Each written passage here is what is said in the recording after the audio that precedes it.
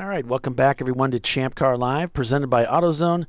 It is part 2 of our race coverage of the Thompson 12-hour Enduro at Thompson Speedway. I'm Paul Veltum with Tiffany Alexander and Bill Strong.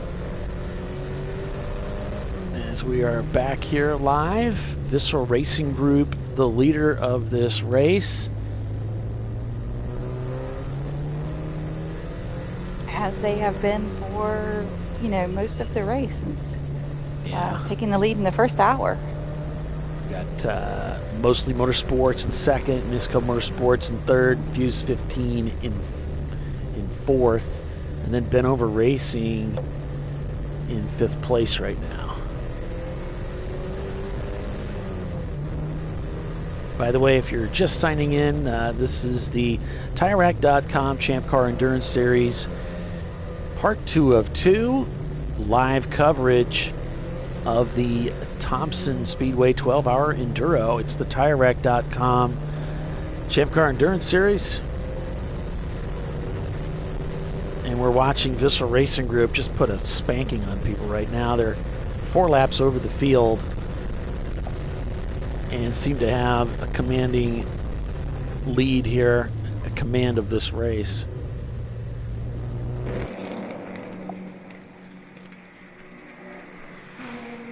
Yeah, I don't know if anybody else can touch them as long as they keep running as clean as they are. Yeah, before we left for the for our break to the new stream here, we had Boston Winers that was in the pits. They did a driver change, but they also had a problem with the throttle cable, the throttle pedal rather, as the driver lost control of the car. Managed to gather it back up, but apparently the accelerator pedal came loose from inside the car. Oops. Seemed like it was a fairly quick fix for them. They got it handled pretty well. Yeah, it looked like he just kind of reached in, snapped it into place, and they were good to go. It's always nice when that works out that way.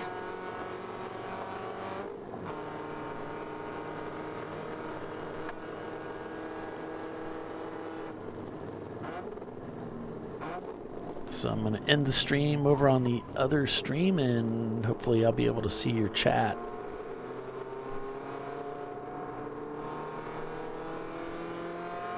Oh yeah, I just realized it says chat is disabled. I'm on part 2 though. All right. Well, I'll work on that, see if I can get our chat working here. Is that a us thing or a YouTube thing?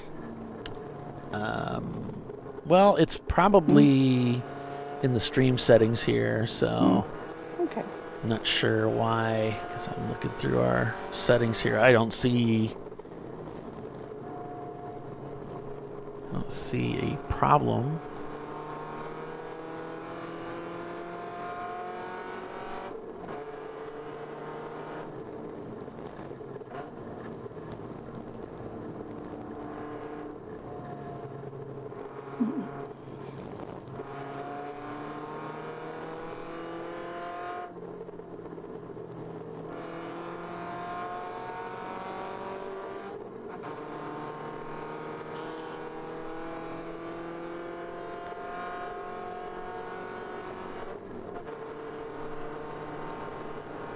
Visceral Racing Group crosses that start-finish line with a 1:26 on that last lap.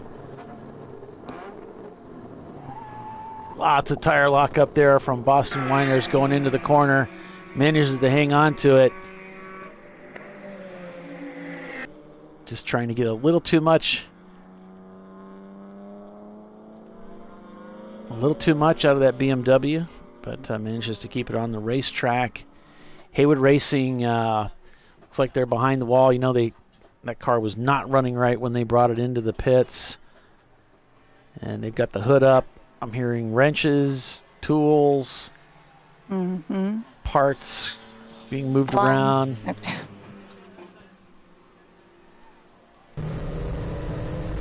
They're working on it. They're working on it. They haven't given up on it yet.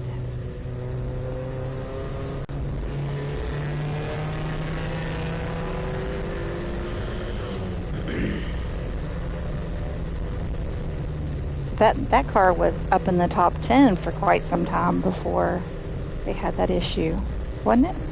Or was it another?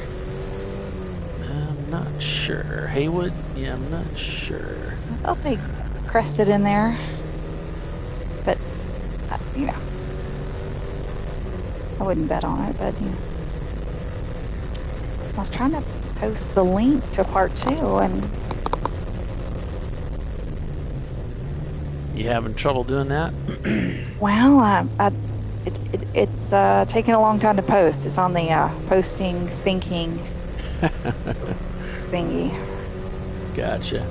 It's just considering posting my post.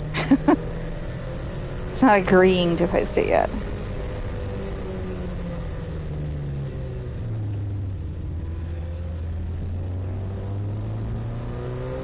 Yeah, I'm having trouble getting it to enable the chat. I cannot, I don't know what the problem is here. I don't see anything that's showing the chat is disabled.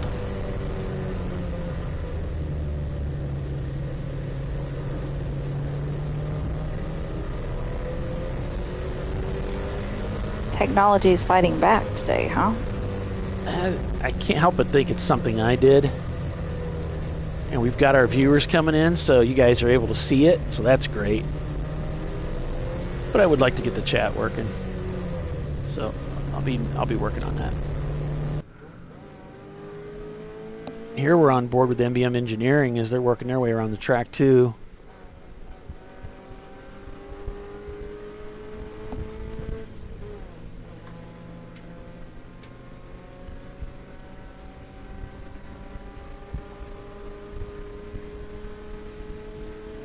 Have you guys looked at the weather? Well, no. Tell us about the weather, Bill. We have a couple of showers to the west of us. Doesn't look like anything major. Yeah. And you know how the weather radar is. It may not even be hitting the ground type stuff. But yeah, I don't know the distances on this map. We're on Thompson, Connecticut. It is. You're on the top right corner of Connecticut. Or over in Enfield. Where's the scale? Give me one. Yeah, so it's Enfield, and we're over in Thompson, over in the right-hand corner of Connecticut. Yeah, you've got some rain looking like back west of you. Yeah, west and south.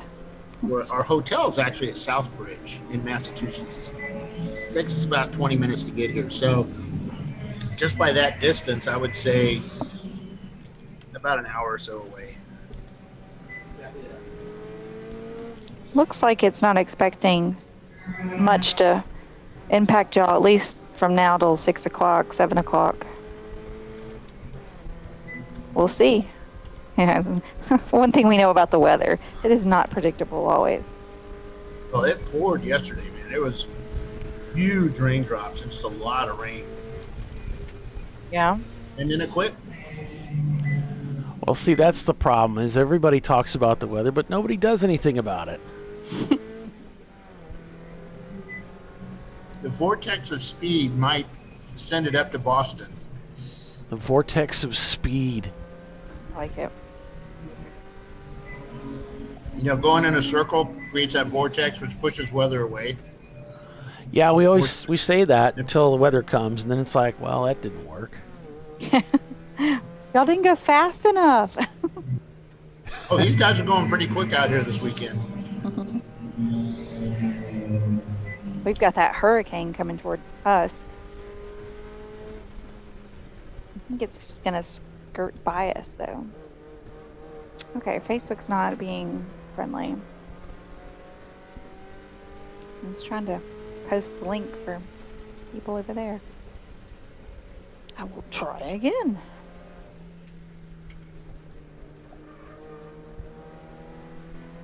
And I'm working on getting our weather set up here for that area.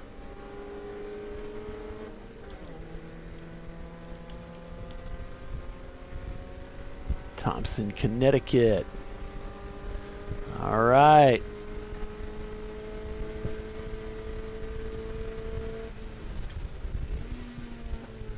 Zinganet Miata.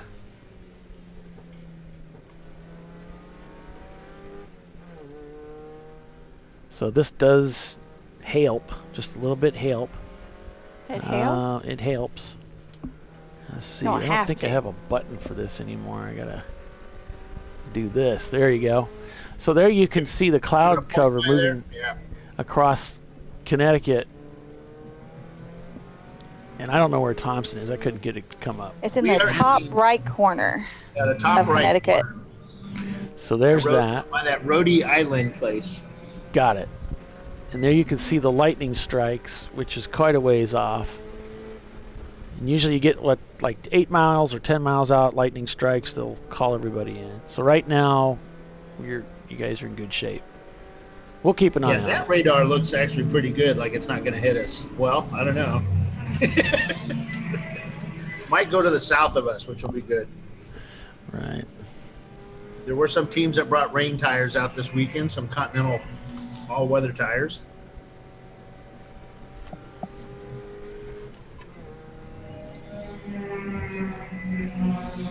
Of course, we saw the R-Bank Racing team last week use the Maxxis tires in the rain and actually said they did really well. Excellent. Yeah, and you can check out the ChampCar website, ChampCar.org. They've got some specials or something on that. To go over and look at that, see how it's set up. Social media, there's all these boxes down below that you can click on. Decals, race results, let's see, Mazda Motorsports, volunteer media, sponsors. Here we go. It's down towards the bottom. Scroll down. Maxxis tires. Here we go. Oh, what do we got? What do we got? Oh, it takes you to their website. Yep. In order to get the discount, you need to log into your Champ Car member page. You know, where you go to register for a race or pay your fees, your dues. And if you'll look over on the right-hand side, you'll see the print your ID card and get member discounts. And you click on that, and that will come up. Your code for Maxxis tires will be in there. I can't put that code public, but you can go in there and get it. Obviously. And you get some money off on your next Maxxis tire purchase. Okay. So I've got the chat running finally. So I think you guys should be able to chat with us at this point. So thanks for signing in, everybody. Sorry about the mix-up on the part 2 there with the chat box. Something's up there. I didn't set something up right. But looks like I got it fixed now.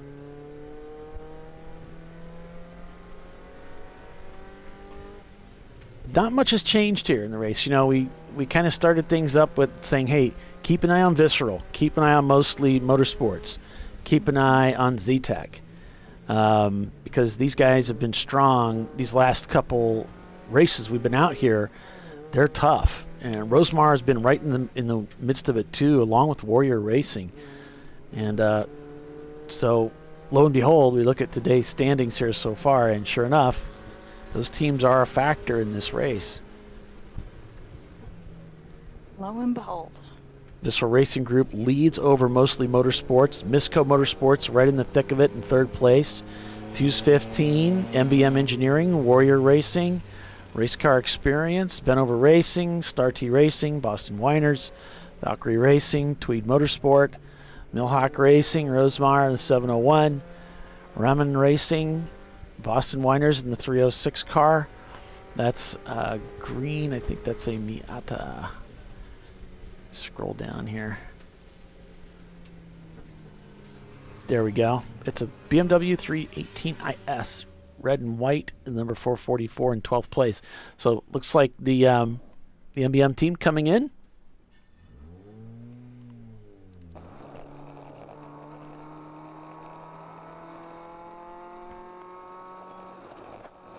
Dewey Cheatham and Howe down there in about 20th place. Somebody said that was actually a reference to Three Stooges. I seem to remember that.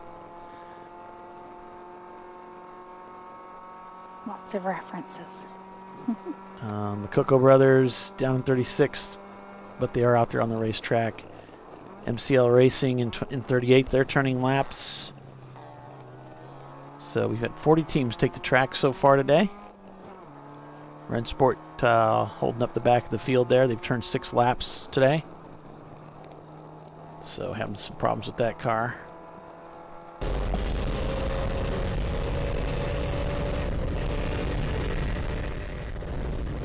Going back to the leader here. Just continuing to pass cars and gap the field. Lap time's a little bit quicker than the rest, with the concern about weather moving in. We'll see if that becomes a factor in the race. There you can see the future projection of the weather as it moves across the state of Connecticut. As we mentioned earlier, that upper right-hand corner is what we're concerned about. That is the Thompson area. So it looks like it's going to be dry for a little while, at least. Yeah, admittedly, when you look up at those skies, it's a little scary. Yeah, it looks pretty cloudy. It looks like there may be rain in those. It's like, oh no, here it comes. Here we go again. Now, if you're a front-wheel drive guy, you're thinking, you know, you're doing rain dances out there in the pits. You're like, bring it. Bring it. It's right. Show us the love. Coco in the pits. I just want Hood to say going up. shimmy, shimmy, Cocoa Puff every time. Sorry.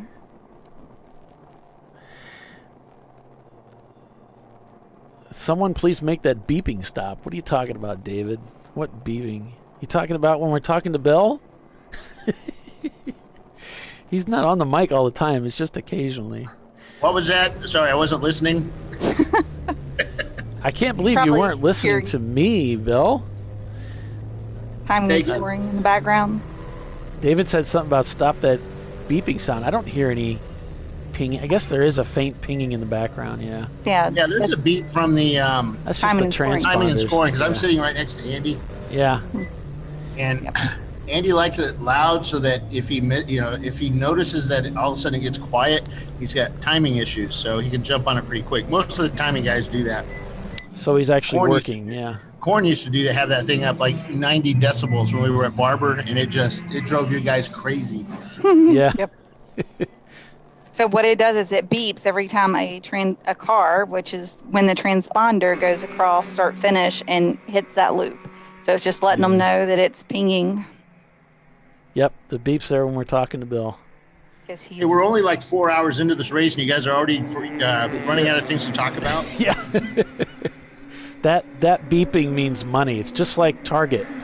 When you run it across the little window there, and it goes beep, beep. That's money. That's a good thing. We like beeping.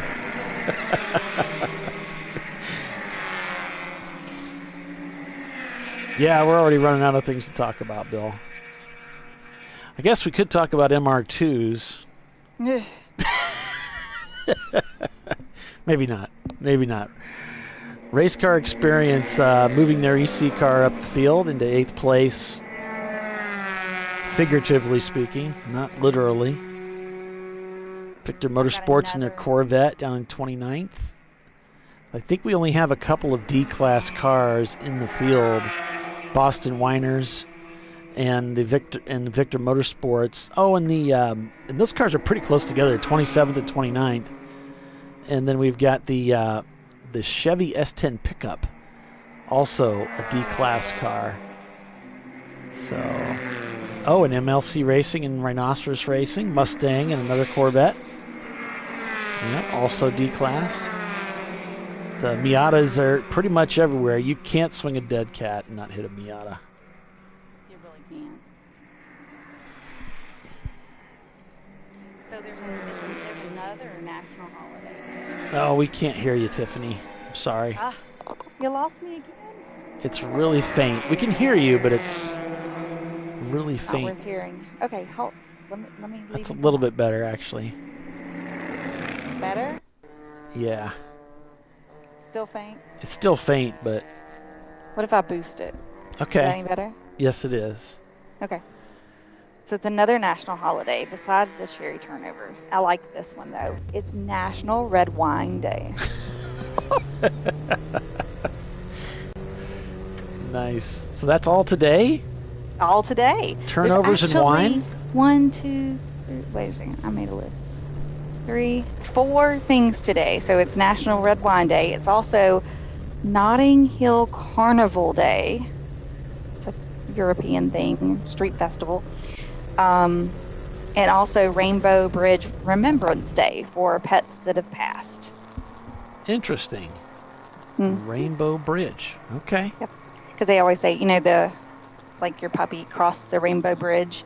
So, I've never heard that. no. I like it. Yeah. Okay. That's kind of how people will say it. Like I don't know, I see it on Facebook, like my whatever, cross the Rainbow Your Bridge. pet- So your it's pet National crossed- Rainbow Bridge Remembrance Day for Okay. lost pets. Yeah. They're never forgotten. I've got one of those. It will never be forgotten. And I will take National Red Wine Day and work those together and remember her with a glass of wine. And a pastry. Don't forget that. And a pastry, yeah. Cherry turnover. I don't know. I'm doing the lower carb thing, so I might just have to keep my carbs for the wine. You pick your poisons. I gotta fit back in my race suit. The COVID-15. Oh, I know. Tell me about it. I had to cut weight to make it into the driver's suit for Gingerman, and I have to hold it now because I'll be racing in a couple weeks. I can't. Didn't make it back in the driver's suit. Yeah, I can't go crazy. It'd be better if I could lose even more. But anyway, back to enough about me.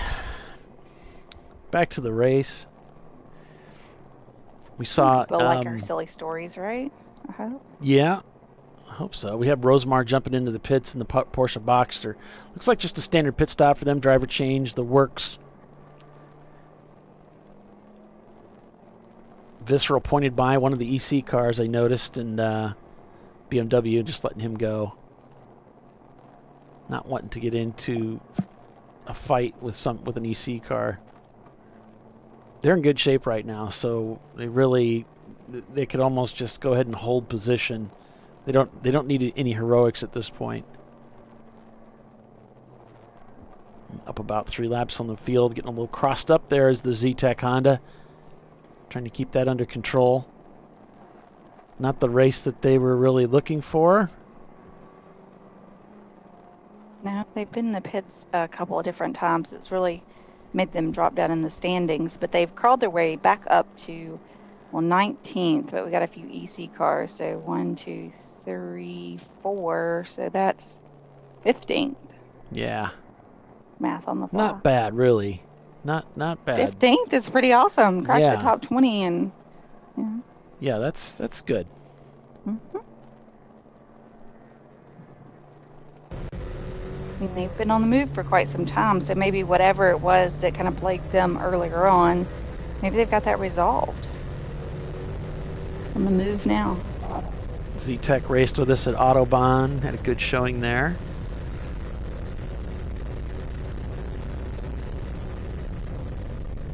Bissell Racing Group.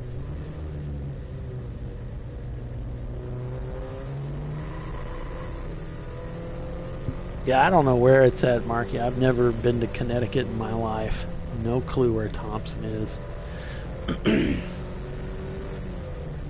know on the map it's a far top right hand, so northeasterly corner of Connecticut. At least that's what it looks like to me. I've never been to Connecticut either. Hopefully someday in the future I'll be doing more traveling to the tracks. I know Yeah. Dana would like to see that, but you know how it is. Yeah, I'd like to hit some of these New England area tracks that I haven't had a chance to see firsthand. Car number 770 spins at turn 2. Driver's left, and he's back underway. But it was a nice, pretty pirouette as he came out of one, and it looked pretty. That's a Rosemar Racing Miata. Oh.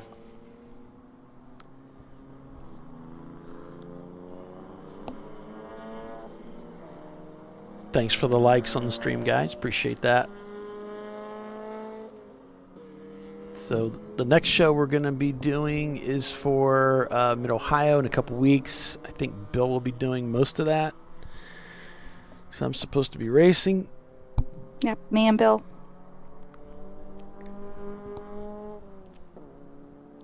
I'll just try to stay out of his way.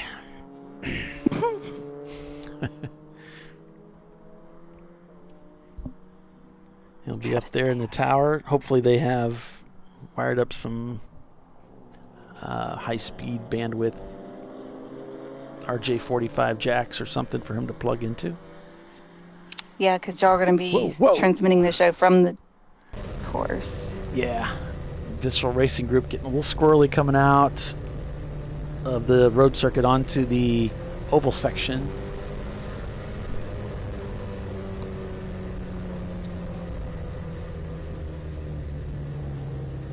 Yeah, I don't know how that's going to work. Bill's going to be running the show from the tower, but then usually he's setting up the cameras too, so I don't know. Maybe I'll be jockeying some cameras for him. I don't know. Try to help out. You know what happens when I try to help, though? It's usually not help. No? Not the kind of help you want. He's like, stop touching that.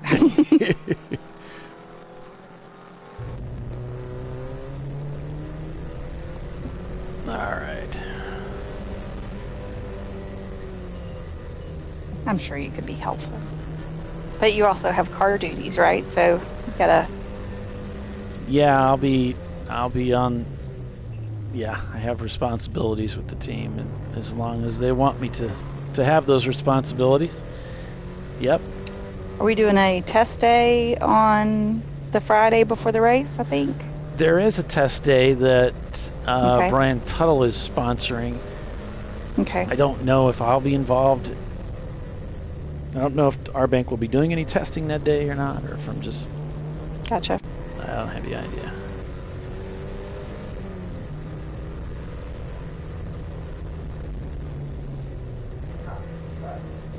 Mid-Ohio is kind of my home track, so it's sort of I'm not too concerned about it. Wouldn't mind doing some laps, but You've been there before. yeah, I've done a lot of laps out there, and I've driven the Saab several times, so I'm not too concerned about. Not in major need of a test day, yeah. Right. I mean, if I was going to go out, I might do a few laps and then just save the car.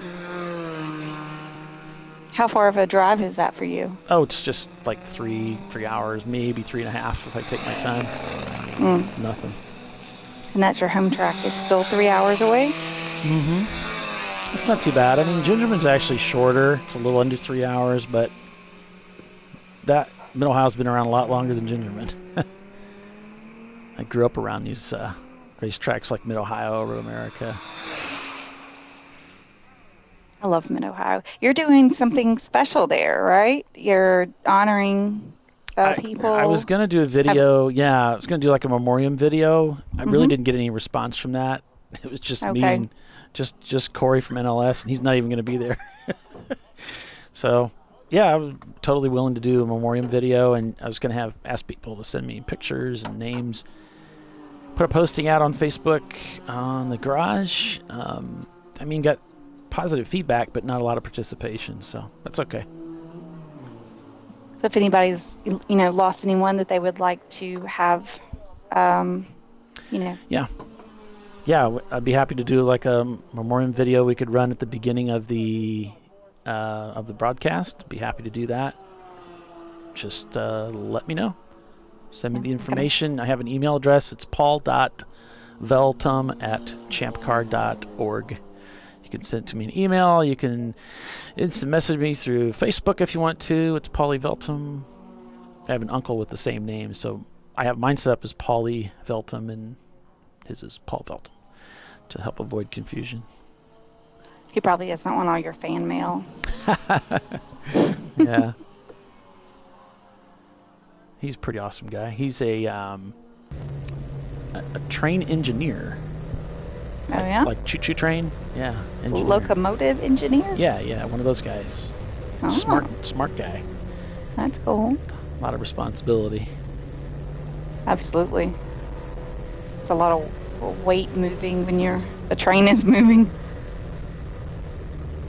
Yeah, there's a difference between like a conductor and an engineer. An engineer is like a whole nother level of pay and responsibility and knowledge, I guess. So I remember when he got that engineering position, that was like a big deal. It's a big deal to become an engineer. Well, that's cool for him. Yeah.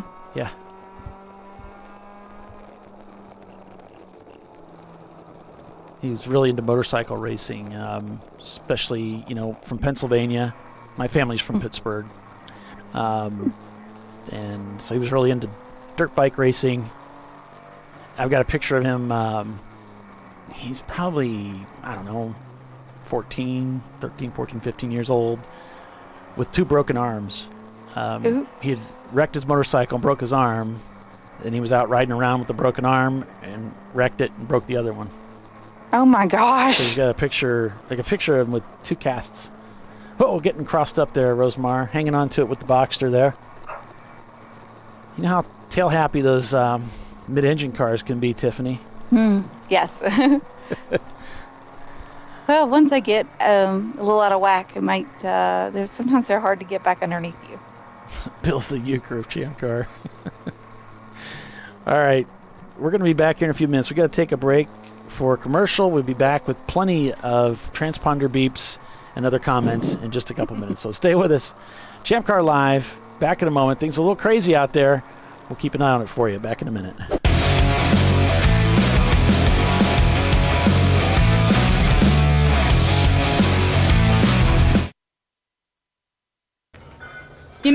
I'd buy tires online, but then what? We've thought about it. We're TireRack.com. They should let you ship directly to a mechanic. Actually, we call them independent recommended installers. They should have like 1,000 mechanics. Try over 7,000 installers.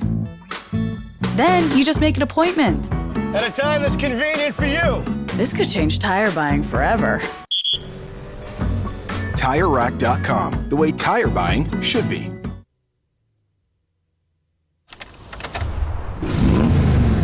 Come on, Road. Do your worst. We'll be at our best. Engineered to meet or exceed original equipment performance exclusively at AutoZone. Lifeline USA is a leading manufacturer of onboard fire suppression systems. Lifeline's continuous commitment to research and development ensures that we supply the most innovative and cutting-edge products available. Used by the majority of the world's motorsport championship-winning teams and constructors, Lifeline has a proven history of success. Lifeline offers a complete range of fire suppression systems for all budgets and needs, and we continue to push development and limits on both extinguishant materials and our patented delivery systems to make the race car environment almost as safe as sitting on your sofa at home. Every kit has been designed for a professional and simple installation. For more information and to purchase your ChampCar fire suppression system, go to www.lifeline-fire.com.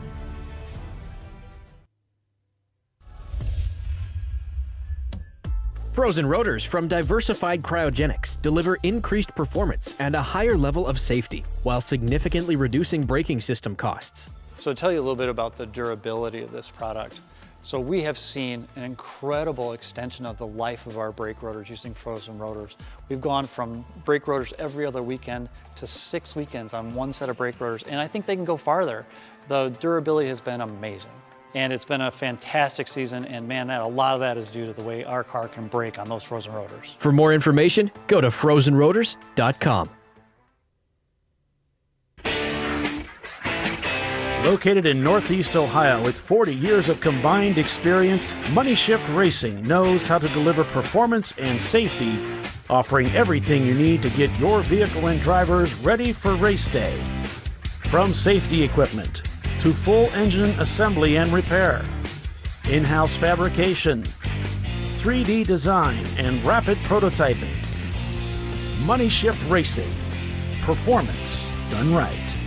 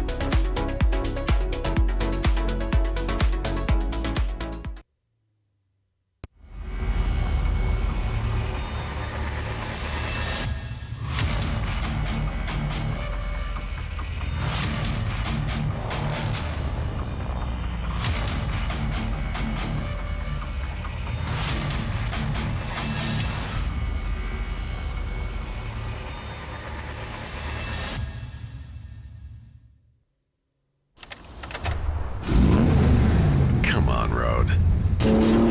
Do your worst. We'll be at our best. Engineered to meet or exceed original equipment performance. Exclusively at AutoZone.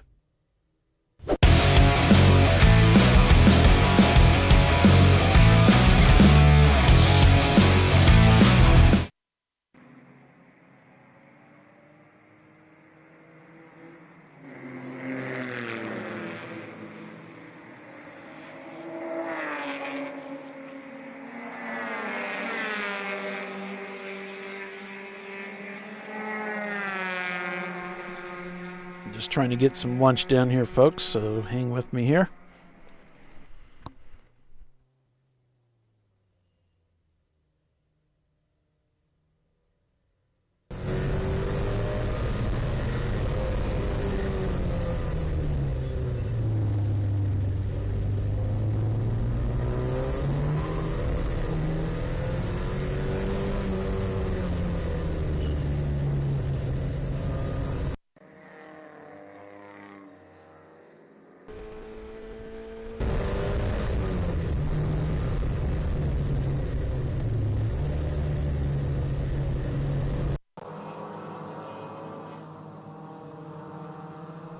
Just following Visceral Racing Group around the track here.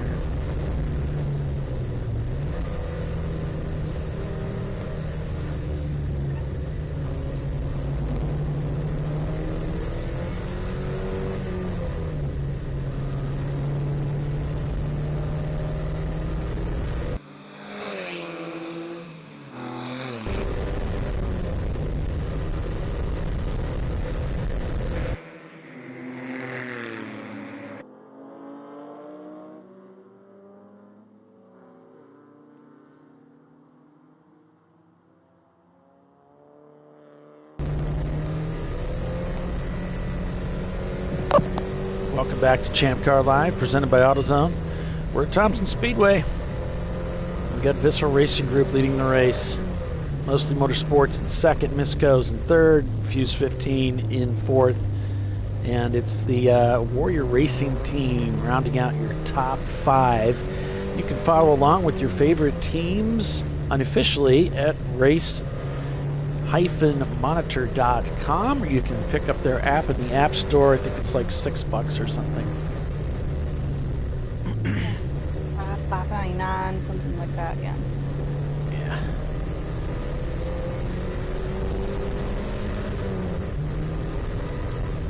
Just choking down the last of my lunch here. Your sweet wife brought you. Mm-hmm.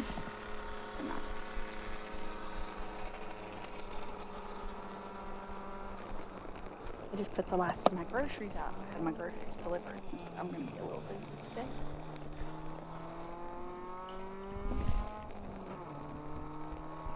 Your sound went down again. No.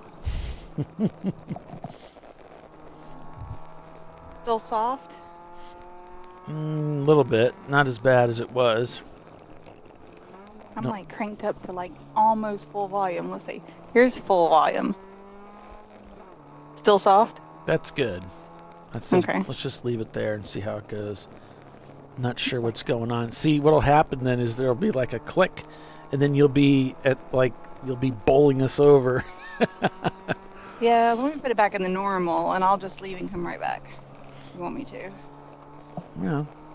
It keeps going down, so you might as well, I guess, just leave it where it is.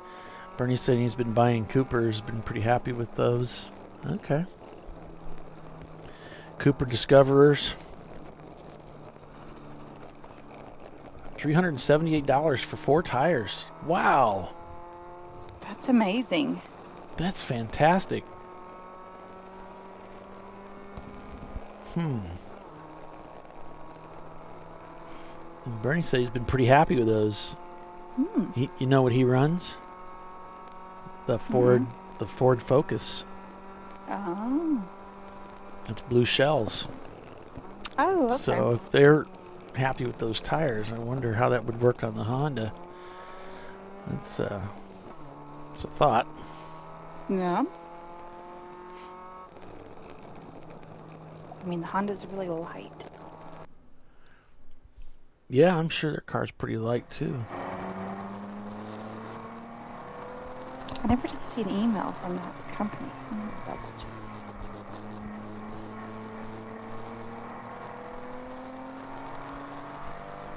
Not much going on out there. I mean, from a standings point of view that I can see, there's some pretty decent gaps between the different drivers and teams. So it looks like from Boston Winers, now see, it's always an EC car that's where things get tight. Star T Racing over Bent Over Racing is only a 7.5 second gap. The two just had some really horrendous lap times, so I don't know if there's a corner that's yellowed maybe, or one of them was still trying to get up to speed coming out of the pits. One of them may have spun. Yeah, went from a 129, 130, and then almost a 2 minute. Uh-huh. Yeah. Usually when I do that, that means I spun. Makes sense, you know. And had to find Or my you way goof back up onto something, the course and traffic. miss a shift, you get your feet tangled up and you end off, off the track a little bit. You're trying to get back on, and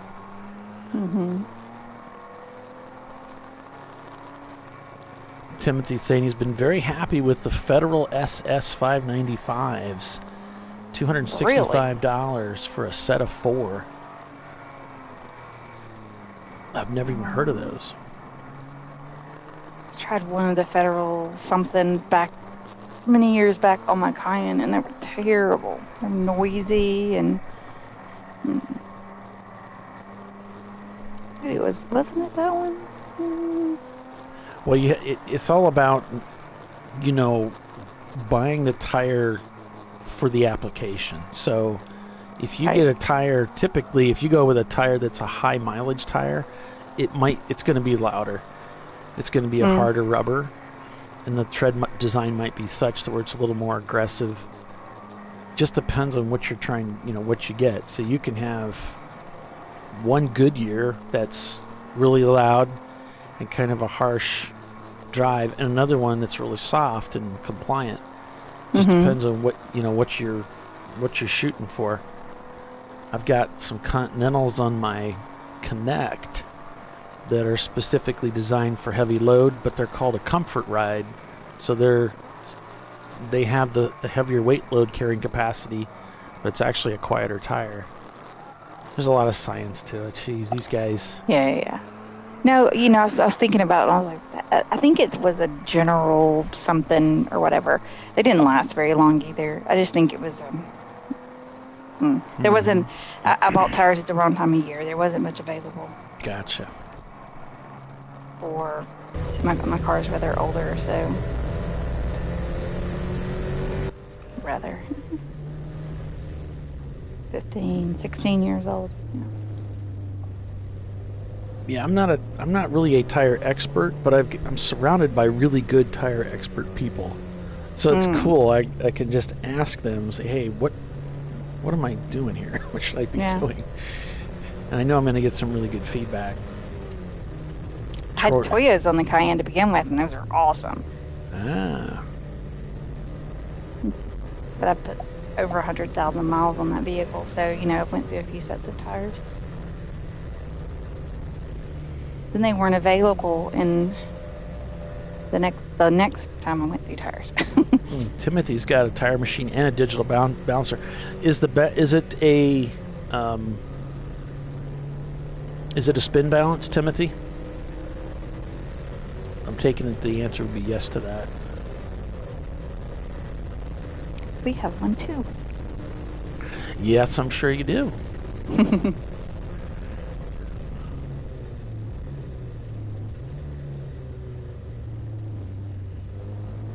I've almost learned how to work one of them.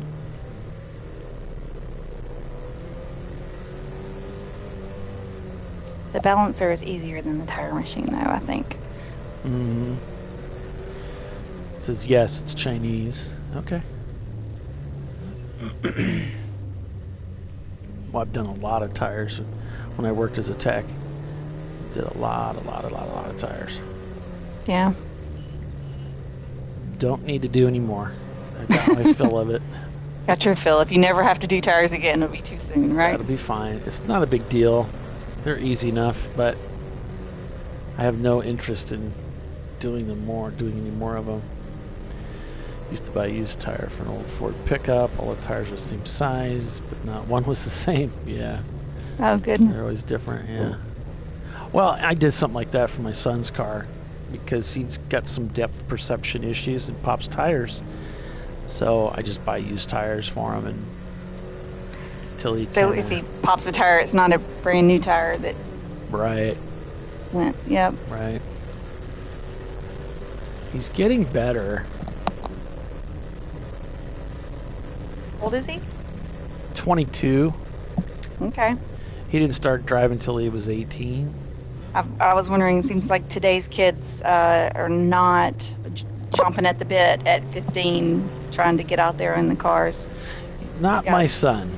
My daughter, oh yeah. Not my son. My daughter was very much wanting that independence, you know. Mm-hmm. Moved out of the house when she was barely 19. I mean, she's just that kind of a person, you know. Ready to go make her stake of claim to the world, right? Right.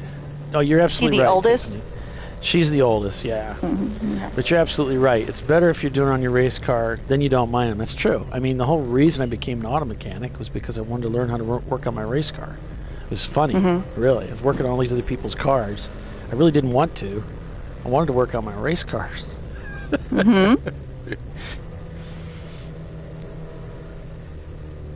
Oh, look, they got lights in the windows there, and that's in that Honda. That's an idea, right? Right. If you put them up there high, then people don't rear end you and take your lights out and end your day. Yeah. And I got to tell you, the lights that Andrew has in his CRX are awful. Really? You can't see them. I mean, it's like so bad. You can't. Maybe if you're right behind it, you can see it, but you can't see them. Otherwise, when you're observing from the track, you're trying to observe for cars that don't have brake lights working. It's really hard to see. It's because it's factory, you know. They're old taillights. They're probably hazed over a little bit.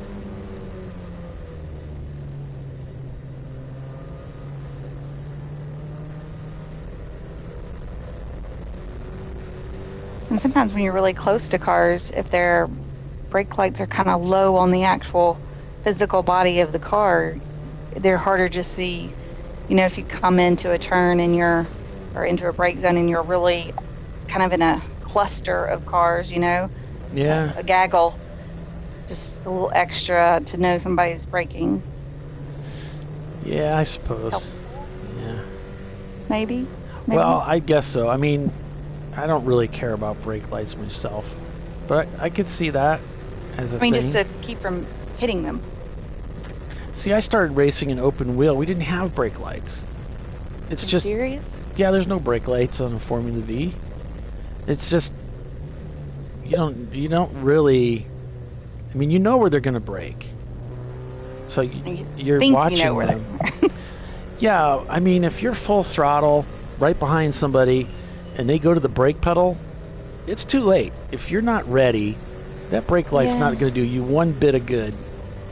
You better should sense when they're coming off the throttle. You should kind of know, okay, he's getting near the brake zone. This is where we brake. I'm going to brake a little early, check up. So you're already on the pedal as the car begins to slow. And I'm watching the car. I'm not really watching the brake light. lights. The brake light can be used to stooge you into thinking he's braking and he's not. Yeah, I've heard people doing that too. Yeah. But that's just me. Good point. Good point. There's nothing wrong. There's nothing wrong with having working brake lights in Champ Car. That's perfectly fine. It's just not something that I personally am focusing on that much. I don't really look at it. I'm looking at different things.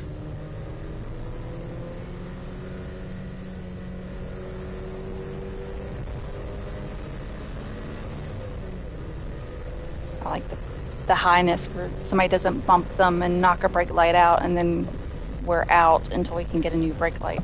Yep. So. Yep. It doesn't take much to get hit. We almost did that to the E36. We had lights mounted up on the deck, the back shelf there, for that very reason. If you get hit in the corner, then you'd break that tail light, and then you're messed up because you only have one. Right. I mean, if the rest of the car is good, except that's quite frustrating.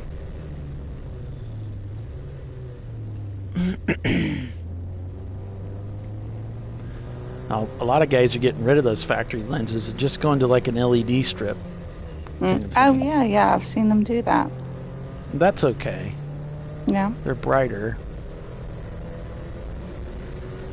And they're, less likely to hit one bulb and it's gone, right? Yeah. You've got several like little... like the Corvette here. It's got a third brake light. So if you did hit a corner and bust one lens up, you're still okay. Right. You have the minimum of the two working. Yeah.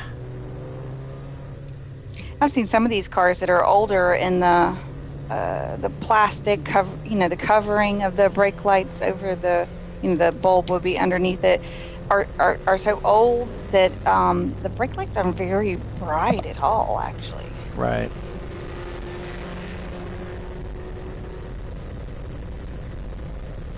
The something that Doc and I dealt with a lot with his E30 and my E36 was the way that BMW, the engineering, the way that you put sockets, the bulbs into the sockets was really bizarre and not very reliable. So they would not always work, and it was really frustrating. So just that kind of stuff, it's really old. Sometimes the idea of just going to a modern solution, and there are actually, I don't know that it would work in that particular situation because really it's the socket that's the problem, but there are LED solutions. It's like a swap out. It looks like it's in the same form factor as like an 1156 bulb or 1157 bulb, but it's actually an LED. So you get the lower heat, you get the brighter light, the more reliability. It costs kind of expensive, but you can find them on Amazon. I've almost bought some of those because they sell them for like a modern car too. Like I could use on my Connect if I wanted to swap that out. The only thing is you got to run like a resistor if you're using it for a turn signal, which we don't need in racing at all, so that you get the blinking rate right, which we would need in racing. So no, you don't need that in racing. Apparently you don't need it on the highway either, in most people's opinion. Yeah. Well, if you're a BMW driver, you wouldn't need it for sure, right? Right. Right. God, I hate it when I'm sitting at an intersection trying to turn like right on red, and there's cars coming. I'm waiting for a time to get out, and then somebody turns into the road that I'm sitting on. I'm like, if you would have just put your blinker on, I would have known I could go. Just rude. So rude. So I'm just looking up through the standings here. I'm liking the only things that are really sticking out are some of these EC races. But 17 seconds, the gap from Misco to Mostly Motorsports. And they just turned a 129 to Mostly Motorsports 130. I don't know why those lap times are down so far. These guys are, it could be just the driver, just not familiar with the track. But you're talking about a 5-second difference here for Mostly Motorsports. So a little off the pace. But that battle right there is interesting. 17 seconds. If they're not careful there, they just clicked out of 29s for Mostly Motorsports. But they could get overtaken by Misco. And so it's an RX-7 versus a Miata. Trying to chase them down from behind. And they just turned a 226 Misco. So that's chopping another 3 seconds off that gap. So they dropped it down to 14 seconds. We could see a change for second place. We could see Misco overtake Mostly Motorsports in this stint and pick up second place. So if it is a driver thing, then he just needs to do his best, keep it consistent, don't do anything that's going to get him in trouble, and just hand it off to the next guy. Yep. That's one of the things that's cool about Champ Car is you've got a whole mixture of talent and experience and on and on and on. You expect that it kind of evens out in the end. Yeah, it is looking cloudy out there. I'll bring up that weather thingamajig. There it is. So there you can see it looks more like the weather, like the heavy stuff is south and continuing due east. But there is a little vein there that's sort of in the strike zone of the track that's kind of working its way towards the Thompson area. So I have to keep an eye on that. Yeah, So it stays together all the way till it gets to them. Z-Tech just sets their fastest lap time of the day at 1:25. They're in 17th. But looks like they're about 2 laps back from Tweed in their Boxster, who they would need to pass in order to move up.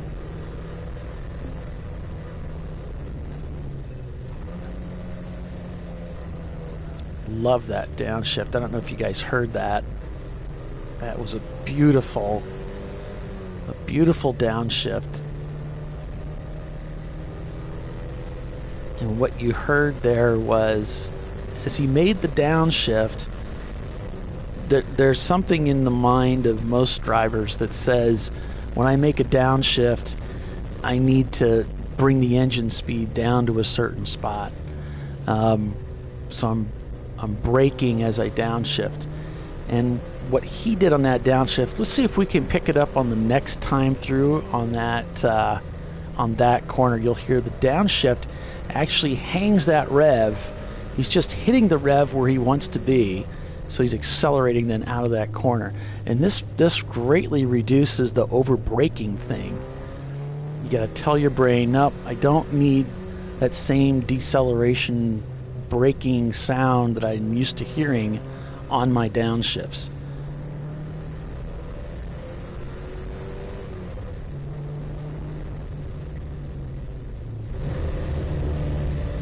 Let's see if we're coming around. I think it's when he heads into 9. Let's see if we get it on the...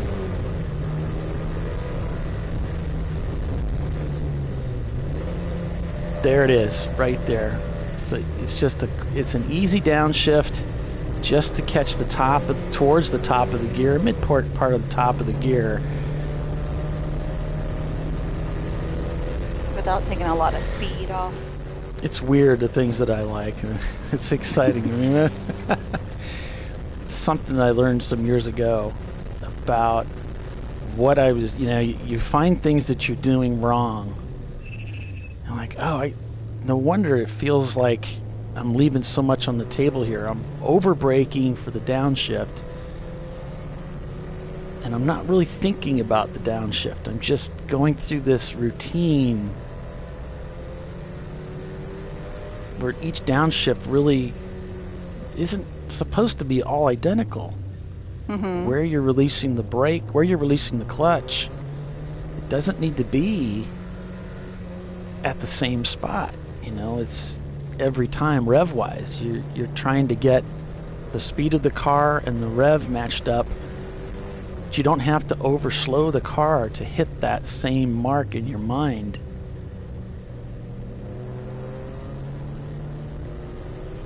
Trying to kind of match where you are. Marky the Farmer says, this is what's unique about Champ Car. The mixture of talent and experience plus Bill. So Bill's like this other factor. Yeah, wild card. Yeah. It's funny. All right, top of the hour. We'll break for commercial. Be back in a few. Stay with us. ChampCar.Live. Back in a moment.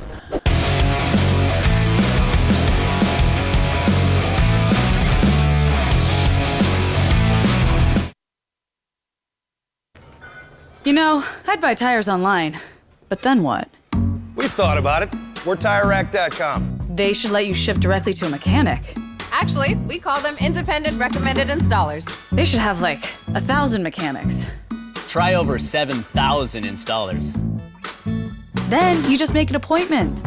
At a time that's convenient for you. This could change tire buying forever. TireRack.com, the way tire buying should be.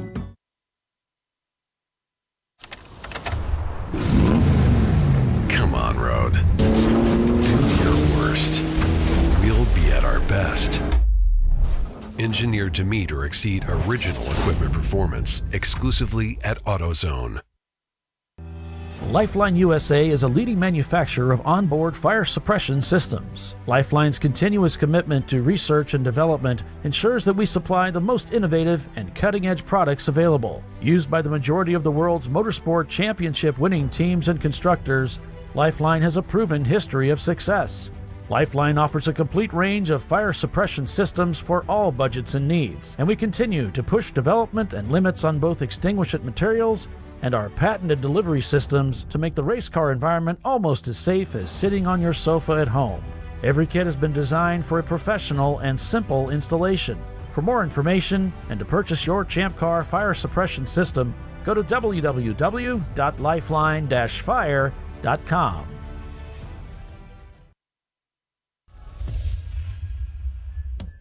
Frozen rotors from Diversified Cryogenics deliver increased performance and a higher level of safety, while significantly reducing braking system costs. So to tell you a little bit about the durability of this product. So we have seen an incredible extension of the life of our brake rotors using frozen rotors. We've gone from brake rotors every other weekend to 6 weekends on one set of brake rotors, and I think they can go farther. The durability has been amazing. And it's been a fantastic season, and man, a lot of that is due to the way our car can brake on those frozen rotors. For more information, go to frozenrotors.com. Located in Northeast Ohio with 40 years of combined experience, Money Shift Racing knows how to deliver performance and safety, offering everything you need to get your vehicle and drivers ready for race day. From safety equipment to full engine assembly and repair, in-house fabrication, 3D design, and rapid prototyping. Money Shift Racing. Performance done right.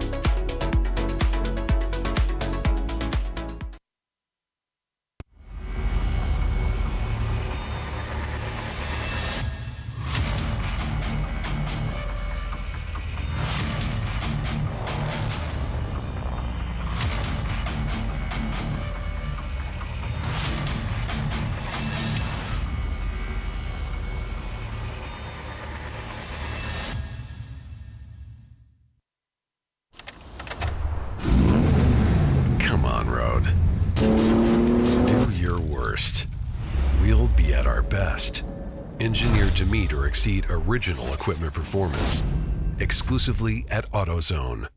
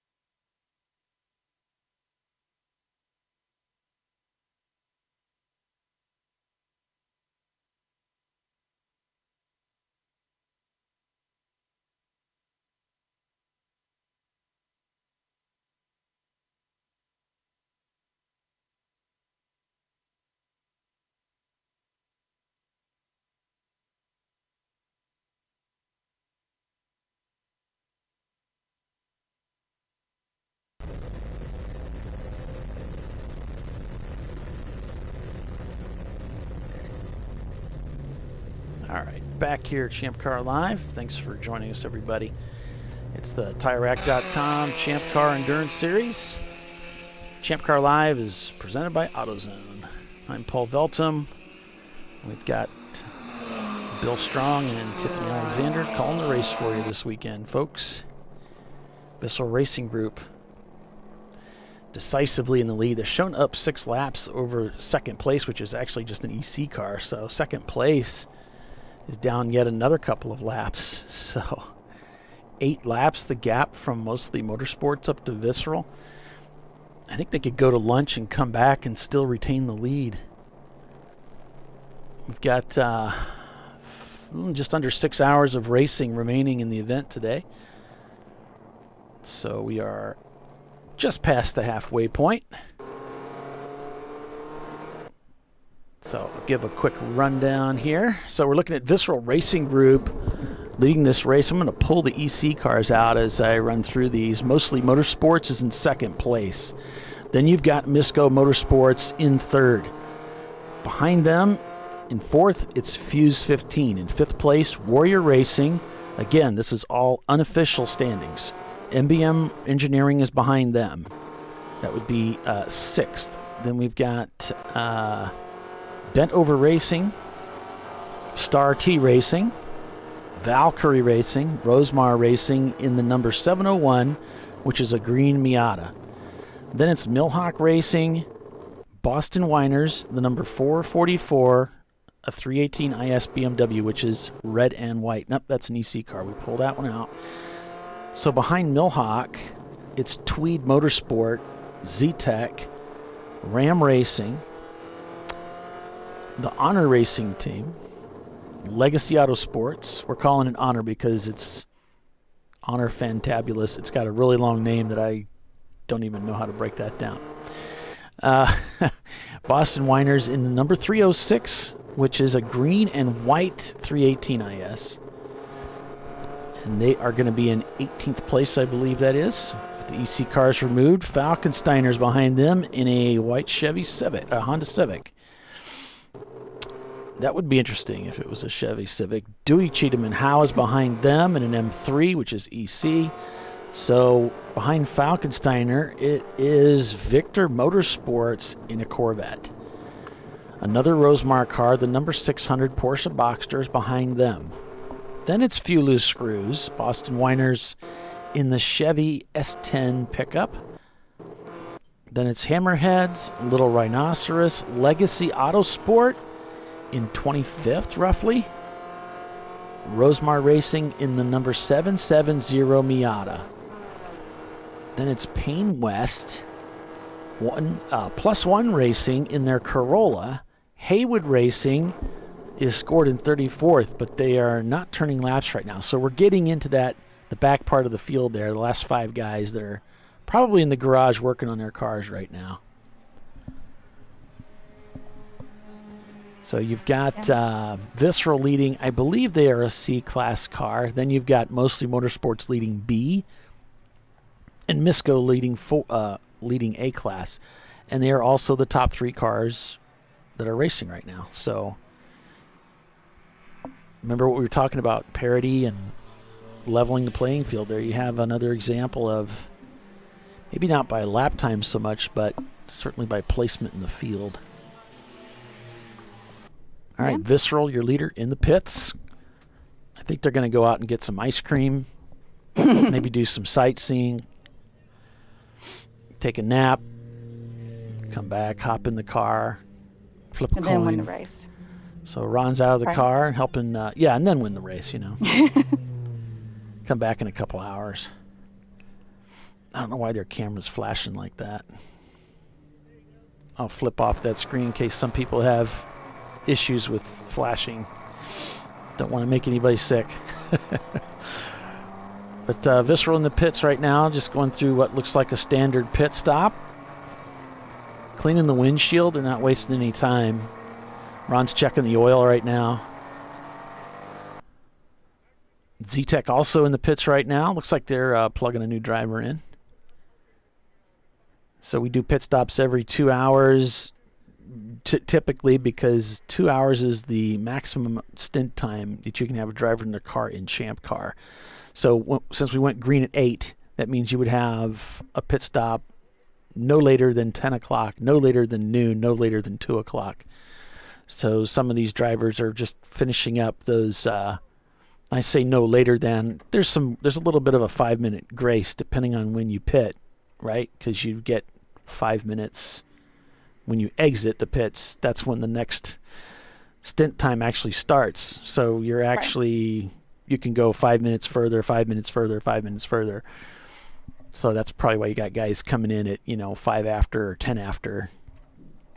Because they took that first and second stint and They're extended it to the banking very last second. Time, right. They're banking time every time they come in. They run it right to the 2 hour mark. Mm-hmm. So Ron just helping that driver get, they're pumping something down there, so he's trying to start it.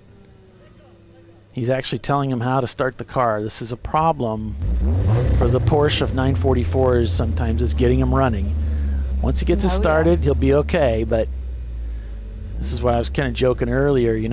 Their starters tend to overheat, don't they, Tiffany?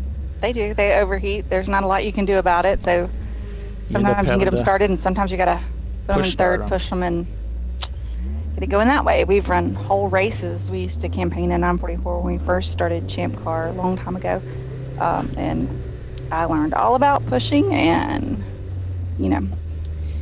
how to start them with the clutch. Of course, I've done that before, but not at a race. So, but it works fine too. That starter just gets hot. We put a shield around it, and we tried a few different things. None of them was a complete fix. It's just one of those design problems. No matter what you do, seems like nobody's been able to beat that problem. So it's just something they got to deal with.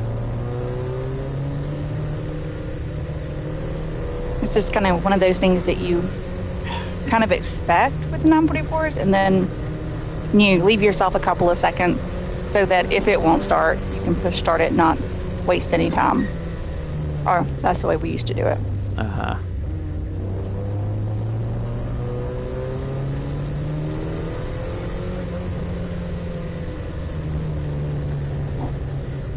So Visceral Racing Group makes their pit stop, fresh driver, and they are back out onto the racetrack.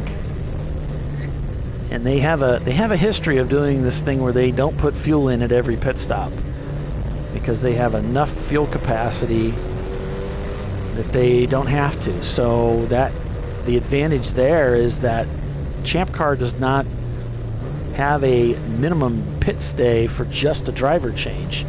You do have to change that driver no further out than 2 hours, but you can just make the changing and head right out.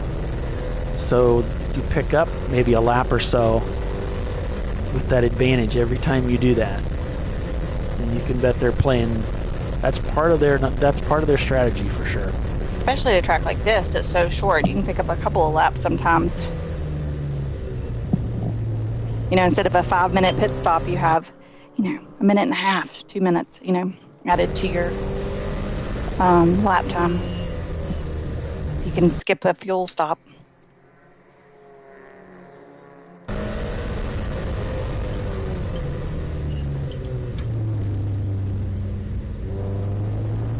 These cars all have to run, you know, either a stock tank or a fuel cell.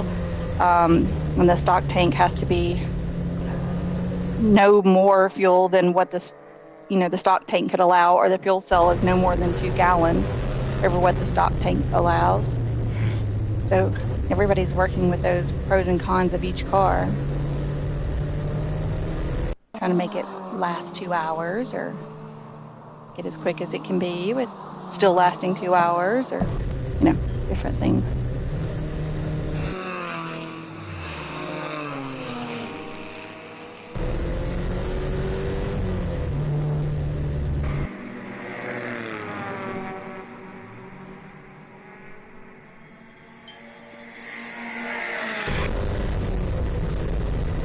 It is cloudy there, huh?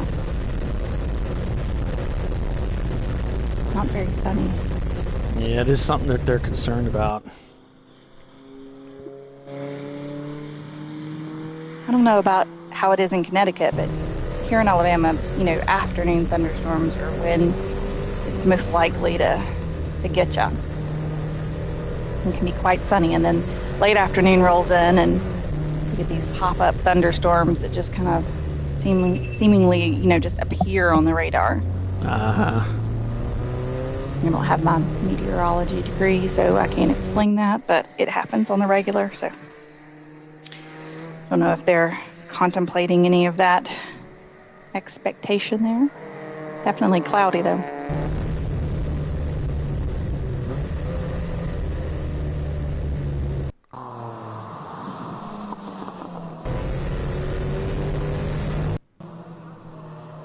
Trying to catch him on the camera.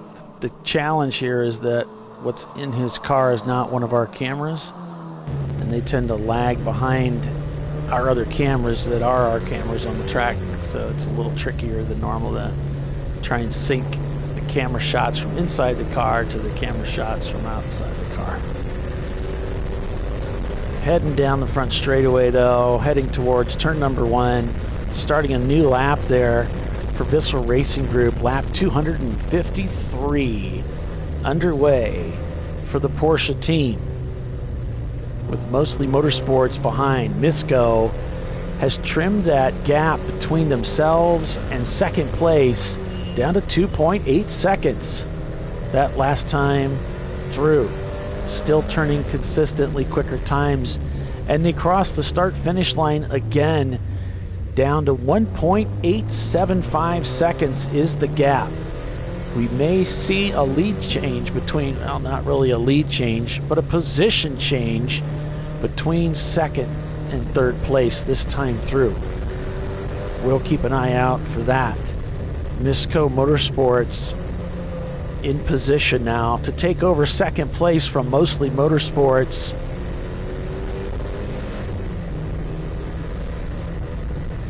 Mostly Motorsports in their RX-7. The team that finished third here last year, second the year before, and desperately would like to see a win this year.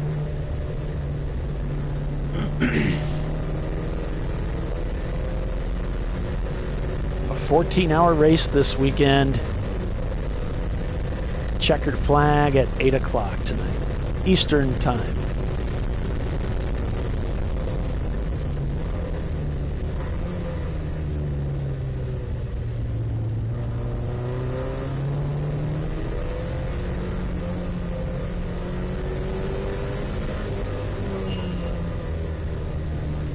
just waiting to see those two cars come across start finish and see if they're still together in that order or if they've swapped positions. Nope, they're still together in that order. Lead's cut down to half a second though. So Misco is just a half a second behind Mostly Motorsports. I'd say they're right together.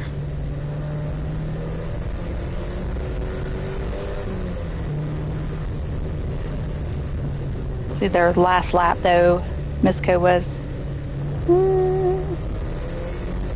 not quite, well, actually a whole second faster.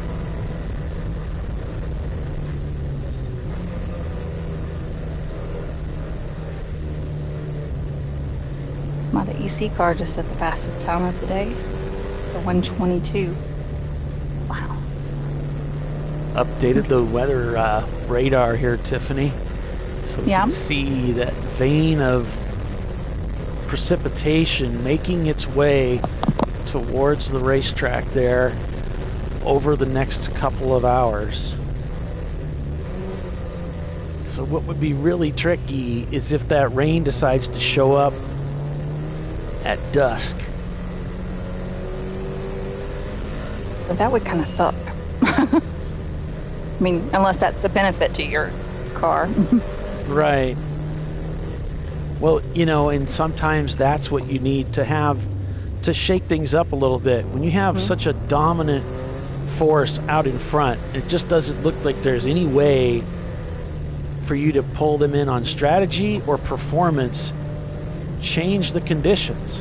You know, if you change the conditions, that could drastically change the complexion of the race. And that's one of the things that you're faced with in these endurance races. They're out there for so long. You can have dramatic weather change from the beginning of the race to the end, as we've seen at Road Atlanta. Probably shouldn't laugh about that. But yeah, we lost you again there, Tiffany. Let me see if it's what we got here. But check out these standings. Misco Motorsports. Misco Motorsports has moved into second place.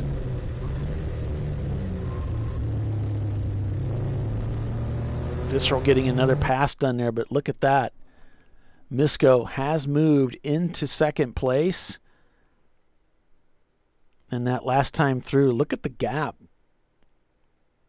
They opened up an 8-second gap just in one lap. So some kind of a bobble, something happened there as that pass was conducted that opened up a pretty significant gap.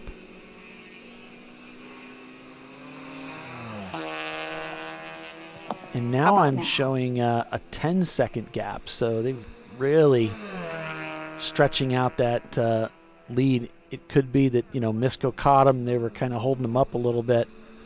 I don't know, but could be traffic, could be any number of things. You know, sometimes when you get past with somebody, there's somebody else that's maybe a lap down or whatever, but following along, and that really throws you off your game for a lap or two. Yeah, if there's a couple of locals, yellows, because both their lap time was down a lap or two ago. Right. Well, it's something to watch for sure.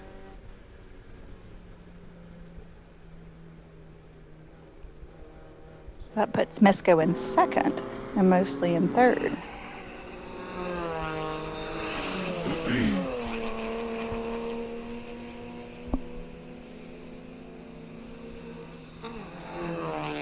Then Warrior Racing is 2 laps behind Mostly. Yeah, Timothy, it's a 12-hour race.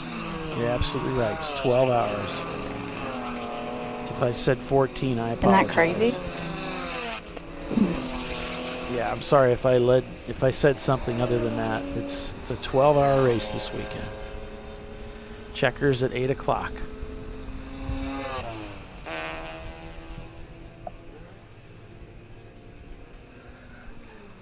$8 o'clock Eastern. Yeah, do we do other, I was trying to think of what other 12-hour races we do. We do a couple of 14s. Road Atlanta is a 14, isn't it? I think so. I don't know why that's been a long time ago in February.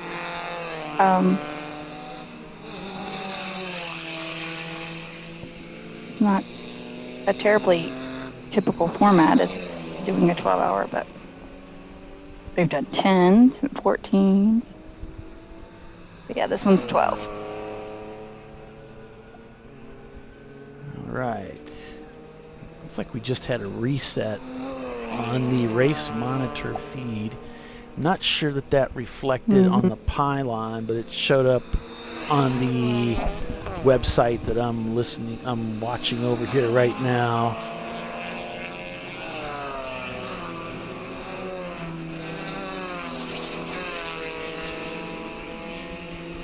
Yeah, everybody's last lap disappeared for a second and came back. So yeah, that looks like a reset.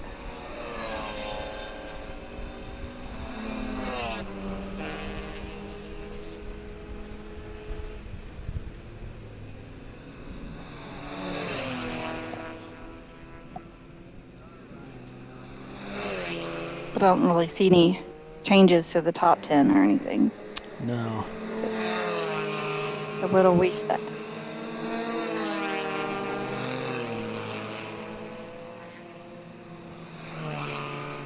Yeah, I'm seeing mostly motorsports continuing to drop back with these lap times in the 130s, the 129s from Misco. Misco not turning laps close to where they need to try to catch Visceral. But yeah, if like an anchor driver comes in, on them.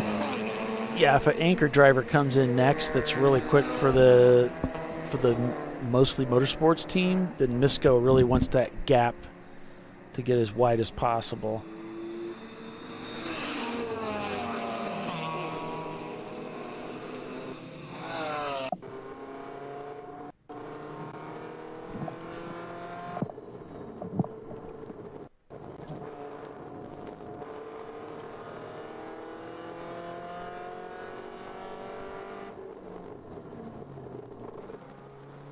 Here's the Coco Brothers Miata. This is the team that had that broken hub. They got it fixed. They got it back out there. They're scored in 34th position, including the EC cars, which puts them in the top 29 or so.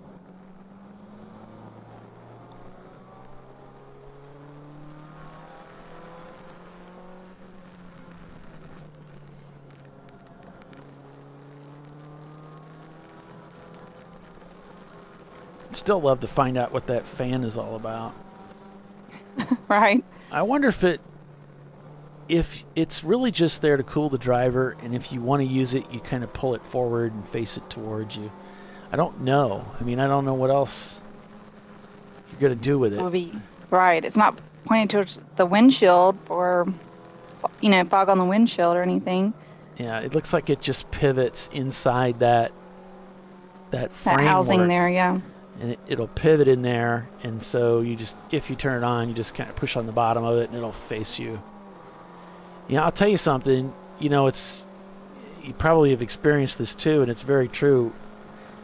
When I was at Gingerman, it was like 90 degrees outside, probably 130 in the car, and when I'd scoop towards the end of the stint, I was really getting hot. And I just scooped my hand. I could just get my hand out between the net and the rear view mirror, because we've got these longer nets now. It's harder to get your hand out there and scoop a little bit of air in. I tell you, that made a big difference. It felt so much better getting that 90-degree air to hit my hand, and it felt good. Yeah, it was refreshing. Yeah, so any kind of air that keeps the air from being in the car so warm and just rotating inside the cockpit of the car and try to push some fresh air in can be helpful. Yeah, Timothy's saying, what about just moving air just to keep it from fogging up? Yeah, condensation. And as we get this rain, if it does come in, that could play a role. Like this car, they don't have a defogger, not the kind that you stick onto the windshield. So maybe they use that. Maybe that that air, moving that air, helps to keep the windshield cleared up a little bit.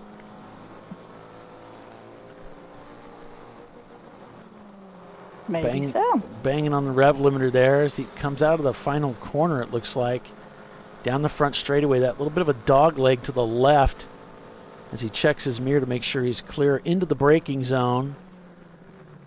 A crisp downshift there.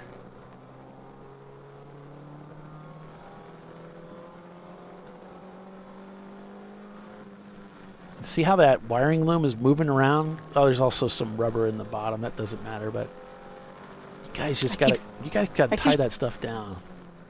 Don't let the wiring flop around like that, because now all of that thing is flexing every time you go through a corner.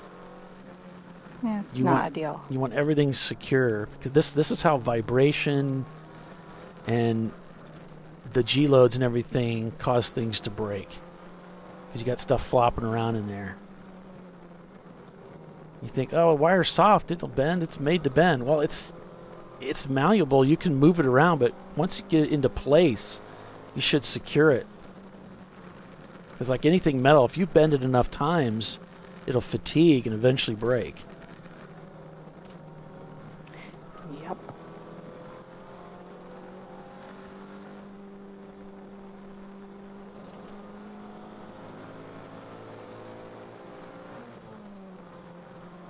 There, he gets that gear shift done before hitting the rev limiter. Down the front straightaway. Just bends it to the left a little bit. Here comes the braking. For turn number 1.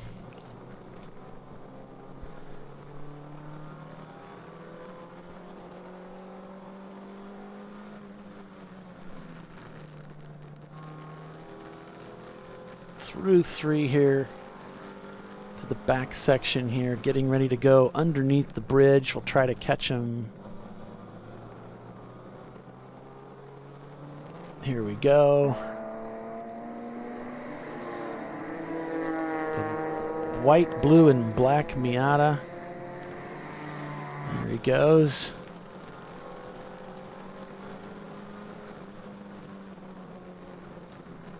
Just a very busy course. You're left and right and left and right. I blew through the commercial break. So Tiffany, you want to take us out to commercial? Sure. All right. We've got Visceral leading this race, and we'll be right back for the 12 hours of Thompson at Thompson Speedway. My bad. On ChampCar.Live, presented by AutoZone. This is the Champ Car Endurance Series, and we'll be right back.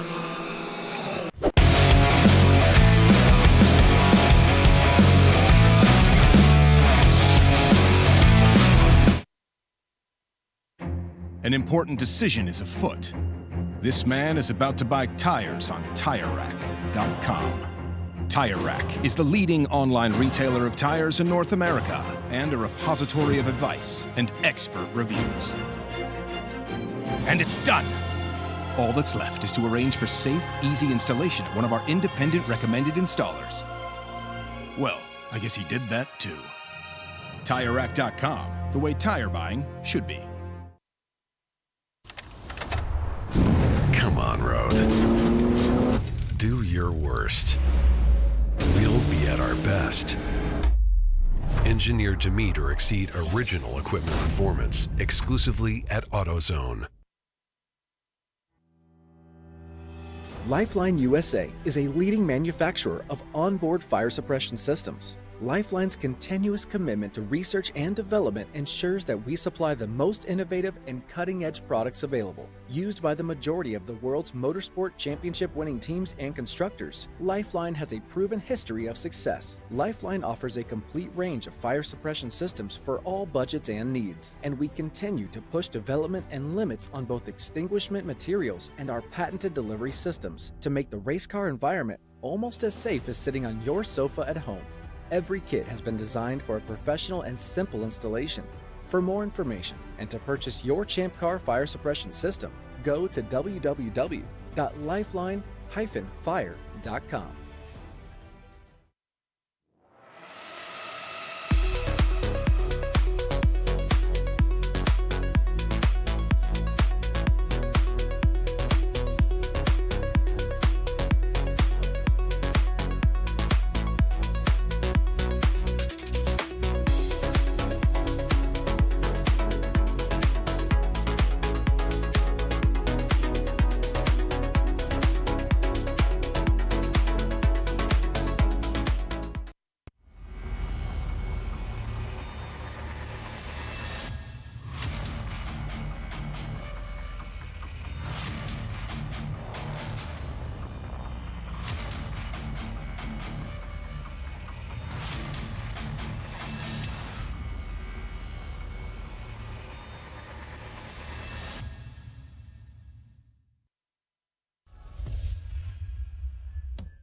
Frozen rotors from Diversified Cryogenics deliver increased performance and a higher level of safety, while significantly reducing braking system costs. So to tell you a little bit about the durability of this product.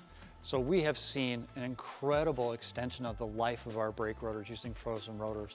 We've gone from brake rotors every other weekend to 6 weekends on one set of brake rotors, and I think they can go farther. The durability has been amazing. And it's been a fantastic season, and man, a lot of that is due to the way our car can brake on those frozen rotors. For more information, go to frozenrotors.com.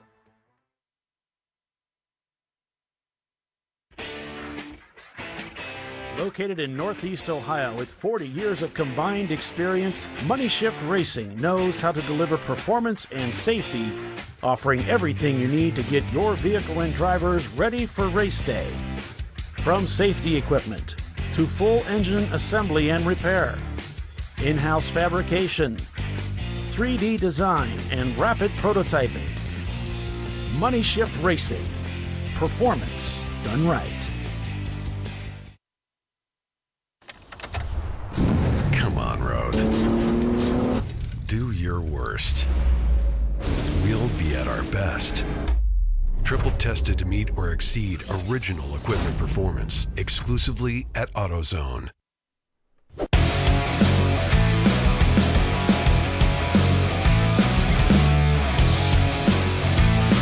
And we're back to ChampCar.Live, presented by AutoZone. It's the Thompson Speedway 12-hour Enduro here on ChampCar.Live. I'm Paul Veltum with Tiffany Alexander and Bill Strong. Well, at least Tiffany. Occasionally Bill shows up and says a few things. I haven't heard from him in a while. But 'cause I've been doing filming stuff. Ooh. You doing fancy stuff? Putting it up on TikTok. Okay. Playing TikTok, man, huh? All right. Trying to be all hip and stuff, man. Come on. You are the epitome of hip, that's for sure.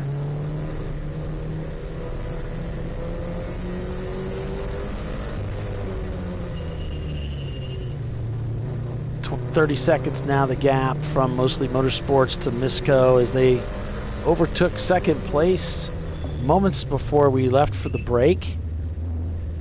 And they are continuing to pull away 2 to 3 seconds per lap.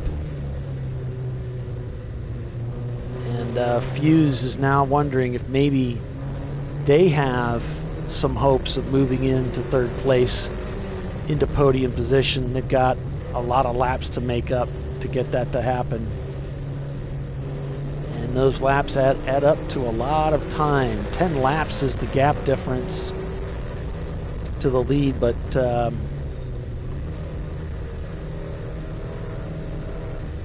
that's asking a lot.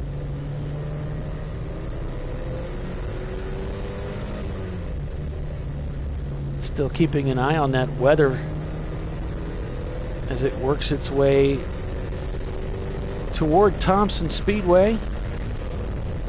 This 1.7 mile road circuit in Thompson, Connecticut, I take it.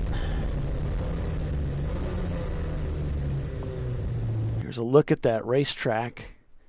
11 corners, one of the shorter racetracks in the Champ Car circuit.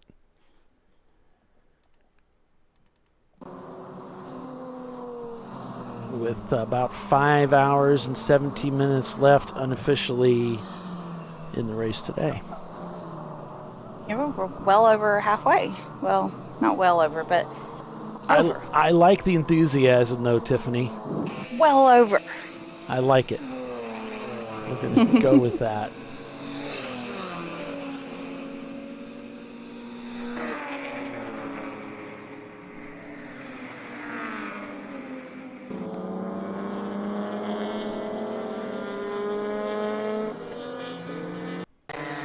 Somehow your screen share has stopped changing just for me, though. All right. It's still going out correctly.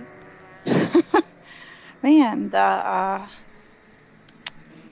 technological Does that look better for you? No? All right. Still just, I got the standings blown up where the last time you did that, and it just kind of got stuck on it. All right. I don't know. But I don't think it's, I think it's on maybe on my end. I guess I could do that whole leave and come back business. Stop that share and we'll restart it for you.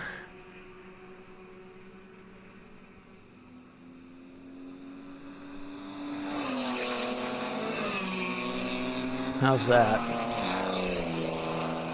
Says it started screen sharing. Double click to enter full screen. I don't see anything now. All right, give it just a second. Looks like it's trying to spool it up there.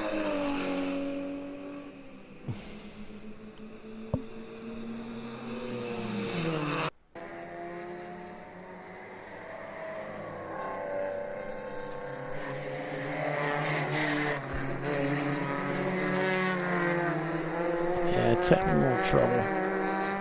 6.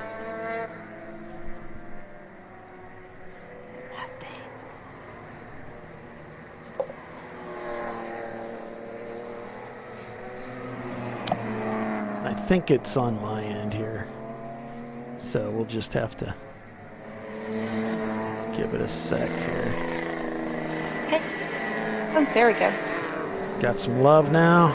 Got some, yep. All right. That works. Thank you. You're welcome. Mildly easier to help you call the race when I can see it. Yeah. Just mildly. I mean, we make some stuff up, but you know. No, maybe not everything. Interspersed with a few facts, maybe. Yeah, a 125 that last lap time for Visceral. So everything seems to be churning right along for them. They seem to be doing just fine. So I think Ron's got to be pretty happy with what he's seeing so far. But there's a lot of time left in this race. There is. There's a lot of time to dominate. There's a lot of time for any little thing to go wrong. I mean, they have what, about a 6-lap lead on the field, so that gives them 9 minutes. So they have 9 minutes with a buffer, I'd say. I wanted to just speculate if something went wrong. If they had a tire went down and they had to come in and change it, they should be able to do that quickly and get back out before they would actually lose that position. Yep. I mean, a 9-minute buffer is pretty nice. It's not a guarantee, but it's nice. You don't have to have a 9-minute buffer. But it helps. It does help. It does help.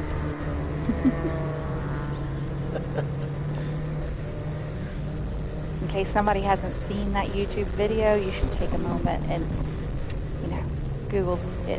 What is it, like it helps or something like that? Probably that would do it. Yeah. The guy's kind of funny.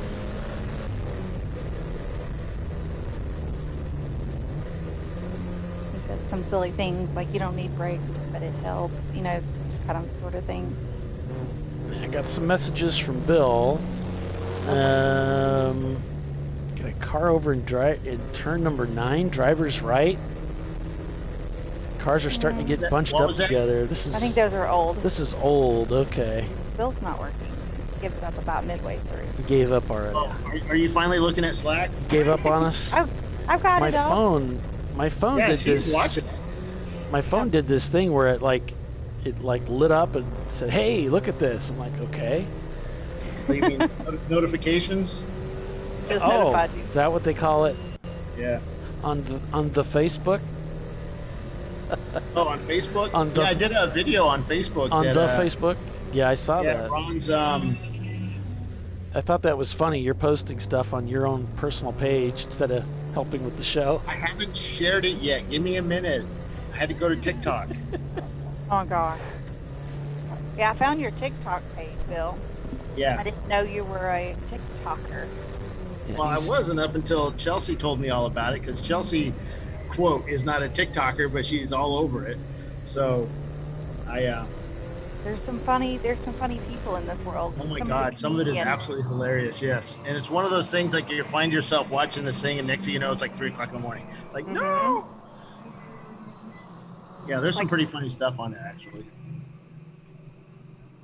But yeah, I'll be sharing it over to our Champ Car Garage in a little bit. It's got all the logarithms to learn like what you like and what you think is funny or what you like to watch, and show you more of those. There's one guy called like Ricky. It's like Ricky and the Boss, I think it is, on TikTok. They are hilarious. It just cracks me up, especially as a business owner. Like, so like Ricky is the unruly employee, and the boss is the guy. But Ricky is a squished up face of the boss, right? And he's got an attitude, and he says the funniest things. They're entertaining. Still leaving, right? Yep.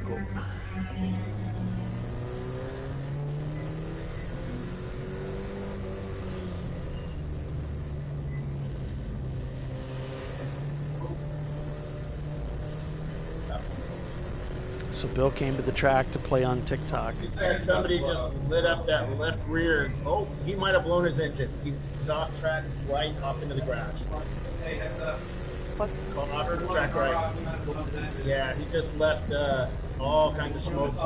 Turn 1. You got a car number? I can't. No, it's black. Figure it out.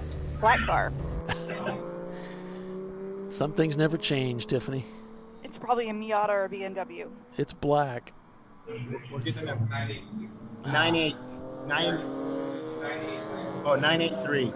That is race car experience, and it is a BMW for the win.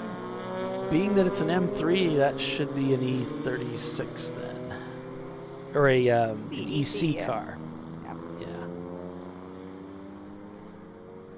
Yeah, he went into braking for the for turn 1, and it's like all of a sudden it looked like one of the tires lit up with smoke, and then he accelerated out, and it was not the brakes, either a money shift, and I suspect it's probably a money shift as he went into the corner, but I don't know. I wasn't in the car. Well, that's what I would expect too. Smoking down the street. Ben is telling me it just as soon as he went, it was light smoke coming down the front straightaway, and then heavy smoke into 1.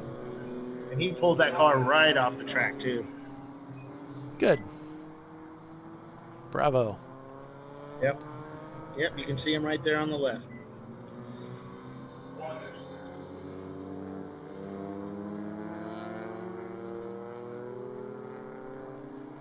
Yeah, we lost our M3 power plant at Daytona. And then we got it fixed. And when the car owner was driving around the country, just taking it out on a test beat, dropped a valve. And he said, okay, that's it. No more M3 engine. We'll put an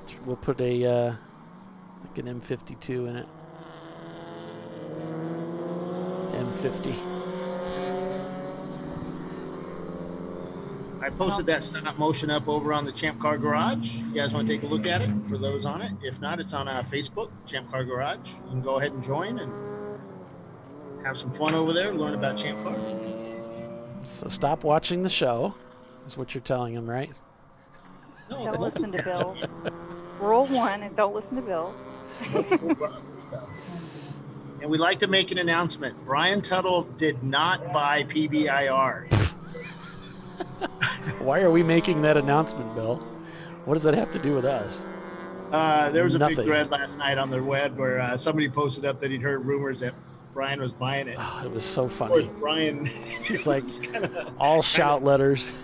yeah, I did not buy this place. It was pretty funny. Whoa, Yeah. Visceral, in trouble, in the grass.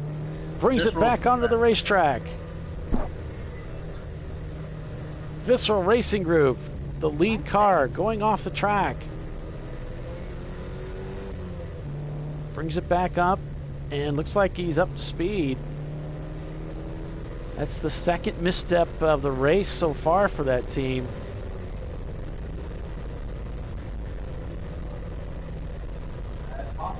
No, they're not doing any purple 35s out here. They're doing hot poles, Marky. Lost my Purple thing. Yep, they're just doing hot poles. So we haven't had any full course cautions. There's the car off the track on the right side.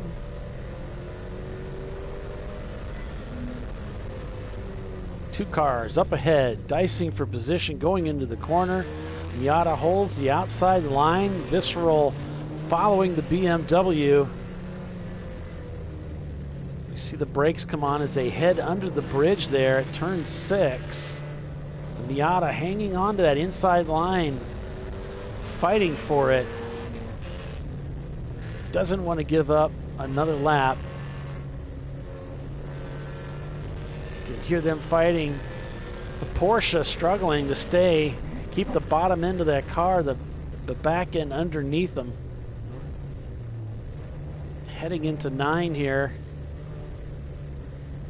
A little tap of the brake by the car up ahead.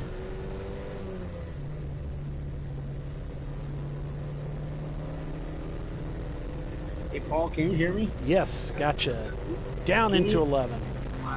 Can you mute me, please? I don't think so. I'll try. Yeah, there, I got it. It worked. Yay. And the crowd goes wild. I couldn't help it. It was Rude. so Rude. perfectly set up. Well, that's how Doc and I work, you know. I tee him up, he knocks him out. Other way around, whatever. Yeah.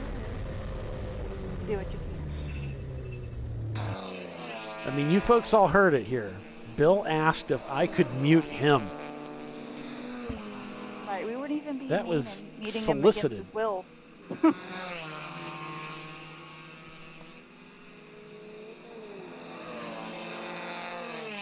So Haywood Racing has taken their feed down.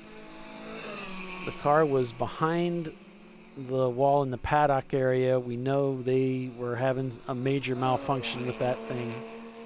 Also, the Rosemar car number 77, which is actually Misco. We lost their feed, but they're obviously in second place right now. Just crossed the start-finish line, doing really well. Turned in a 127 on that last lap, so pretty consistent lap times for that Miata team.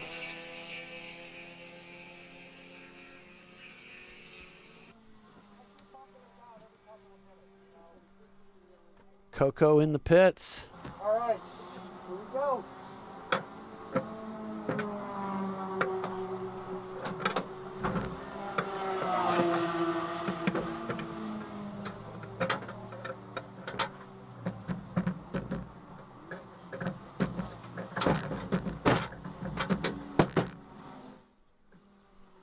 Getting their driver plugged in here, it looks like. As we go on board with the MBM engineering team sharing their live stream with us this weekend. Appreciate them doing that. Bill did a good job getting everything set up this morning. They got hammered with rain yesterday, and it kind of screwed up our whole pre-production schedule. But we got it done. Got it done anyway. Yeah, it could have been you. Could have been worse. Mm-hmm.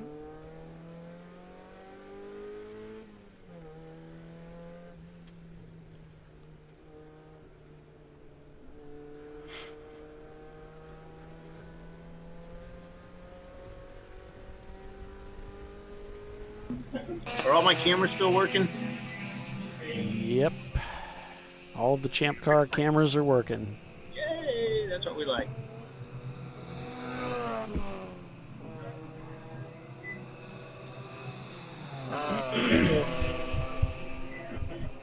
That visceral thing, I wonder, we were trying to figure out if maybe he hit some oil or just maybe kind of went in too quick. Was there a visceral thing? Well, when he went off into the grass. Oh. I just caught the tail of it, so I don't know if he was trying to dodge somebody or just lost it. I don't know. Right.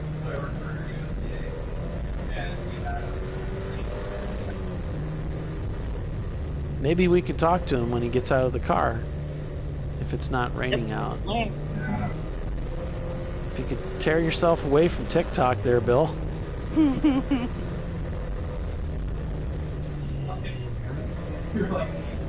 I can't hear you. What? Yeah. Never mind. Go back to your phone. All right. So we'll take a break here. Folks. So stay with us. You're watching Champ Car Live, presented by AutoZone and its Visceral Racing Group, your leader in the 959 car. Back in a moment.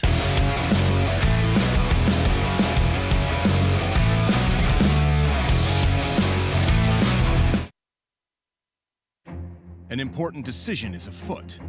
This man is about to buy tires on TireRack.com.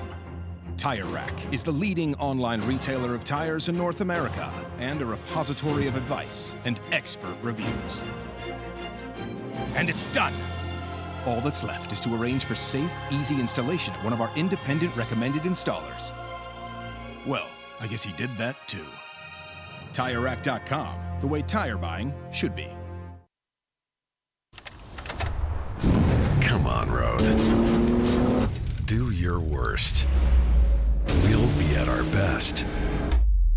Engineered to meet or exceed original equipment performance exclusively at AutoZone. Lifeline USA is a leading manufacturer of onboard fire suppression systems. Lifeline's continuous commitment to research and development ensures that we supply the most innovative and cutting-edge products available. Used by the majority of the world's motorsport championship-winning teams and constructors, Lifeline has a proven history of success. Lifeline offers a complete range of fire suppression systems for all budgets and needs, and we continue to push development and limits on both extinguishment materials and our patented delivery systems to make the race car environment almost as safe as sitting on your sofa at home. Every kit has been designed for a professional and simple installation. For more information and to purchase your Champ Car fire suppression system, go to www.lifeline-fire.com.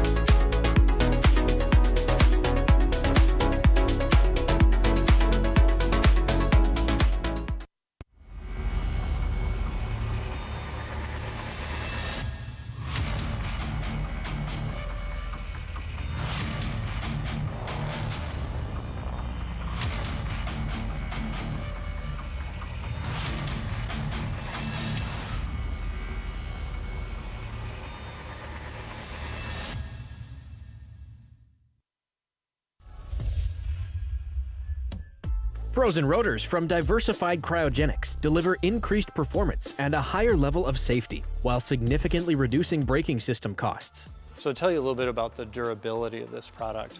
So we have seen an incredible extension of the life of our brake rotors using frozen rotors. We've gone from brake rotors every other weekend to 6 weekends on one set of brake rotors, and I think they can go farther. The durability has been amazing. And it's been a fantastic season, and man, a lot of that is due to the way our car can brake on those frozen rotors. For more information, go to frozenrotors.com.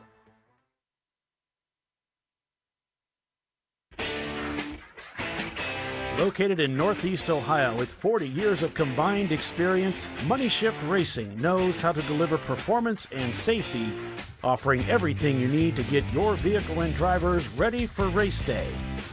From safety equipment to full engine assembly and repair, in-house fabrication, 3D design, and rapid prototyping. Money Shift Racing. Performance done right. Come on, Road. Do your worst. We'll be at our best. Triple tested to meet or exceed original equipment performance exclusively at AutoZone.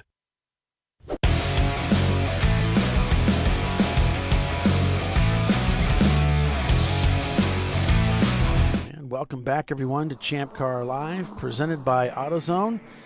It's the TireRack.com Champ Car Endurance Series, and we're at Thompson Speedway for the 12-hour Enduro. I'm Paul Veltum, and you'll hear Tiffany Alexander coming back to join us here shortly, and Bill Strong chimes in every now and then. Every now and a blue moon,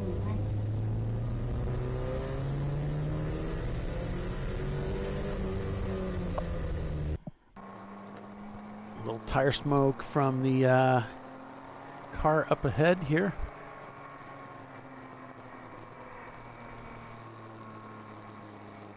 That's a sweet looking ride. Is that? Yeah, the red, white, and blue one. I What love the heck is it? Paint job. Is it a Miata? I thought it was a Miata. No. Wait. Is that the Victor one? What? No, it's not a Corvette. Closer. I do not know, but he is passing them quickly. Too quickly for us to tell. I remember seeing it earlier, and I was like, that's a really nice little paint scheme going on. Or wrap, or whatever it is. Yeah, that's a paint job you typically see in vintage racing. You see something with those old racing stripes, that rally style. I like it. It's really nice. We've got some really nice cars out here this weekend.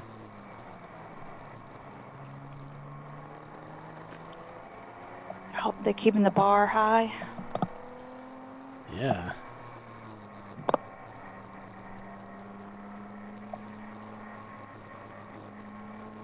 When we show up with the Honda, it's going to bring the bar down. We help reset the average. Mm-hmm.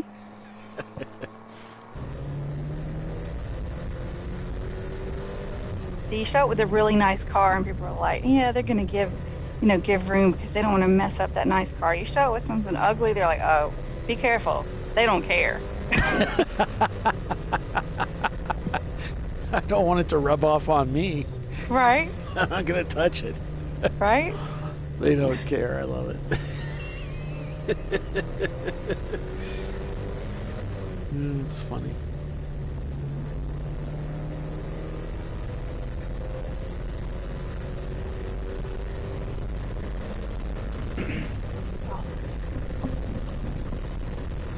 I think it's the first race car. No, not the first race car. It was the first road racing car that I actually owned.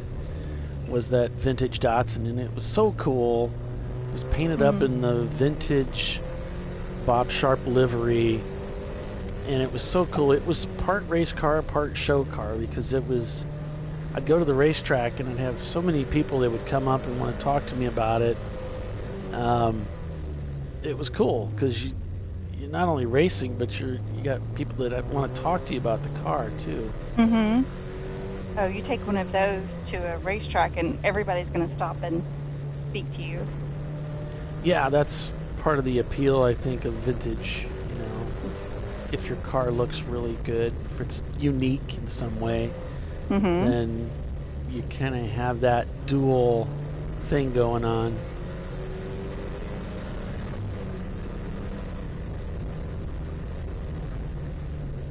Oddly enough, you show up with that EF hatch and everybody comes talking to you too. Because everybody used to have one when they were in high school. Oh, okay. I thought it was for a different reason. I figured it had to be for a different reason. Maybe not a positive one, but stay off What the hell is my that? car. I'm sure that happens too. It was funny, you know, because I've had a couple of Boxsters, and you know, some are pretty, some are prettier. The first time I brought that EF hatch out to just like a regular track day, so many people stopped and spoke to me like random strangers, you know. And then a couple of people took pictures with the car, and I was like, "What is going on here?" Really? Because it reminds them of their childhood. Yep. And like, look, there's somebody out here that's racing one of these. I used to drive one of those to college. I drove one in high school. You know, like it was such a common car years ago, you know. Yeah. Now, I had people come up to me and they wanted to sit in the car and get their picture taken. I had someone they wanted to put their kid in the car and have their picture taken in the car. So it's cool. Never crossed my mind when I bought it that I'd be doing those things. I mean, never as car had people, anything there's like that. nothing like more than compliments on our car, right? Yeah, if that's you know, it's it added to the enjoyment of the whole thing is sharing that.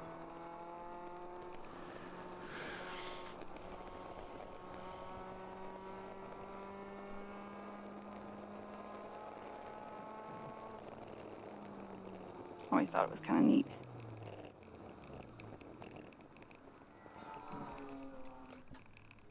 So Rosemar coming in. They'll pick up their clock at the pit-in tent and then progress down pit road. 20 mile an hour is maximum speed limit in Champ Car on the pits. Or in the pits, I should say. On pit road. Parks it there and shuts it down.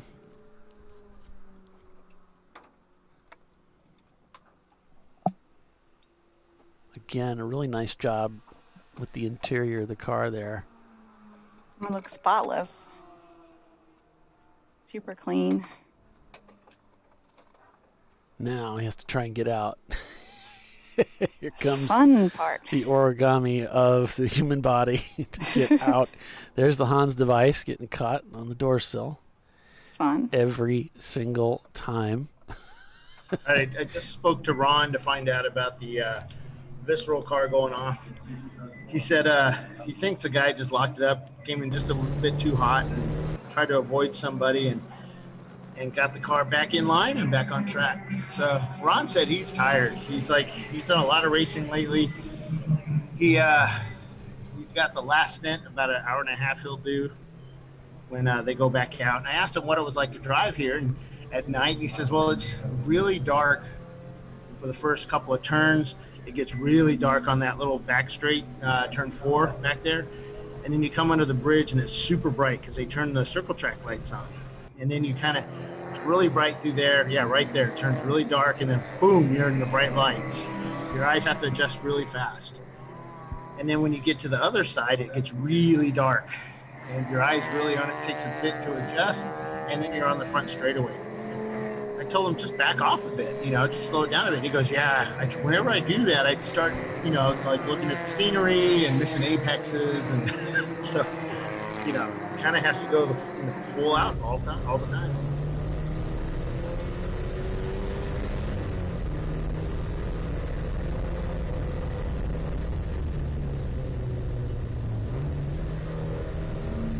Did we just go to dead air? No, we are creating a dramatic pause. Mm-hmm. Oh, hello. still have car sounds. Well, the drivers this weekend that are, racing with him, I think are going to be racing with him at Mid-Ohio as well in 2 weeks. Oh, yeah? Is that 2 weeks? Oh, my goodness. Time flies, huh? Yep. Yeah, we were talking about Shenandoah, Summit Point, West Virginia, and that was Ron's first race that they did with Champ. I think that was the first race they ever did, and we were there for that race. And he said he had so much fun, going into the carousel, and that bug bit him, and he hasn't turned back since. They did blow the car up that race, though. The Porsche was a goldish color, like a light gold. That's the one, the 918 car. When it had full body on it, nice paint.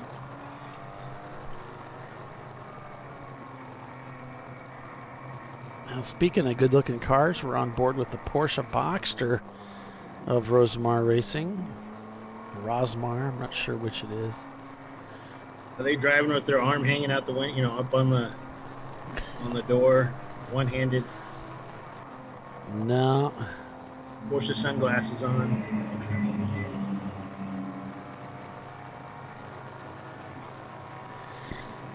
Andrew Johnson saying hello to us over here on our YouTube feed. Hi, Andrew. Oh. Hi. A little crossed up there. I'd like to thank our TAC, the members of the TAC. Andrew Johnson's one of them, where they were up extremely late a few nights ago working on the final numbers to hand over to the board of directors for VPI, either new additions or adjustments, stuff like that. So. Yeah, I was talking to Chris a little bit. I think he said I had him set up for a meeting to start at 8 o'clock, and they were there till he said midnight. So it's a long night. Yeah, they had a lot to do. There's a lot that goes on behind the scenes to keep things rolling and handled. It would be surprising, I think. You just sit around drinking beer all night, talking cars. I mean, that would be fun, but yeah.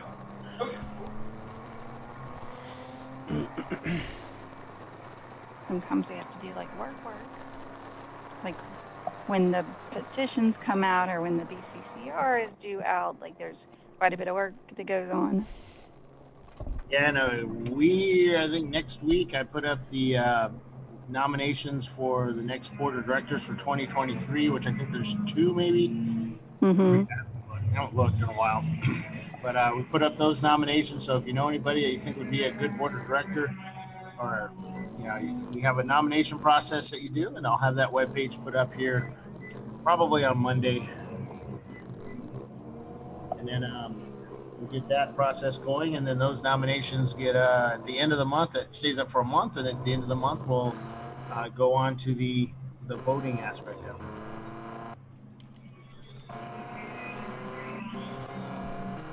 Yep. If you don't know your ChampCar membership number, you will need that to be able to vote. You can probably look that up with relative ease. Yeah, that's really important because we go through and vet out all the non-members who do vote, or the people that vote incorrectly, that kind of stuff. So, do this every year. Is that the hanging chads? Pretty much, yeah. There's a whole process. Doc and I would spend a couple of days on that. Yeah, don't vote for the same person twice on the same ballot. Yeah. It doesn't help them. There's only one vote per person allowed. Everything's time stamped, so we're able to just take the first vote throughout all the rest.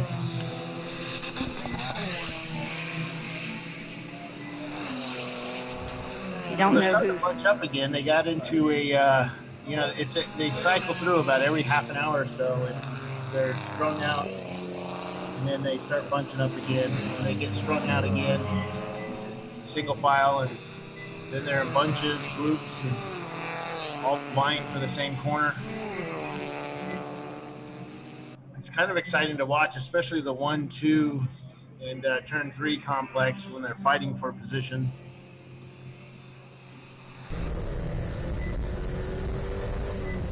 Yeah, Visceral still passing like 4 or 5 cars on every lap. They're busy out there.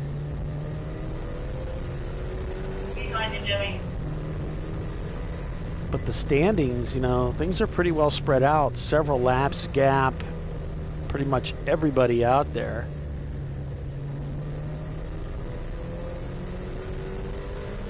And that EC car up there in second place on the standings, of course, will get pulled out of the finishing positions because EC cars are not eligible for the podium position, such as SNL, Fast Hog Racing, Boston Whiners in their number 444, Race Car Experience in the number 983, and Dewey, Cheatham, and Howe in the number 21, in the number 103. And so those cars will be relegated out of the standings.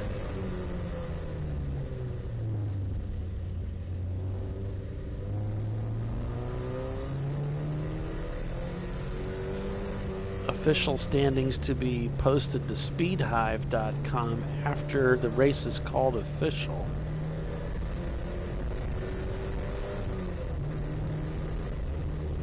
And those are pretty accurate. Sometimes we make a few adjustments, but it's very unusual. Usually what's uploaded there is the final results. Unless we upload them wrong. Hey guys, the 817 car was being reported that the left rear wheel looked a little funny, and so they came in for a fuel stop, and sure enough, the left rear wheel may be clinging on by a thread or half. Ah. It's really loose and not looking good. So they're jacking the car up now. All right. To take a look at that. That's a Corolla of Plus One Racing.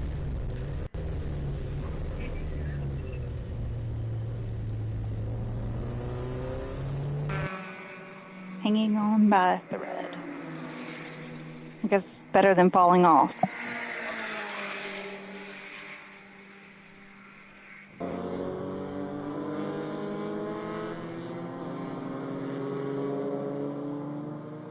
We've had a pretty clean race so far today.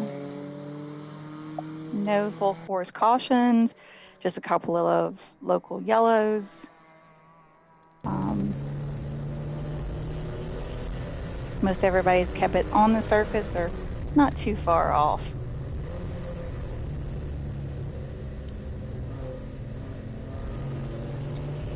He's right on his tail, huh? He's like, I'm coming for you.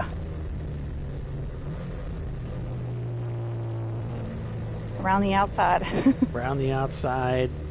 Always more difficult to pass around the outside of a car, and frankly, it's more risky. But here we go. Down through the 11.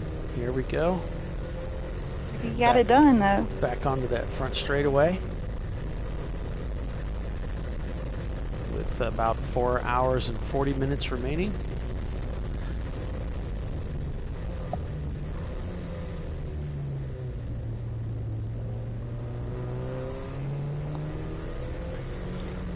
Do talk about Champ Car here a little bit. The TireRack.com Champ Car Endurance Series is North America's home to real competitive endurance road racing. This is real, wheel-to-wheel endurance road racing on America's bucket list tracks, including Sebring, Watkins Glen, Daytona, Road Atlanta, and WeatherTech Raceway, Laguna Seca, just to name a few. Champ Car is a budget-minded endurance road racing series. Champ Car is for people like you who have always wanted to go road racing without all the hassles, huge rulebook, or obscene expense. All you need is a valid driver's license, some safety gear, and a race car, which you can rent from Arrive and Drive teams or build your own car. Champ Car is the simplest path in North America's largest endurance road racing series. While we often see racers from outside the world of motorsports, our series is a diverse mix of automotive enthusiasts, weekend warriors, and race series veterans. But at the drop of the green flag, they're all racers participating in the challenge and thrill of real wheel-to-wheel endurance road racing. To find out more information, visit the Champ Car website at ChampCar.Org. Doc used to say, you know, if you put a left control arm outside on in your paddock, someone will stop by and drop off a right one. That just, you know, everybody's looking to help one another, and they just want everybody wants the others to have a good time. They want to see them out there on the racetrack, not back in the garages working on their cars. Absolutely not. People will loan you tools and parts if they have them, and try to get. Everybody wants to pass their competitor on the course, not in the paddock. It's always more fun when everybody's out there.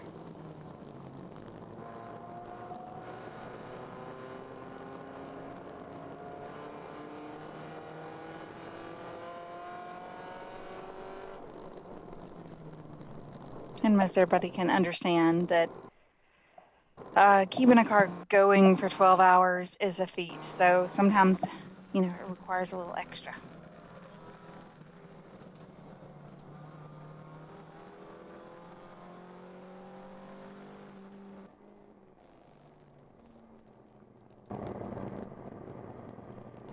On board with the Z-Tech Honda folks. And they are 16, 15, 14, 13th place right now.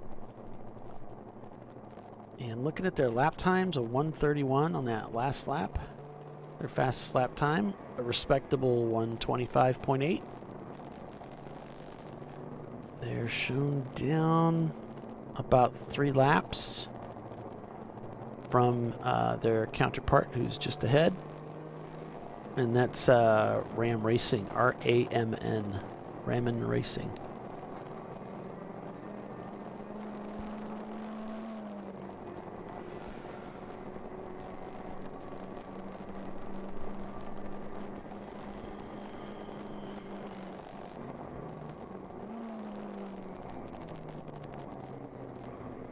Looks like Warrior Racing is trying to work their way past the EC car of Fast Hog Racing. Similar lap times, but Warrior Racing gradually catching them.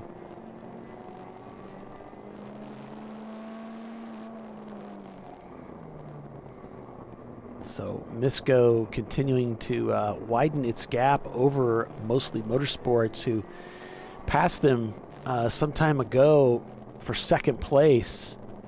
So Misco Motorsports enjoying second place here again. This is where they finished this race in second place to Visceral Racing Group back in 2019 in that same car.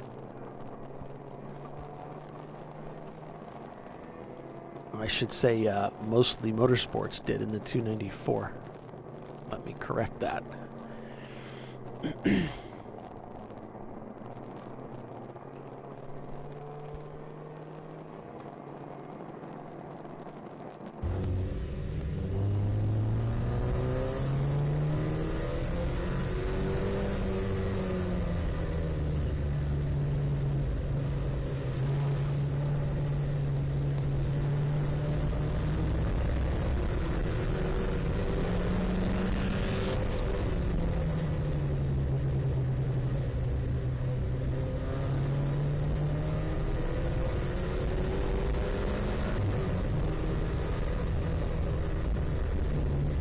You know, it's always a good idea to go through all of your gear before you go to the racetrack. Give yourself at least a week where you're done, you're prepped, you got everything, you've checked for your helmet cable, you know, whatever, everything that you need. You've gone through and checked it all off your list so that you don't get down to that last 2 days like, oh my gosh, I'm missing a visor, or I'm missing, you know, where's my Hans device tethers? Anything that you have to sort out in the last minute, you would have to, you know, overnight. So it really takes some of the stress off if you plan ahead, pack ahead of time, going through and have a list, you check all that stuff off. It really helps you avoid those problems at the racetrack. have yourself a backup pair of gloves, socks, balaclava, plenty of the backup stuff, so if you lose a glove, you're not out of luck with not having everything you need. I also like to have backup stuff, maybe some older stuff that I used to race with that I use for doing the fuel stops. So if I get any gas on my oil on my shoes or anything like that, you don't want that in the race car with you.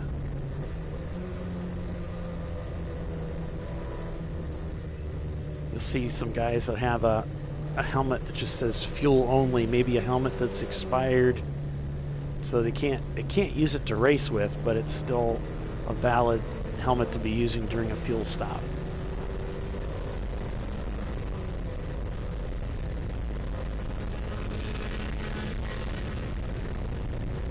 And that having that system, having everything organized, you go through and you check, make sure everything's in its place before you leave, can really pay off for you in an emergency situation.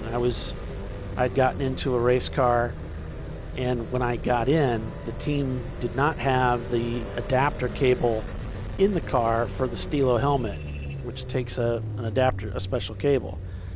I thought they did, but they didn't. So when I got in, I'm in the car, they're getting ready to hook up the radio, no cable. They can't plug me in. Where's the cable? I know exactly where the cable is. If you don't have a cable in your car, I know exactly where it is. Say, okay, it's in the red bag, it's in the front pocket. Boom, boom, boom.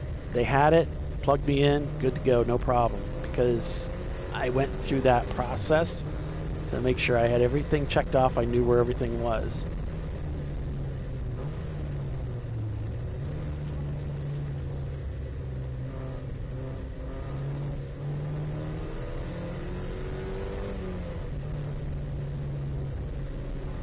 On board with Coco Brothers. Been pretty solid ever since they got that hub replaced. Seems like things are moving along nicely for them. The Rosmore Racing Porsche Boxster getting a new driver. Get this out of the way. And you'll still forget something. Yeah, I mean, that's, at least if you can try to reduce it, you can work towards not forgetting something important like that. You know, like I got to the track and my cool shirt wasn't working. It worked. We had a pit side cool shirt box and one in the car. It worked pit side, but it didn't work in the car. Never figured out why. Don't know what the deal was. It worked for everybody else but me. So anything can go wrong. But you can take steps to try to avoid that. Absolutely. Make a list or something. Yeah. Checklist. Have a few backups, whatever. Yeah, it really bulks up the all the stuff that I take to the track, but you know what? I've got all that garbage if I need anything. Yeah. I have a duffel bag that I've just devoted towards racing, and I keep a lot of things in it that I typically need at the track. Some batteries, just random things that I don't know, I've probably been at the track and needed and didn't have. Sometimes being at a racetrack is not always the best place to find things that you're looking for. Right. Not a lot of options sometimes nearby, so I try to keep it all in there. Gloves, always put like an extra pair of socks or 3 for cold or wet or even hot, because you stay in the same socks all day and feet get sweaty and gross. Sometimes when you come out of the car, you want to put a fresh pair of socks on because they're wet. The ones, your racing socks. Yeah, I went through a couple pairs of shoes at Gingerman one year. It was raining real bad, and my shoes got soaked. So I finally, at some point in the day, changed my shoes, and then those got soaked. So I ended up going to Walmart and buying a pair of cheap shoes, just so I had something, an extra, because I got my driving shoes and I had another pair of shoes. That's all I had. Well, I needed my driving shoes to dry out. And I didn't have anything to walk around in afterwards that was dry. I invested in some rain boots for the races. So when I'm not driving, if I'm, running around the pits or whatever, like I put my rain boots on, and that's they're so nice. There you go. I mean, until you start sweating in them, but but at least if you have to go get a part for somebody, or run and get something, or help with a fuel stop or whatever, you've got a closed-toed dry footwear. Yep. All right, so I'll tell you what, folks, we'll take a break here for commercial, and we'll be back in just a couple moments, so stay with us. You're watching Champ Car Live, presented by AutoZone. We'll be right back.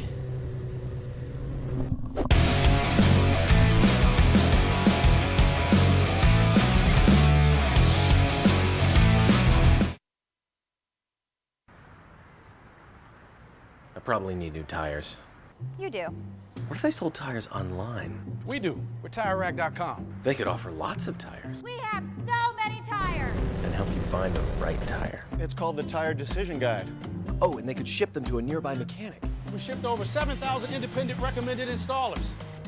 This is an amazing idea. Sorry. TireRack.com, the way tire buying should be. I did it. You see how it's... That's it. We did it. You did it. You can do it. The path to I Did It starts at AutoZone. Get in the zone.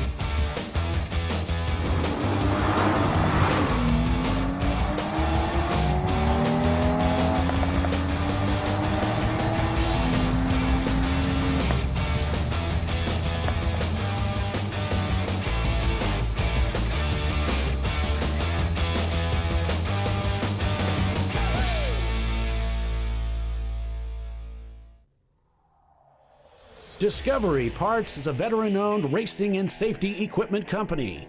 While we're located inside Atlanta Motorsports Park in Dawsonville, Georgia, Discovery Parts can also be found at the tracks, supporting a number of Champ Car Series events.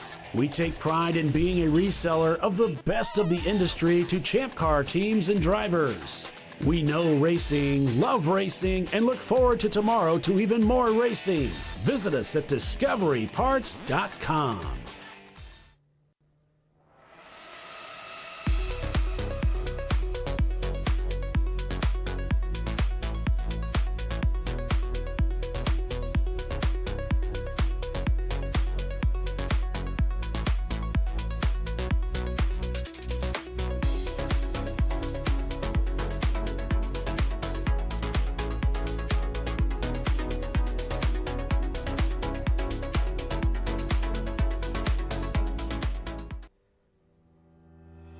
Lifeline USA is a leading manufacturer of onboard fire suppression systems. Lifeline's continuous commitment to research and development ensures that we supply the most innovative and cutting-edge products available, used by the majority of the world's motorsport championship-winning teams and constructors. Lifeline has a proven history of success. Lifeline offers a complete range of fire suppression systems for all budgets and needs, and we continue to push development and limits on both extinguishment materials and our patented delivery systems to make the race car environment almost as safe as sitting on your sofa at home. Every kit has been designed for a professional and simple installation. For more information and to purchase your ChampCar fire suppression system, go to www.lifeline-fire.com. Located in Northeast Ohio, with 40 years of combined experience, Money Shift Racing knows how to deliver performance and safety, offering everything you need to get your vehicle and drivers ready for race day. From safety equipment to full engine assembly and repair, in-house fabrication, 3D design, and rapid prototyping. Money Shift Racing. Performance done right. Frozen rotors from Diversified Cryogenics deliver increased performance and a higher level of safety, while significantly reducing braking system costs. So to tell you a little bit about the durability of this product. So we have seen an incredible extension of the life of our brake rotors using frozen rotors. We've gone from brake rotors every other weekend to 6 weekends on one set of brake rotors, and I think they can go farther. The durability has been amazing. And it's been a fantastic season, and man, a lot of that is due to the way our car can brake on those frozen rotors. For more information, go to frozenrotors.com. Come on, Road. Do your worst. We'll be at our best. Stress tested to meet or exceed original equipment performance. Exclusively at AutoZone.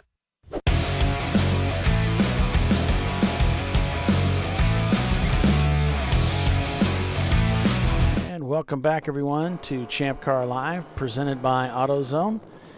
It is the TireRack.com Champ Car Endurance Series, and we're at Thompson Speedway for the 12-hour Enduro.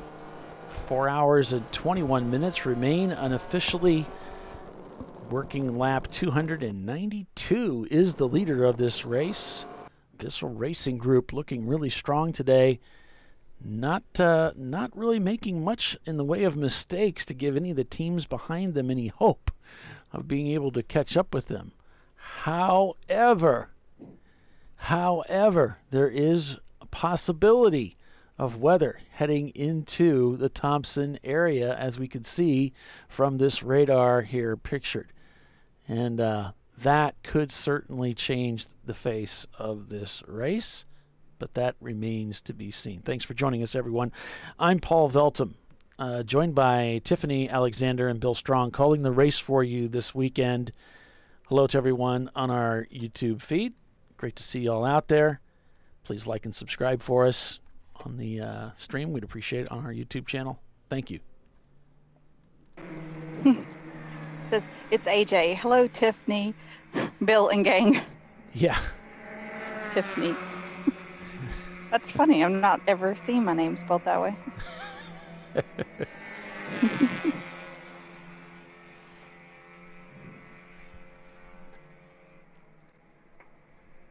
So we've got Mid-Ohio in just 2 weeks. And then, I don't have my schedule. Reread, I guess. I'm going to be at AMP at the end of October. I'm planning to be there. Yeah.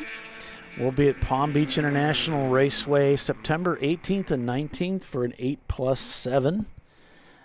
Champ Car then goes to Harris Hill for an 8+7 September 25th and 26th. So September, a busy month. Mid-Ohio, Palm Beach, and Harris Hill. It's 3 weekends back-to-back of racing. And then October, also 3 weekends of racing, October 2nd, 9th, and 23rd. So there's not much rest from Mid-Ohio all the way through Canadian Tire Motorsport for Champ Car, although most of us won't be working that race. So it's pretty much through Pittsburgh. And then it's to Road America, the 23rd and the 24th.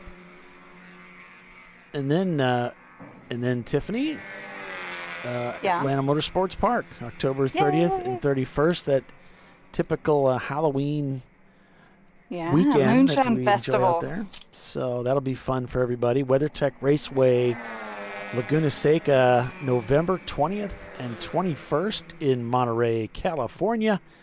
And then it's back to Virginia International Raceway, the North Course, December 4th and 5th.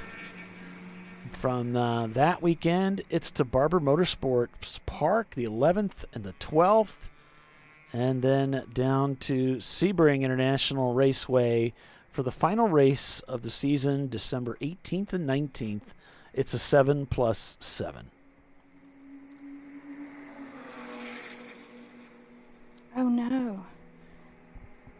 It messed me up. Conflict? Usually the AMP race is also the Moonshine Festival weekend. And this year the Moonshine Festival is going to be the weekend before. I wonder if I can figure out a way to work remotely that week.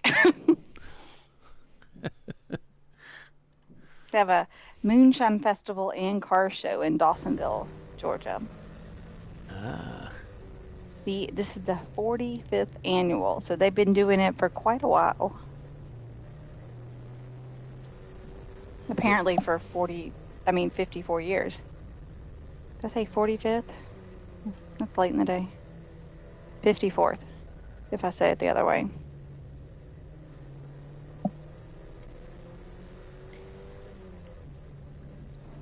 In Dawsonville, the what do you call it? Not the courthouse. The kind of the main place. Sorry. The brain is going down. Not the courthouse. City Hall? City Hall, yes. Okay. So in City Hall, they have a Racing Hall of Fame museum. All right. With cars and everything. Okay. And a moonshine distillery. Okay. All in the City Hall building. Well, that sounds cool. It's a neat building. Neat place.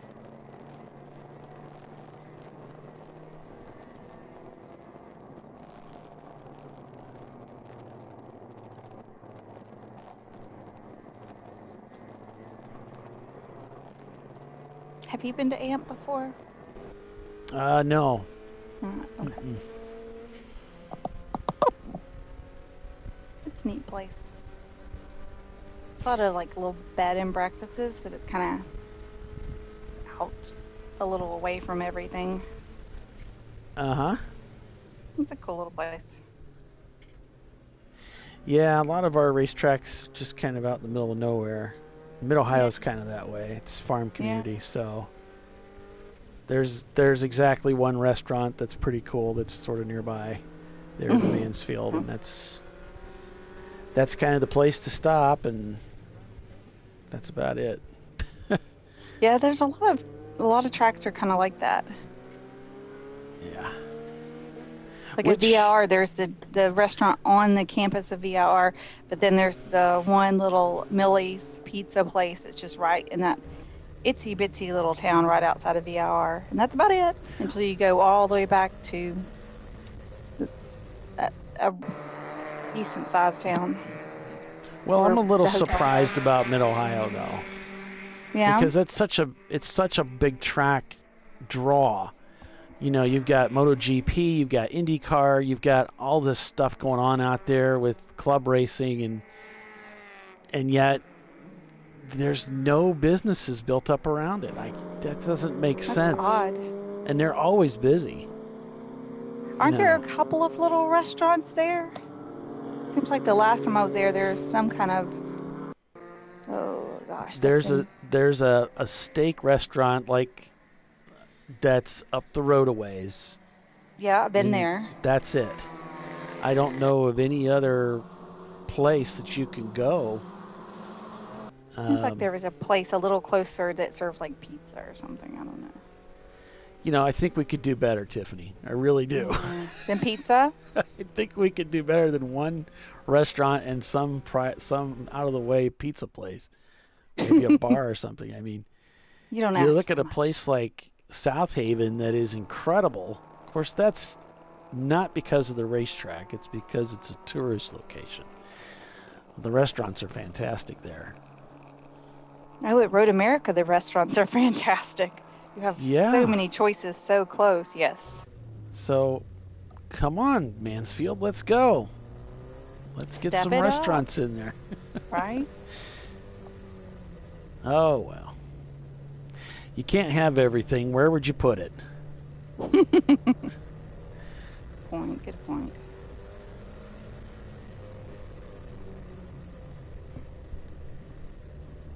Trying to get that little. Now I'm playing with it on the map. Yeah, coming up on 4 o'clock. We're down to almost 4 hours. Looking at our lightning strikes, you could see the lightning strikes pretty heavy over there in Pennsylvania. Concentrated really well in that area there, so, but closest strike 214 miles out. So quite a distance.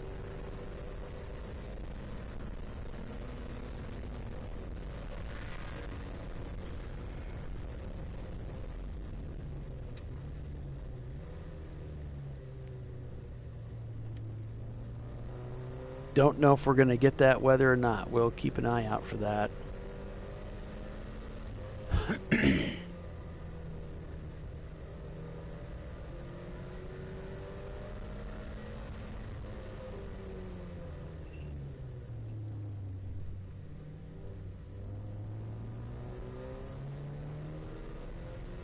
Now I'm looking at the restaurants in Mid-Ohio.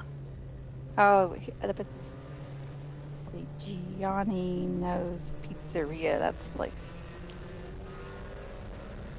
I think they do pizzas and subs and chicken wings and stuff. It's not terrible. The steakhouse restaurant's really good. Mm-hmm. So there's nothing wrong with going there. Oh, that place is, yeah, that the one time I've been there was fabulous.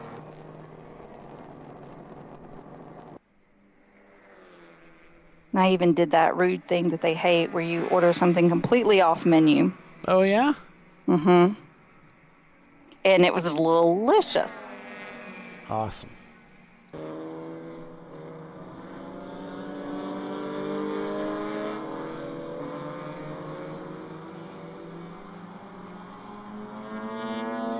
And then Barber, you know, you've got things around town. I wouldn't say the best restaurants in Leeds, but there's a couple of decent ones. And then you have Birmingham that's, 20-minute drive, and you have your pick of fabulous restaurants. And 280's not far either. That's kind of the outskirts. You've got lots of good restaurant choices there, like high-end stuff. So lots of choices. Well, that sounds good. Mm-hmm.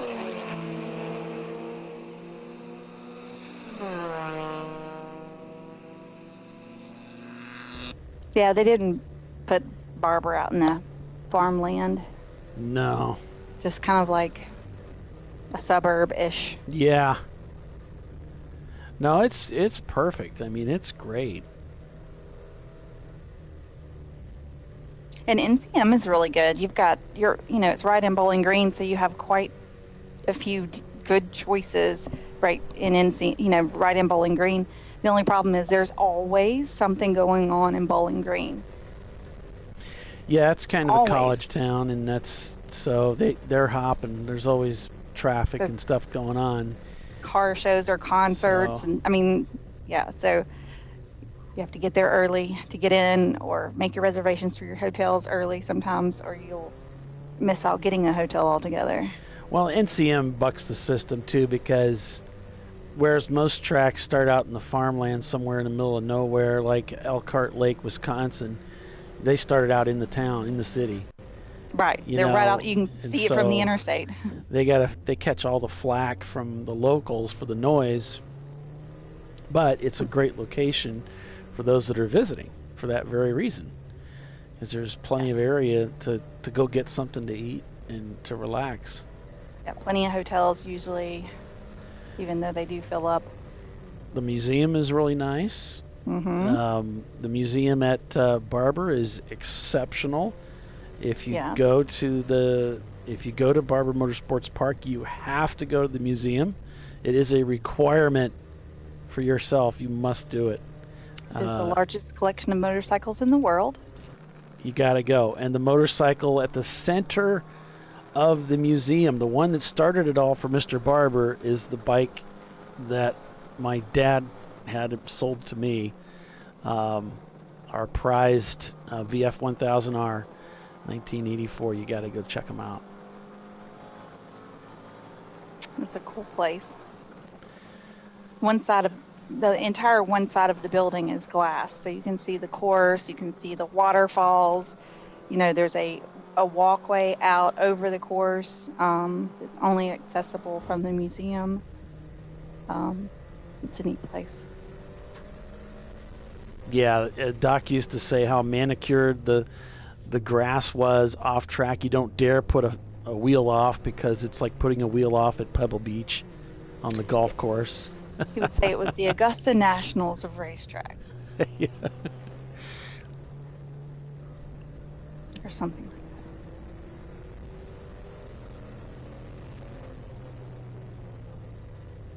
Yeah, I think he almost liked it as much as I do. Well, he used to say it's within a stone's throw of your house. Oh, yeah, well, we moved here for that reason. We put Barber on a map and then kind of drew a circle around it with like the circumference of a couple of miles, and then gave that to our real estate agent.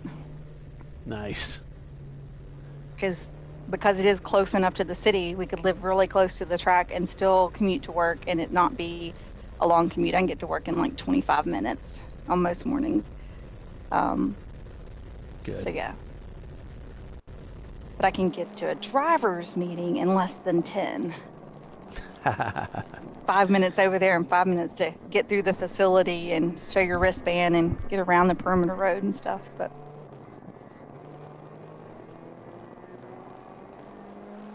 it's definitely helpful.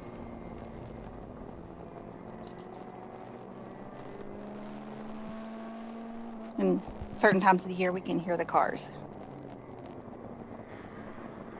So I'll give you folks a rundown here. Vissel Racing Group, currently your leader by about 7 laps over Misco Motorsports in their Miata. That's the number 77.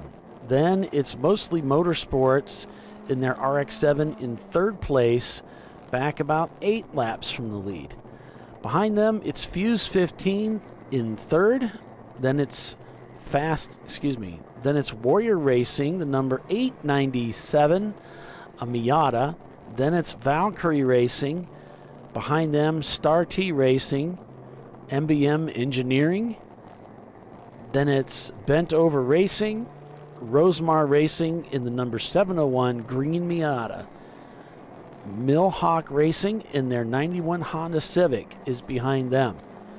Then it's Raman Racing, Z-Tech,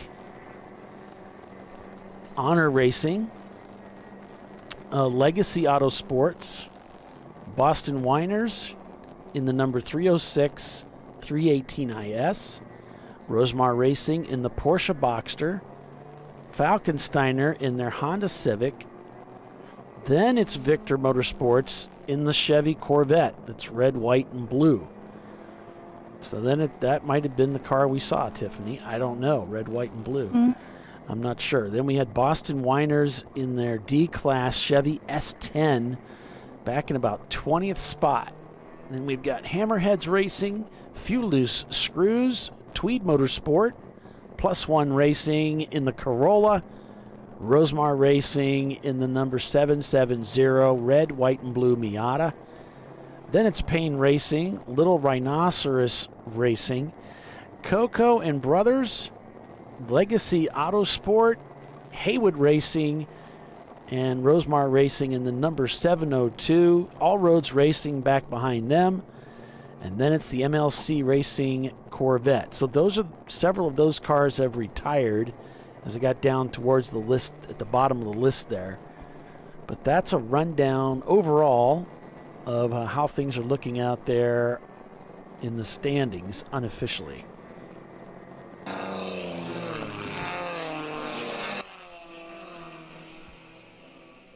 Yeah, not a lot of moving around in the standings. yeah, there's quite a significant gap between them right now, and oddly enough, the only gaps that are relatively close are between a classed car and an EC car, which really doesn't change things as far as the standings are concerned. Right. See, MDM Engineering and Valkyrie are both classed in just 36 seconds between the two of them, running very similar lap times, though. Right at the moment. They are on the same lap. Definitely probably the closest gap in the top 10.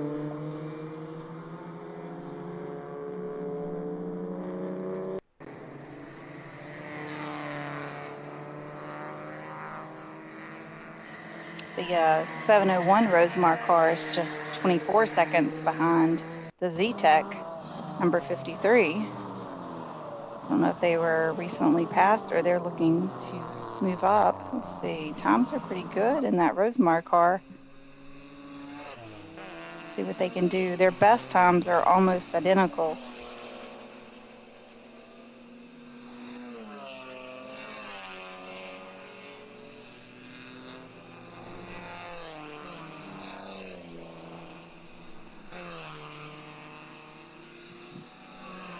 Let's see as they come around to see if the gap is closing or further widening. See, Rosemar goes by with the 126.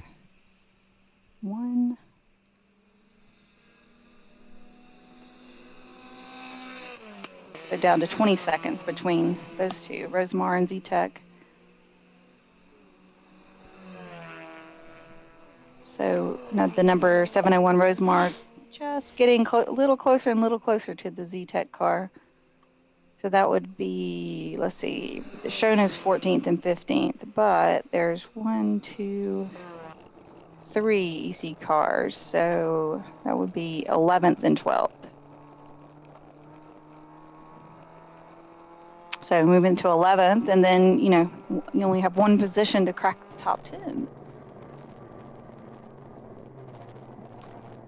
Millhawk Racing is right ahead of them. We haven't mentioned them today. I was trying to see what, oh, they're also in a Civic. Is that right? Am I reading across the page correctly? Yeah, 91 okay. Civic Red. Their best lap was on lap 167. For some reason, they don't have that best time recorded there. On my phone, I'm showing their best time is 1:29.1. They just turned in a 1:45 on that last lap.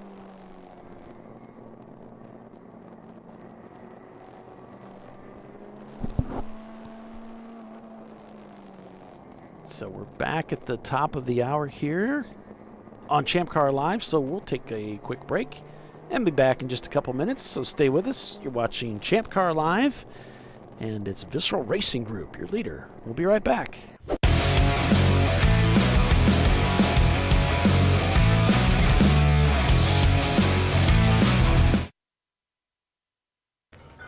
You know, I'd buy tires online, but then what?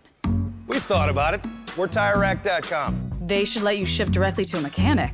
Actually, we call them independent recommended installers. They should have like 1,000 mechanics. Try over 7,000 installers. Then you just make an appointment. At a time that's convenient for you. This could change tire buying forever. TireRack.com, the way tire buying should be.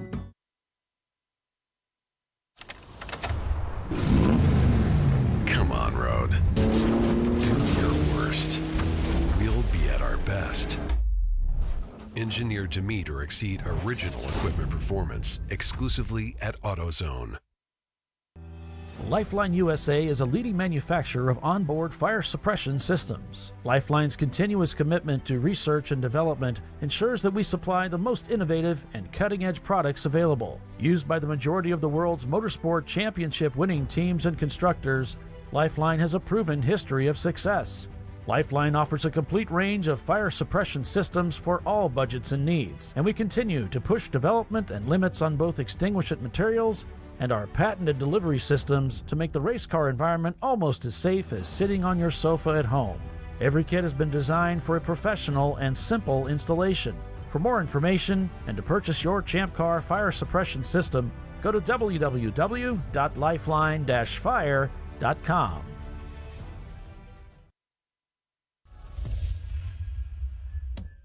Frozen rotors from Diversified Cryogenics deliver increased performance and a higher level of safety, while significantly reducing braking system costs. So to tell you a little bit about the durability of this product.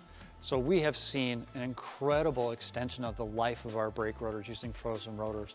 We've gone from brake rotors every other weekend to 6 weekends on one set of brake rotors, and I think they can go farther. The durability has been amazing.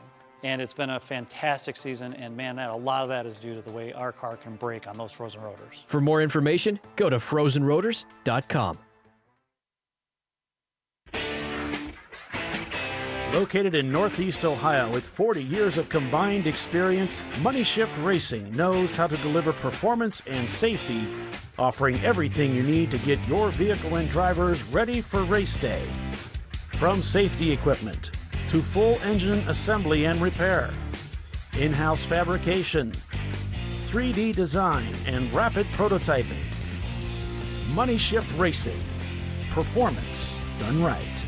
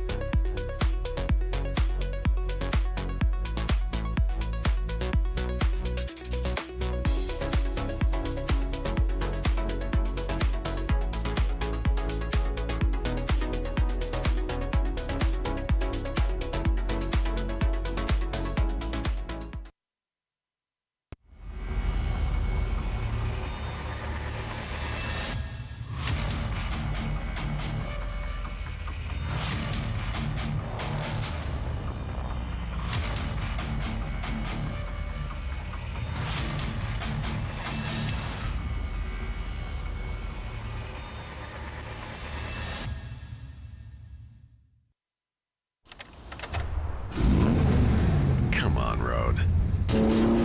Do your worst. We'll be at our best. Engineered to meet or exceed original equipment performance. Exclusively at AutoZone.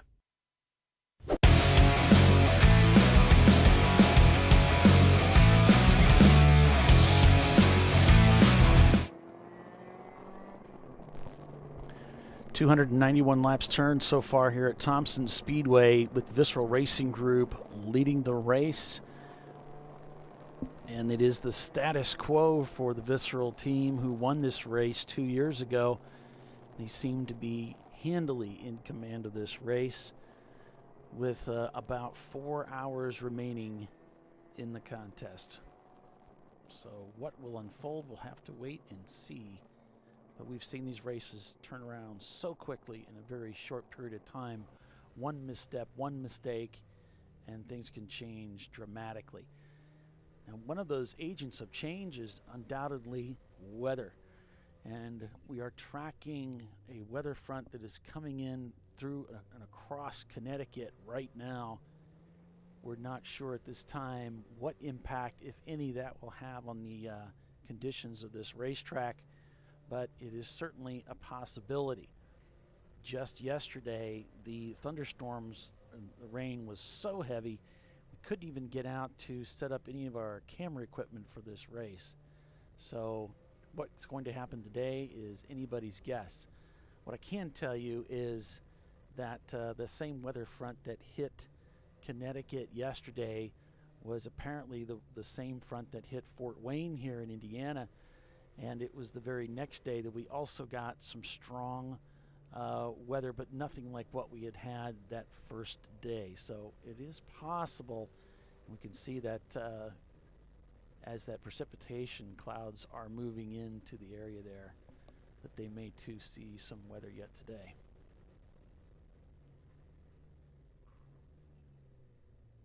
Lap times of a 125 by the leader right now. You can see some of these other teams turning in 126s, 128s, 127s behind them.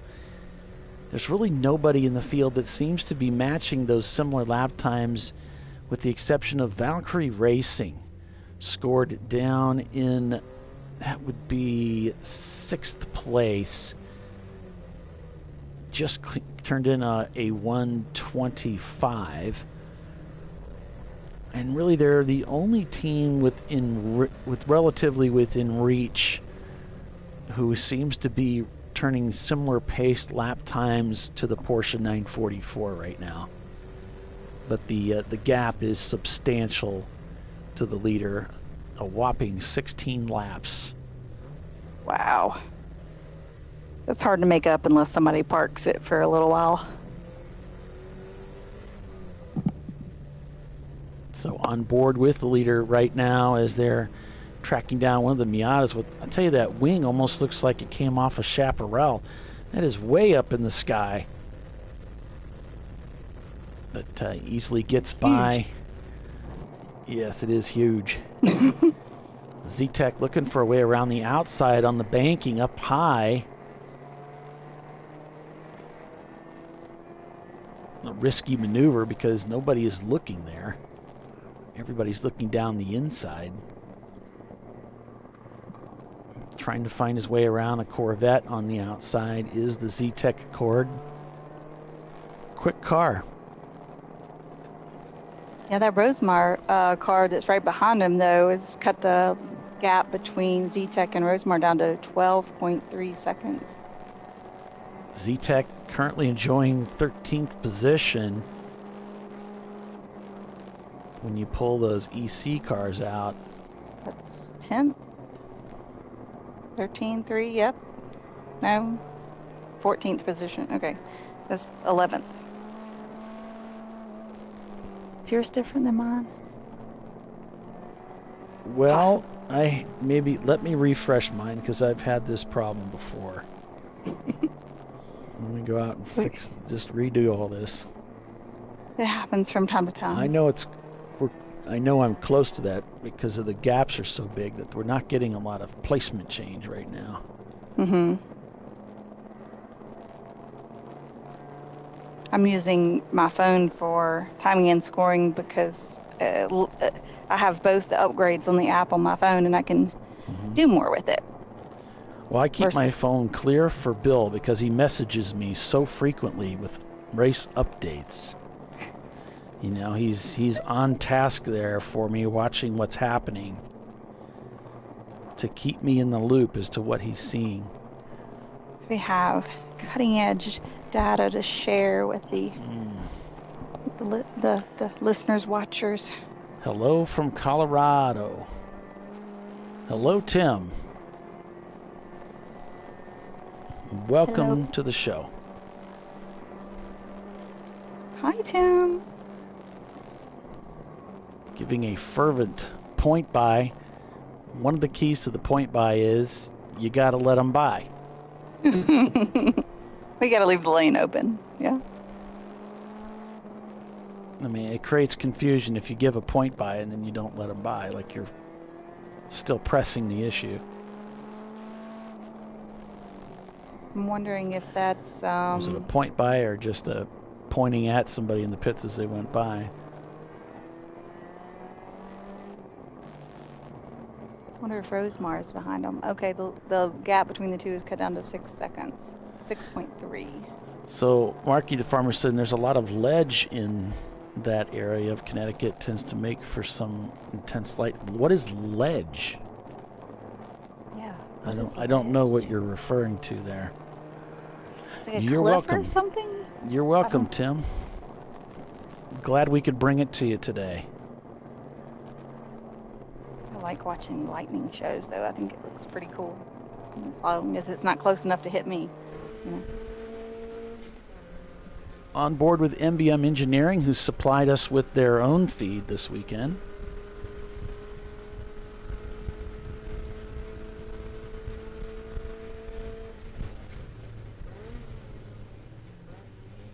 Okay, Rosemar passed Z-Tech. That was position change Yep. for 11th and 12th. Yeah, both those guys running pretty similar lap times. Well, their best times are pretty similar, but yeah, 127 to a 144. Big slowdown. Oh, looks like Z-Tech has hopped into the pits. Does that count? Marky the Farmer saying the rock is close to the surface. Okay. I thought lightning was created by potential difference. So you got like trees with wind blowing through the trees with dust, and then that creates static negative charge, and then pow, you get your lightning strike. But then I always thought that white was the best thing to wear in the sun. So what do I know?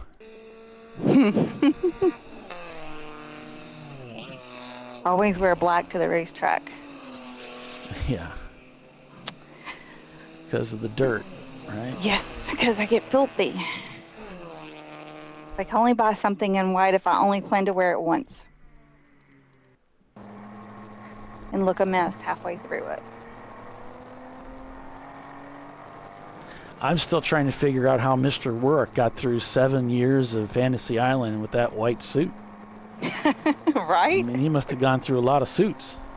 He did not eat any spaghetti. That's right. Because it always finds a way.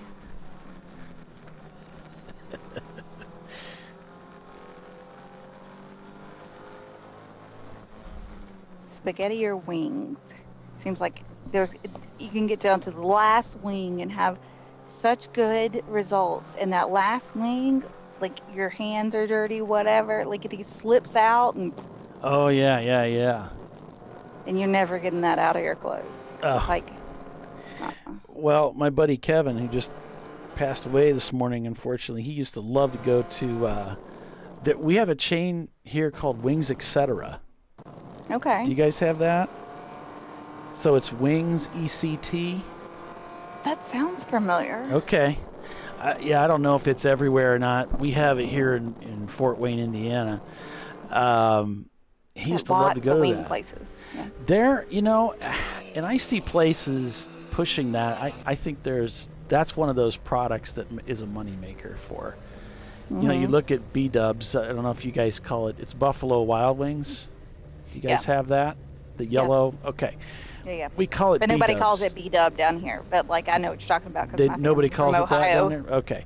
Mm-hmm. Yeah, I don't know why we call it. I have no idea why we call it B-dubs. But anyway. Because it's BWW when you acronym Buffalo it. Wild Wings. Okay. Yeah. That makes sense. Now I know. See? This show is educational. That's all I have to say. This is good stuff. Answers all of life's questions. The burning questions. Advance our education, our understanding of life. So, yeah, and that's kind of that seems to be what a lot of these restaurants focus on. Is like, hey, we've got great wings, Mm-hmm. And of course, B-dubs, they've got the liquor license, so they can get you to drink the liquor with it, and it's even more profitable. And watch football. So yeah, they great try to get us in there and watch the TV and all that stuff, which I've done. I've enjoyed going in there. I used to watch a lot of stuff in there. The only thing is you don't usually hear the game very well, and that kind of takes away a little bit for me if I'm interested in the game. But yeah, because they have so many different things on, they can't play the sound for everything always. Yeah. I mean, around here they usually put the Alabama game or the Auburn game on. That usually takes precedent if they're playing, unless they're playing at the same time. Oof. Right. They rarely there's rarely any racing on. It's always a football game or a basketball game, and so you got to beg them to change the TV near you to watch the Formula One race or whatever it is you want to watch. Speaking of Formula One, tomorrow is Spa. Well, I guess they're there today. They're there yesterday. Oh, they're back from their break. Awesome. Yeah. Spa weekend. Cool. Oh my gosh, Tiffany, did you see that picture? I think that went around with all of the guys. They did like a filter on them and turned them into women. Oh yes, like yes. What do the race posted drivers well, he wasn't the only. There was a lot of people that posted it, but yeah, what would a current Formula One driver look like today if it was actually the guy was actually a girl? Mm-hmm. And it was hilarious. It was quite funny. I think I commented on one of them that maybe Max Verstappen looks better as a girl. Like he should go with that. That was awesome. Who thinks of these things? Let's Good put entertainment. long hair on all of them. Well, I'm thinking there's a filter somewhere. It starts with a filter. It starts with an app, and then like, well, hey, why don't I just do this for all the drivers? This will be somebody does it with one driver, and they're like, well, shoot, let's just do all of them, and then we'll put like this picture together of all of them, and then send it out. Yeah, it looks like a yearbook picture, kind of. It does. It does. It looks like a school thing. Yeah. So. Oh my gosh. And I think it was it Carlos Sainz? I can't remember to say his name right. Mm-hmm. He looks hot, like a hot woman. Yeah. Wow. It kind of reminds you of, you see that family where there's a daughter and a son, and they look almost identical, except the daughter looks, it's like if the son was a girl, he would be pretty good looking, but he's not. Not that he's bad looking as a man, he's not, or as a boy, he's not. But you can almost, the features, you throw some hair and lipstick. And you could roll with that. Some of them look pretty good as women, don't they? Mm-hmm. Mm-hmm. And then some of them were like, ooh. You could not pass for a lady with even a good wig. Not even close. Ricardo. Yes, that's what I was thinking of. His nose is too. That was a strike 3 right there. And he's my favorite driver. He's awesome. He is awesome. He always has that big beaming smile. He always tries to kind of have a good, like a good time no matter what he's doing. So. Right. I like that.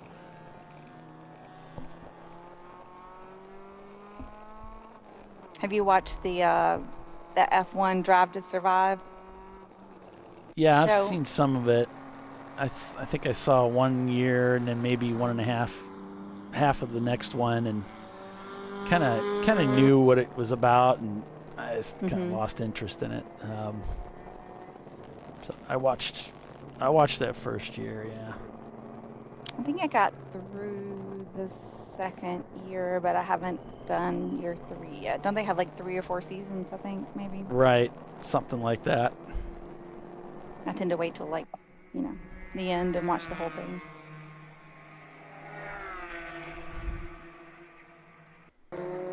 Except when Ricardo went to Renault and I'm like shaking head.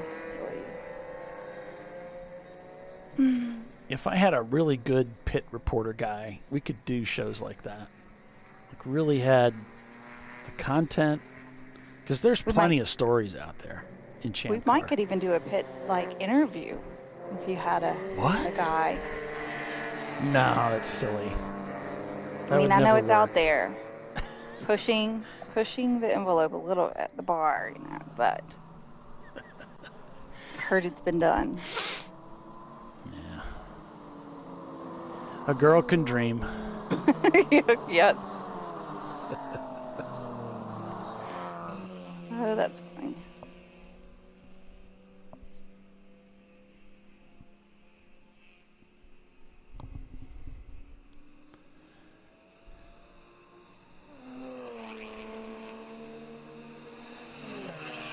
One of the things this series has going for it is we're using cars, although these cars, were built back in the 90s.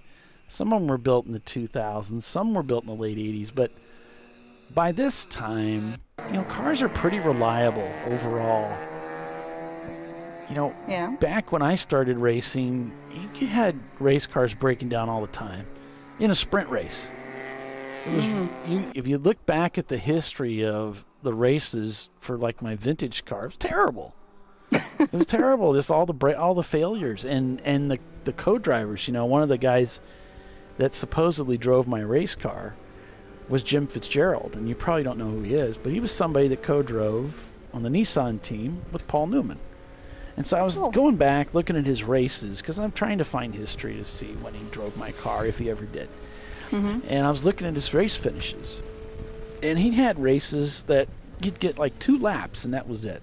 You know, and it was just, that was because of the reliability, you know. And that's one of the arguments about Formula One, is you got a guy like Lewis Hamilton who's got all these wins and championships. Hard to measure that against a Fangio or a Graham Hill, because the reliability is so different now. You know, you rarely have engine failures and things like that, whereas back then it was much more common, and therefore much more difficult to come away with multiple championship wins like that. Good point. So these cars, you think about the amount of time we're on the racetrack with them, really, the majority of them stay out there, and it makes it so much more enjoyable for the teams to come out and do this. You know, if the cars were breaking down every 10 laps, what the heck, you wouldn't be enjoying that at all. You'd be miserable. It wouldn't even make sense. There would be no endurance racing. It just wouldn't make sense, you know. Could be endurance working on your car. I know. I mean, when I was racing my car, I could tell as I was getting close to the end of the race, which is probably, I don't know, maybe 15 laps, the car was starting to get hot.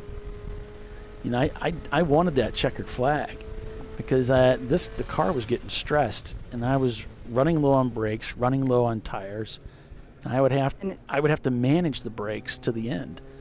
And that's 15 laps. Yeah. And we're right now sitting on, like, what, 315 laps? 334 laps. Right. So that's part of it, you know, that our cars are, I mean, really, pretty reliable, really.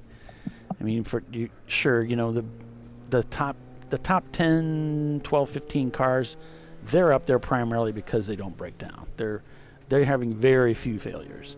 Everybody down below them is probably in the pits more than, you know, the required, ideal. the 2-hour hits that they need, right? Whatever that is, 5, 6 stops, whatever it is. And that's why they're struggling, but not necessarily because of pace, although that plays a role. But really, I mean, it makes a huge difference in the enjoyment and the feasibility of doing the racing.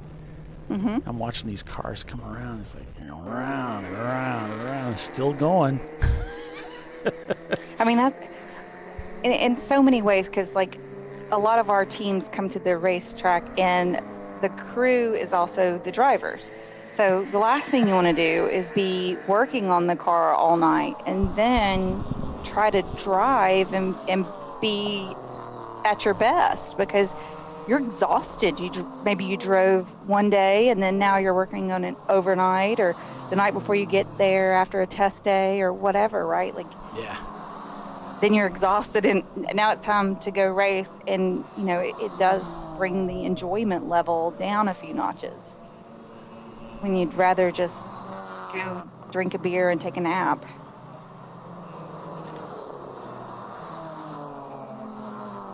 Or whatever you'd rather do. I don't know. That always sounds good to me. A few times when I'm like, no. Sounds good to me. Right? Somebody's like, you know, you want to drink a beer and take, yeah, that sounds good. A few things I would be like, no, I'd rather do this. Right. Sounds good to me.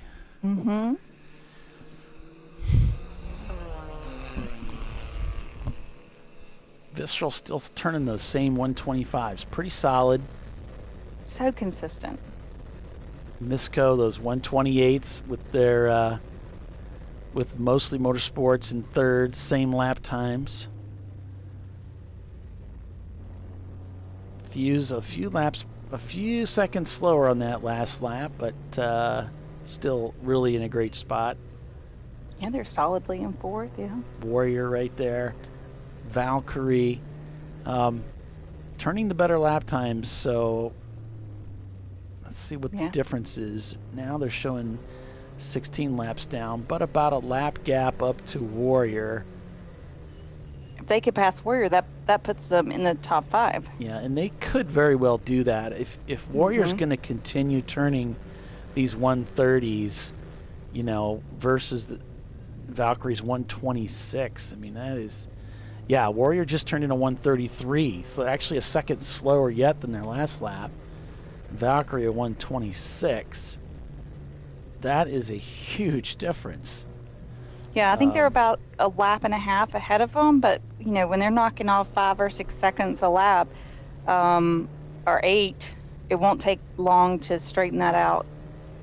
Yeah, here Valkyrie turned in a 125 to Warrior's 133. That is a huge difference. I mean, when you're thinking a lap difference is only a minute and 25, a minute and 30 seconds. So yeah, you'll chunk versus that a dude lap down somewhere quick. else where it's 3 minutes. Yeah, it's not Road America. This is right. They will bust that down pretty quick, especially at that pace. Yeah. So stint times, they should have been at 4 o'clock, the 2-hour stint deal. So Correct. they've got a lot of time. If they're hitting those 2-hour, if both those teams are on that same strategy, Warrior's got they've got a problem here. And with Valkyrie 3.5 hours left to go, Valkyrie's going to probably get by them. Yeah. Going to make a run for the top 5.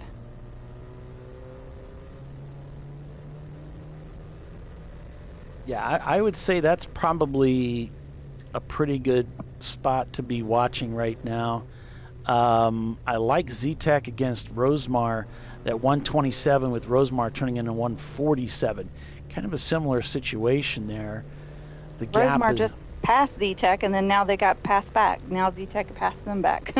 okay, yeah, I'm showing a 4-second difference. So what did we have? Oh, and they have that 640 lap. So that must be a pit stop cycle situation there where the timing and scoring, they're kind of, shaking that out. I think Z-Tech pitted not but a couple of laps ago, and then now Rosemar must have pitted. So changed that up, but still is only a 4-second gap. Yeah. So let's see what these new drivers can do. I'm assuming they put fresh drivers in.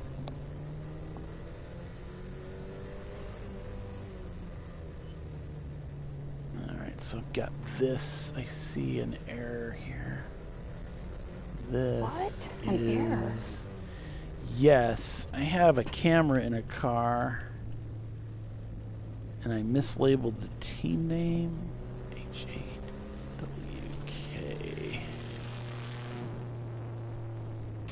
So Millhawk in the number 178 is this team. They are in the pits right now. Okay. I had it labeled as Rosemar, but it's actually Millhawk. Oh. Same 91 Civic, but a different team name. Wow, 3 wide, Visceral hustling down into turn 1 here, it looks like.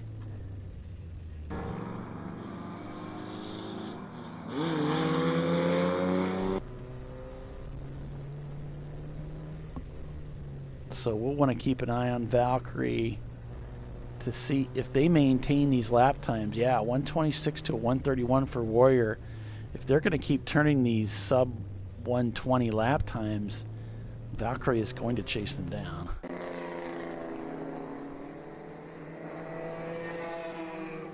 Yep, and as soon as they make up that lap, we should start seeing the gap.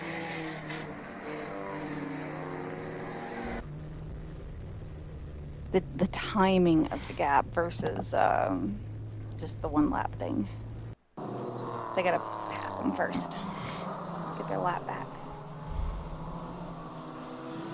So for any of you wondering, Valkyrie is a BMW, a 93 325 BMW IS. Wow.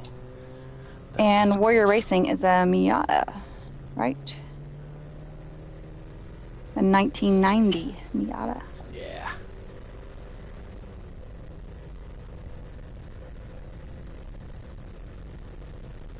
I mean, I'm sure they're hanging on our every word, but...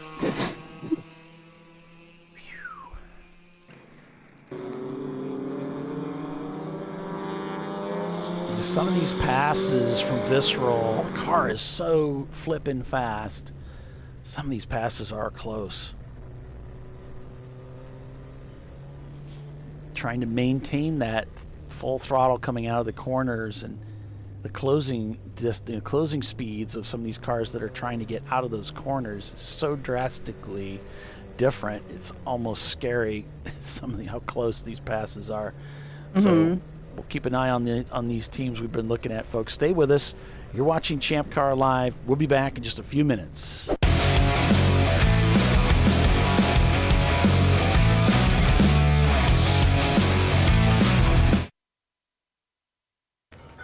You know, I'd buy tires online, but then what? We've thought about it. We're TireRack.com. They should let you ship directly to a mechanic. Actually, we call them independent recommended installers. They should have like 1,000 mechanics. Try over 7,000 installers. Then you just make an appointment. At a time that's convenient for you. This could change tire buying forever. TireRack.com, the way tire buying should be.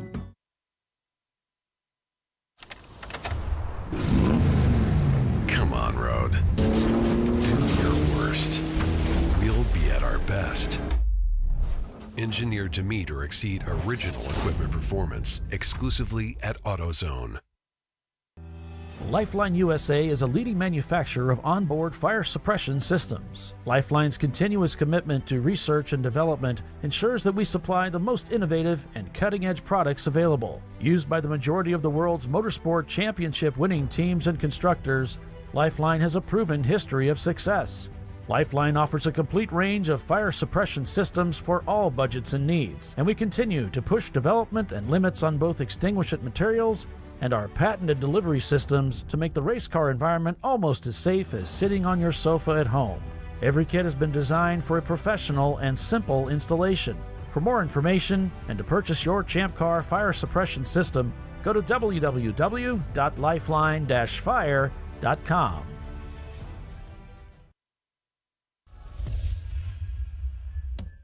Frozen rotors from Diversified Cryogenics deliver increased performance and a higher level of safety, while significantly reducing braking system costs. So to tell you a little bit about the durability of this product.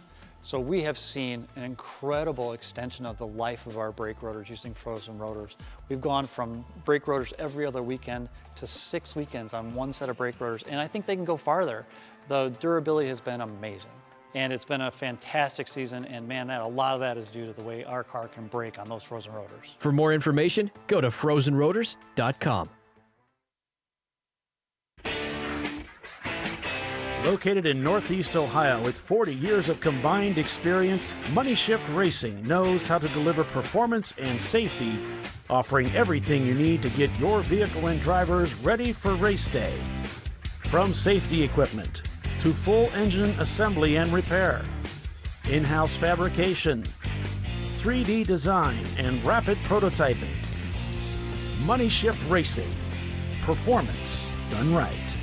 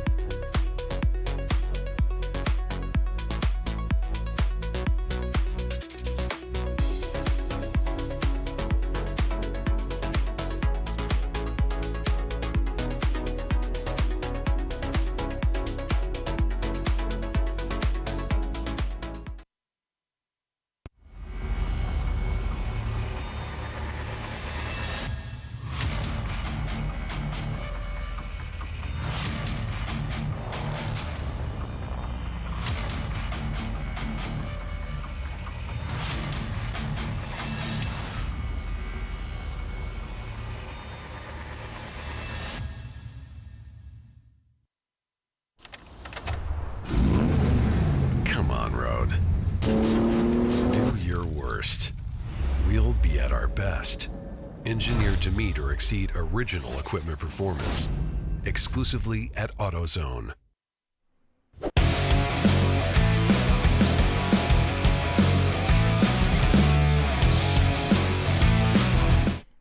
I always think that commercial is funny to me because he comes up, "Come on, Road, do your worst."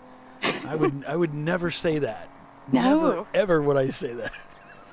Welcome back to ChampCar.Live, everybody. It's the TireRack.com Champ Car Endurance Series. We're live at Thompson Speedway for this 12-hour Enduro. And right now, Visceral Racing Group putting a spanking on the field, leading everybody by a lot.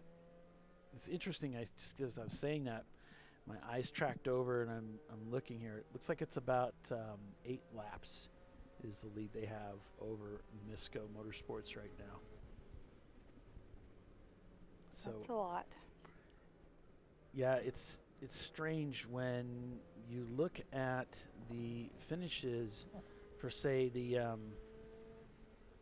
2019 race. Visceral won by 12 laps over the field, and in 2020 it was BBY winning by 9 laps over the field. So it's really unusual to have such a gigantic gap from first to second. We many times have teams up at the front finishing very close together. So you could say, well, it's a short racetrack, but when you multiply it out by a factor of 12, man, that's a pretty good gap. Yeah, it is a short track, so it's easier to have laps up, I guess. That's still a lot. That's still time. It's at least a minute and a half on each lap. It's the amount of time they're ahead. Give or take a few seconds.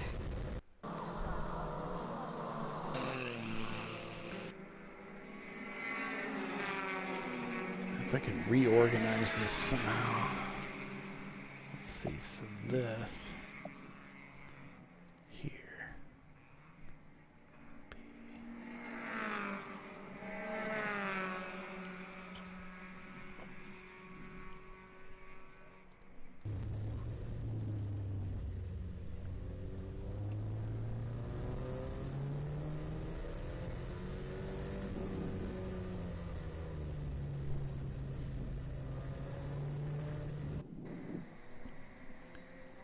So Warrior Racing up into overall 4th place now.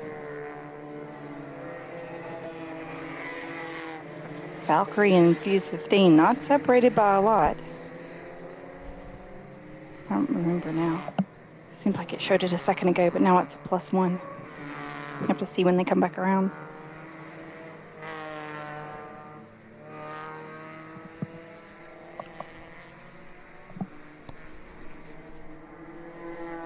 Hmm, 55 seconds.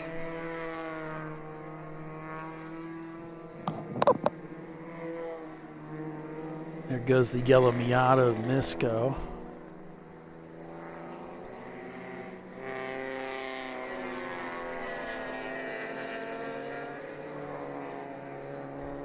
The Honda Civic going by. You can see the walking bridge, which is also a driving bridge that spans out over the racetrack. I wonder if they have the same problems with drainage that we do at other tracks where the bridge drips down onto the racetrack. Likely. After it rains or you get some condensation, you know.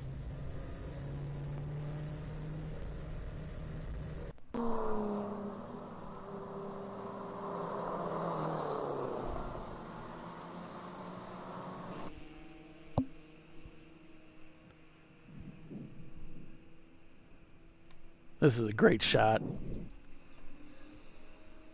Yeah, coming on the front straightaway. Looks like we got a little bit of a warning heading out. Oh, here's a black flag. Mm-hmm. that's being displayed, and I think they actually went ahead and pulled in. The black flag was pulled for one of the cars coming into the pits right now.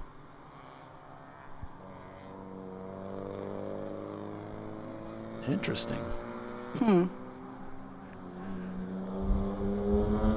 Someone likely in trouble? Unless it's a courtesy. If we only had somebody at the track that could give us information about what was happening. Oh well. We should write a song. If I only had a... There probably is a song, yeah. Yeah.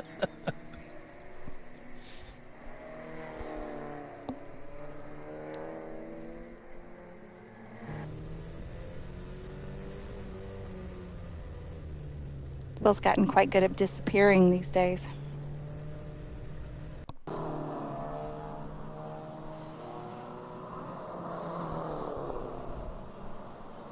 Well, half the battle is keeping yourself amused. Yeah.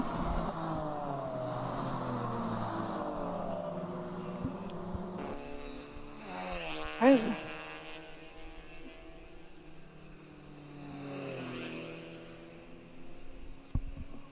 So the Fuse 15 to Warrior Racing gap is down to 13 seconds. Here we go.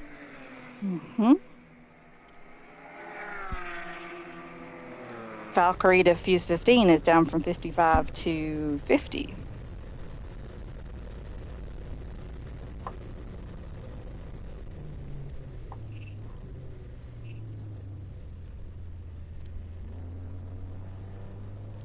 Z-Tech and Rosemar is down to 2 seconds, 2.6 seconds. So we've got several relatively close battles going on for almost top 10 positions, mostly. Yeah, because there's like 3 EC cars, yeah. So 13th would be Z-Tech. So Rosemar and Z-Tech are battling for that 10th position overall right now. Just 2.5 seconds separating them. Here's a little bit of a look from inside the pits.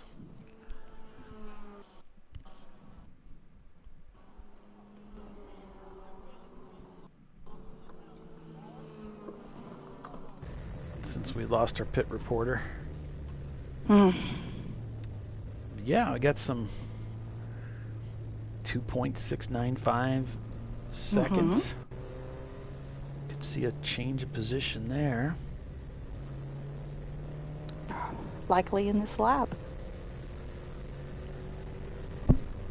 MBM tumbling down a little bit because we've got some cars in the pits right now.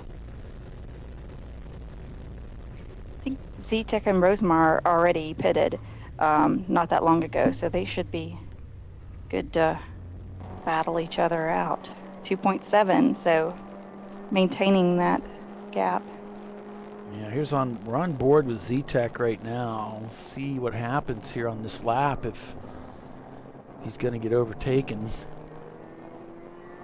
Yeah, every time I say something about that, Z-Tech picks up the pace. Yeah, it's funny how you kind of relax a little bit until you feel the pressure as a driver, and then you start pushing yourself. And that's one of the things I like about the AIM system is it helps keep you focused on hitting those marks and being aggressive, keeping those lap times down. You just never know what's going to happen on that last lap.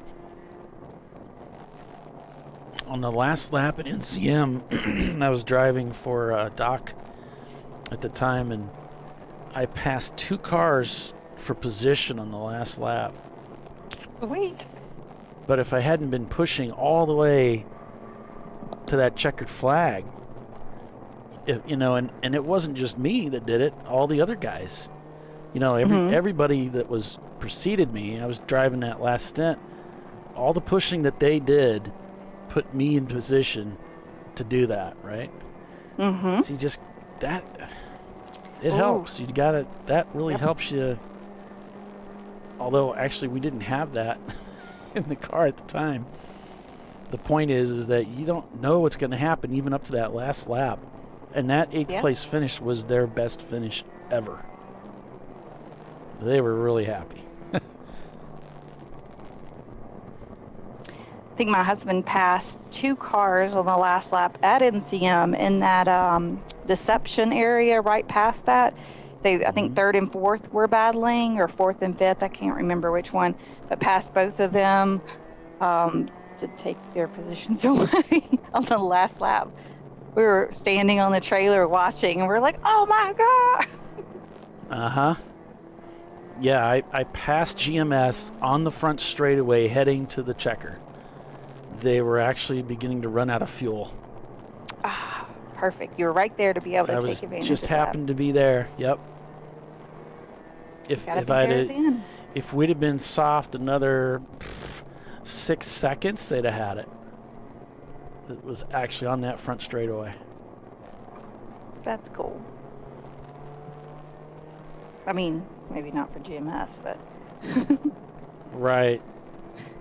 but that's racing, though. One person's awesome day is another person's sad day. You know, there's a little bit of a rise back there, Tiffany. I know you can't hear the in-car audio hardly at all. But there's a spot back there where the front tires on this Honda actually spin. They spin free a little bit. There's a little bit of a bump back there. That A should have been rise. Rosemar to That was pass probably right it, yeah. That's Mhm. what we've been waiting on here. Good because they were catch. 0.2 seconds. Yep. Sorry, go ahead. What were you saying? Oh, he's actually cresting a little bit of a hill enough to get some wheel spin. Mm-hmm. Uh-oh. I think his knee might have bumped the ignition switch because he reached up and hit that switch real quick. Might have killed the engine. That's another reason you want to relocate that ignition switch. Get that out of the column. Get it up onto the dash somewhere. Or he's cycling something. I'm not sure what he's doing. Yeah, he just touched it again. And I didn't see his knee hit it, but then I don't know. Looks like Rosemar just walked off and left him. Yeah. So they may be having some kind of issue. Obviously, It something would because he's seem been so. cycling the key. Yeah. Yeah. Yep. So we have it on Race Monitor now. The position change for Rosemar into 10th. So we have confirmation. Yes.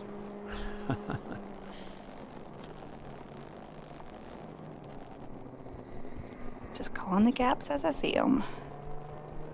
There's also between Warrior and Fuse 15, that was down to 7 seconds, I think, right before it changed to over. So that's pretty tight. Yeah, 7.5 seconds. See where Valkyrie is in the mix there when they crossover start finish. Maybe we'll see what the gap looks like for a second.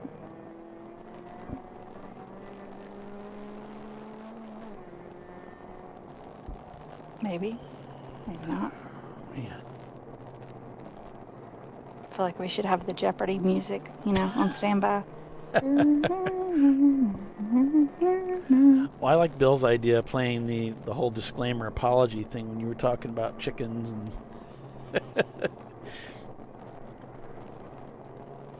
Okay, the gap is down to 44 seconds between Valkyrie and Fuse 15. So that was 55 seconds a few minutes ago. So they're definitely they're on the taking, move. Yeah. They're doing good. They've got one EC car in that mix, so even though it shows them, two. Mm-hmm. So even though it shows them currently in 8th, they're actually in 6th. And Correct. they're headed to 5th place. Yeah. Well, Valkyrie's making up pace on Fuse 15, and Fuse 15 seems to be making up pace on, well, I guess the EC car. Yeah, actually just Didn't really got count. by him there, Tiffany. Just put a pass on the EC Yep. car. It was coming soon. 2 minutes and 10 seconds on that last lap time. Something definitely not right there with the BMW of Fast Hog Racing. Yeah.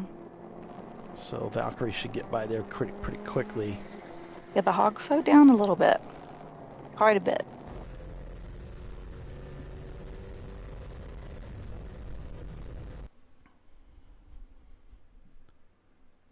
Well, just as I go to it, hopefully we don't lose that visceral camera.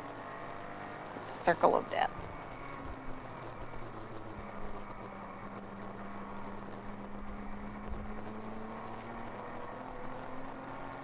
Now this is the car that started with a 20-lap penalty.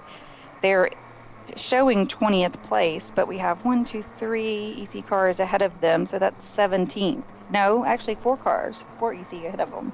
So that's 16th place. They've made up to 16th place. However you say that. I got a message from Bill that the Boston Whiners team, the 306 BMW, number 306, the 91 BMW, has a bad wheel bearing. So they've taken it behind the wall to fix that. Also, the number 817 left rear wheel bearing bolts are broke. 817. That's +1 Racing, that Corolla. So it's not the first time they've been behind the wall with trouble. So not at all. Another today. challenge for the Toyota team there.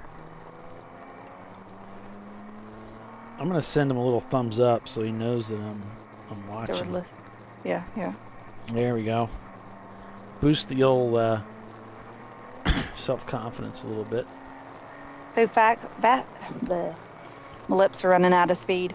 Fast Hog their next lap was a 2:10, so they're definitely.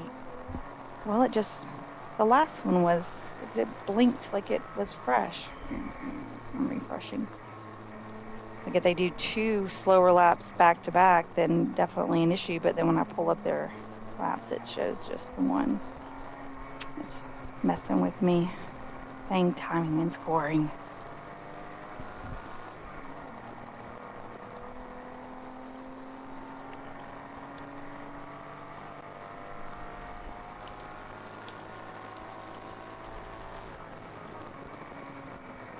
Oh, that one shows 5 minutes and 51 seconds. Something's up, or they're in the pits or something. So I'll let MBM move past them as well. So Valkyrie's up to 5th. Right, 2 EC, yep. Fuse 15 at 4th. Warrior at 3rd. 2nd. No, I did that wrong, didn't I? 1, 2, 3, 4, 5. Fuse 15 is in 5th. Oh, the AC is falling there. I'll figure it out one of these days. Maybe. Maybe not. So Valkyrie is 6th. Fuse 15 is 5th.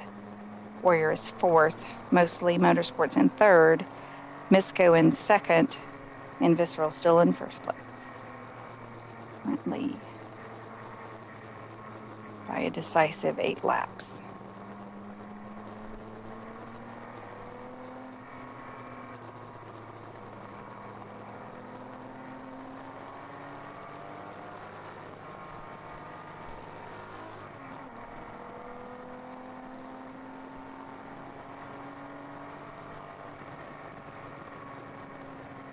Oh, just a 3-second difference between Fuse 15 and Warrior Racing. So we may see that change in a minute. Up now down to 2 seconds. I think they are racing. It looks that way. Mm-hmm.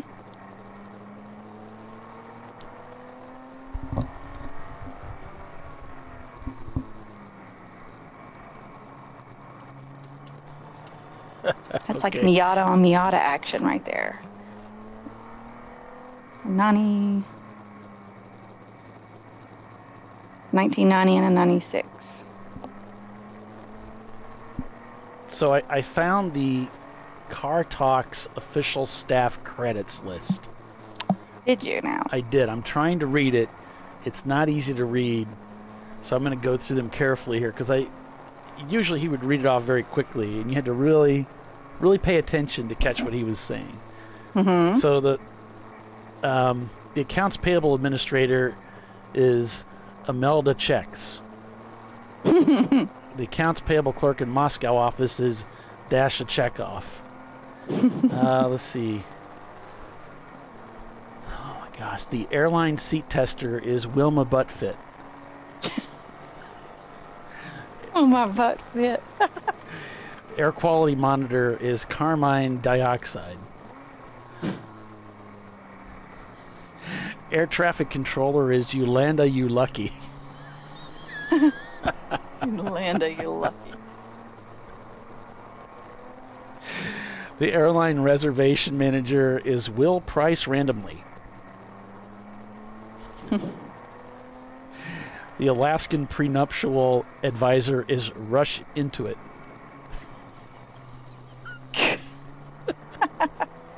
Prenuptial advisor, Russian.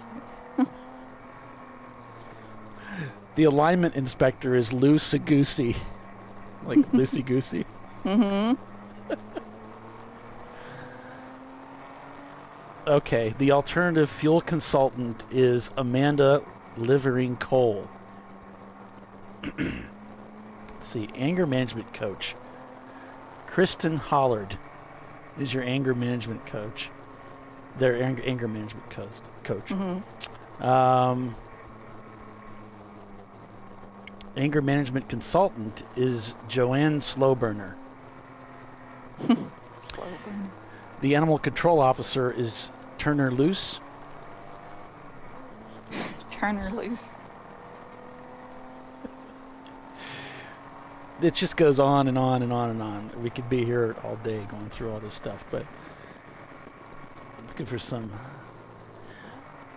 And that's from Click and Clack? Yeah. Oh. Yeah, the automotive seat tester is Fitzmatush.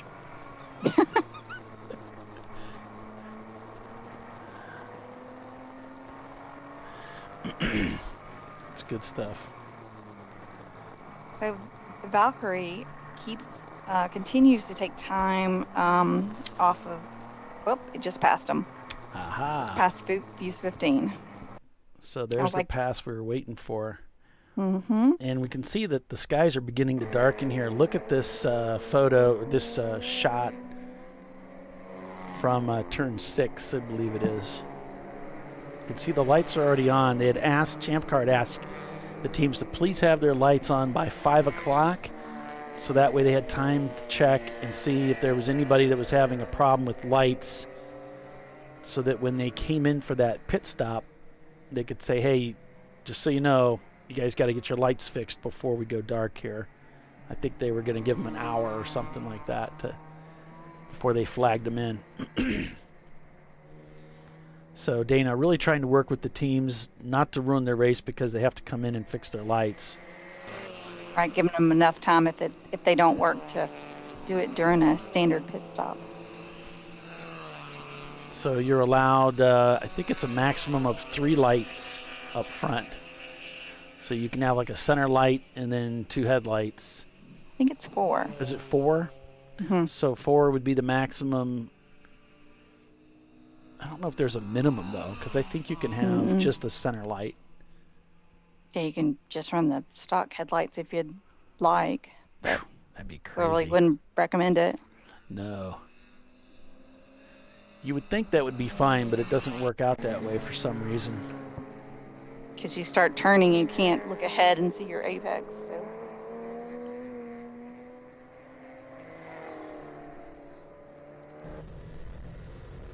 So most of the teams I'm seeing already have their headlights on. Here's a look at the, and I can update this radar. In fact, I'll update this over the break here as we head out to commercial. Tiffany, did you want to do the honors? Take us to commercial? Sure. We've got just under 3 hours left to go in this 12-hour race. We're at Thompson Speedway. This is the Champ Car Endurance Series. ChampCar.Live presented by AutoZone, and we'll be right back.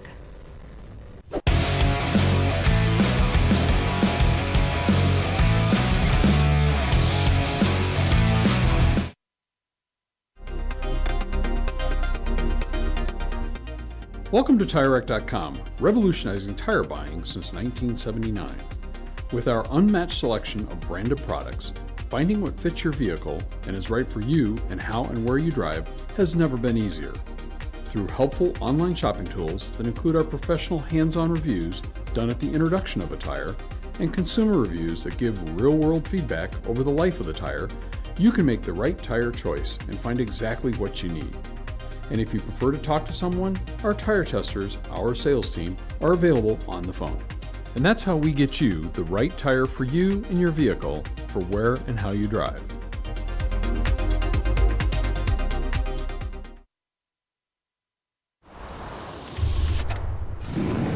Bring on the frozen tundra, the grinding gravel, the cratered concrete, the rain-soaked streets. Come on, road. Do your worst. We'll be at our best. Reliable performance in unreliable conditions. Designed to meet or exceed original equipment performance. That's why more auto technicians choose Duralast parts. Exclusively at AutoZone.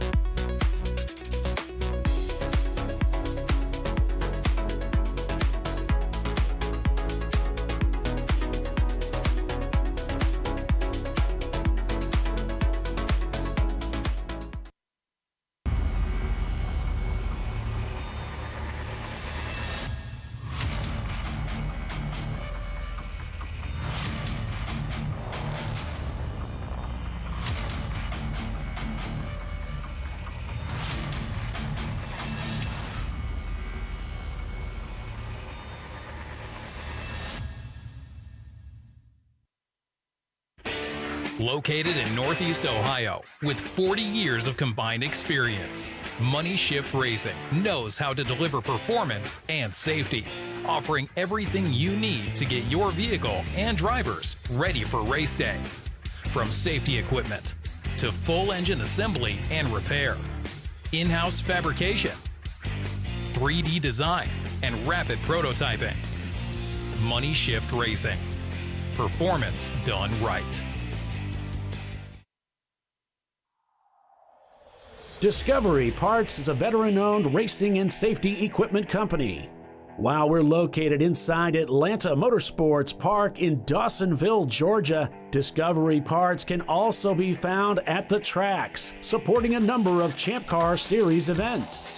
We take pride in being a reseller of the best of the industry to Champ Car teams and drivers. We know racing, love racing, and look forward to tomorrow to even more racing. Visit us at DiscoveryParts.com.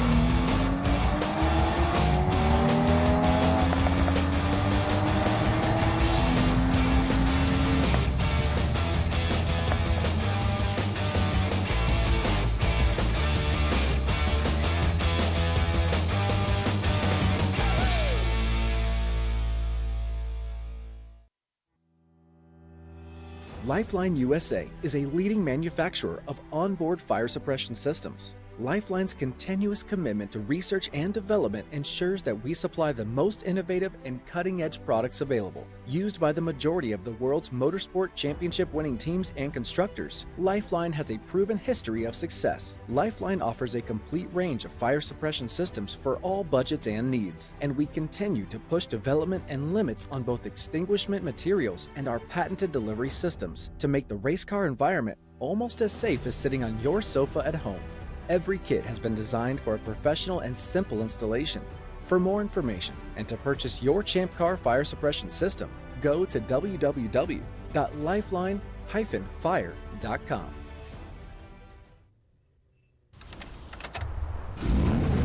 Come on, road.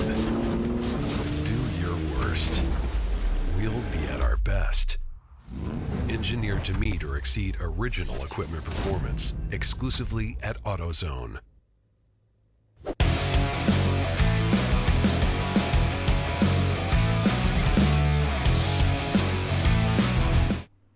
right, welcome back everyone to Champ Car Live, presented by AutoZone.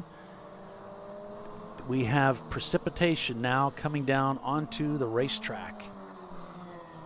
As you can see on the visceral windshield, and taking a look at the what I call my lightning strikes, you can see that weather moving across. This is projected as it resets. That's currently where the weather is.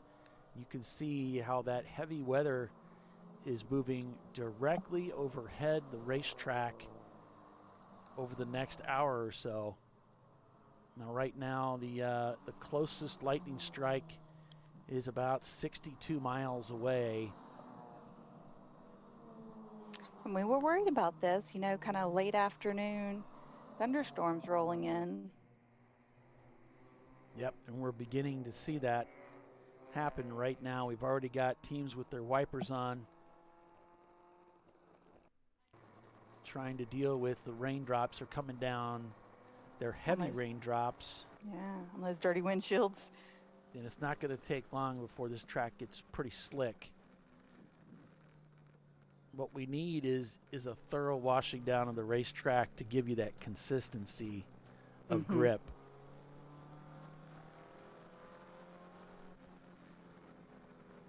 The Boston Whiners car has pulled their car behind the wall. We're not sure what the story is there, but that car has been pulled off the track. Meanwhile, your leader here, getting a little slippery out there, almost loses control of the car there. As they're heading to the bridge now, that track really beginning to get slick. And of course, as most of you know, pavement will be its most slippery when just as the rain begins. Yep. So do you think this will help Misco and Mosley? Well, it certainly isn't going to hurt them. I mean, they need all the help they can get. So anything they can do to slow down Visceral is going to be good. And certainly when you're leading the race and you get into this situation where the car becomes more difficult to drive, then you're thinking, the last thing I want to do is put this thing in the fence or smack into somebody. So I'm going to be more careful. And that's definitely going to slow you down. Oh, I found out what happened to Bill. He's eating ice cream. Like, no joke. What a jerk. I see the picture. It's great. Wait a second. Why am I the jerk? The other guys eat it too. Because you are supposed to be helping us. Right. That's why. Dana can probably do his job with ice cream. Yeah. It's I heard that. You heard that? Funny. Well, weather report, it's starting to rain. Did you know that? Oh, yeah. Wait, you do. Yeah, we kind of figured it out. Oh, shoot. Oh, well. He sent So that. I ran into Ron from Visceral in the main building, and I said, "Hey, it looks like it might rain," and he gave me the scowl, and he was not happy with that. So, yeah, he said it better not rain. Looks like they're having a hard time turning that car too, huh? It's definitely it's tail happy, trying to get that power down. So the car's a little tail happy to begin with, and they've been having trouble with the rear brakes locking up under heavy braking. So all of that spells trouble for the rain. Yeah, I saw him go into one, and it was a nice slow, not a spin, but a nice little drift, and he got it back under control, but it was like really, it wasn't out of control. It was a nice controlled, out of control part. A little sideways. Well, we don't want to take you away from your ice cream there, Bill. Really So good ice cream there, by the way. So enjoy your treat. We hope to see you sometime between now and the end of the show. Possibly. So the speed has seriously slowed down the front straightaway here. Yeah, they got that dog leg in there, and that would be. Yeah, they dropped about 10 to 15 seconds a lap, says Andy. It's been a pretty good chase up until this time. And now we can see the cars beginning to slow down as this track is becoming more and more slick as the precipitation builds. Once we get a good rinsing of the track, that should balance things out well, and the cars should feel like they have a little bit more grip. And that's because you have oils that are gradually dropped onto the racing surface while it's being used in the dry. So when that rain first comes down, you'll loosen that up and you'll have that stuff mixed in with the water. Well, it's not mixed, obviously, it's just floating around with it. And that's what makes it so slippery. That's why we want a good washing of the pavement. And that's what these guys are waiting on. So they don't want a light rain. They want, if it's going to rain, they want it to rain, get the surface of the track washed off, and then maybe dry up right away. Right. Well, Ron said he's in the car for the last stint, I think he said the last hour and a half. Okay. Should be great. See, and he knows how to handle that car in all sorts of weather. The people driving the car now are all new to the team, and they really haven't had much experience with that car other than the dry earlier today. Yeah, we're watching the lightning strike radar that I have. We're not seeing anything out. The closest lightning strike 62 miles out, so that's fine. Yeah, it's like south of, in Rhode Island now, I think. So the red Corolla or the red Honda that we have the camera in, they stopped for a bit and they had a brake issue. The guy went into turn 4 and had like no brakes, or was it coming out of? It might have been coming out of the NASCAR track, and scared the absolute whatever out of him. And so they did a quick brake bleed on it, topped up all the fluids. It had no oil showing on the dipstick, so they were a little concerned with that. It looked like they poured about 4 quarts of oil into the engine before it got up to the level line. So yeah, they're a little concerned. The water level in the overflow was about, hey, you can stop that now. The water level on the overflow was about halfway, or a quarter of the way, so they lost some water too. But the radiator cap wasn't really on all that tight, so that might have been where that went.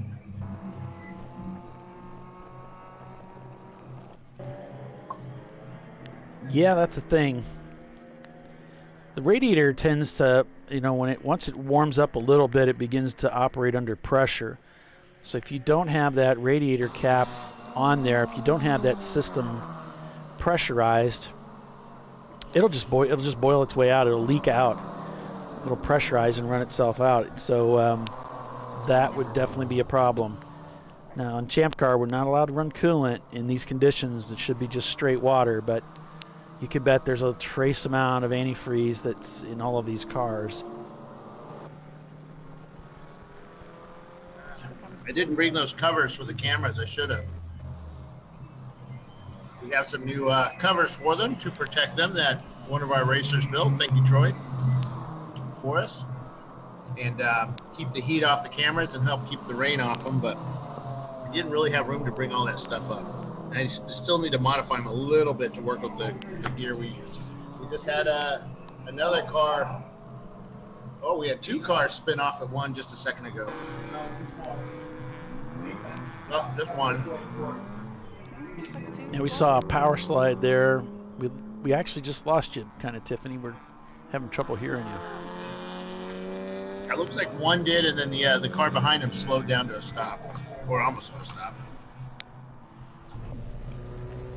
Did you say yes? Really? Any better? No, I can barely hear you. Okay. Well, Who's that? Who's talking? Tiffany. Yeah. Yeah, we can barely hear you. Okay, bye. Bye.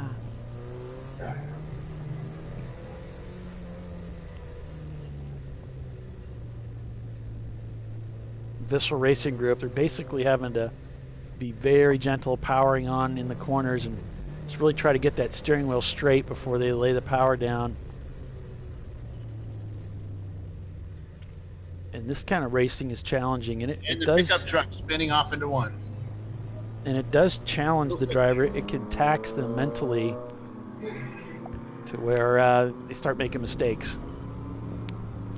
I'm back. There you are. Yay. Apparently I'm just gonna have to do that. Leave and come back in every hour or two. Just announce that the track is wet. I keep hitting that button by accident.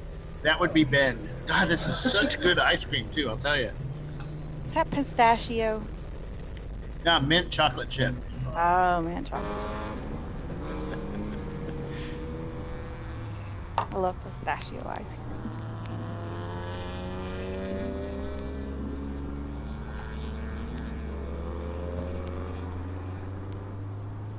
Cookies and cream is the best. I see one car has a rain light and he's using it properly. We got that pickup truck. The pickup truck's still sitting there. Okay. Yeah, we're trying to wonder if he's stuck. Tell him to put it into four-wheel drive. 'Cause that grass is pretty wet too.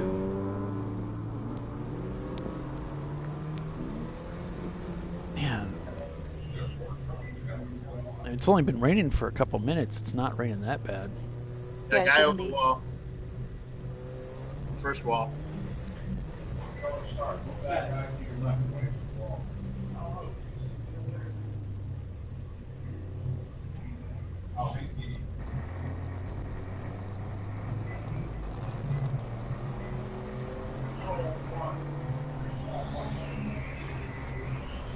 So we're keeping an eye on the Visceral Porsche down in the picture-in-picture view, just to if there's anything that happens there, we want to see what happens. But for right now, it looks like they've got things under control. Looks like that car is a handful, though.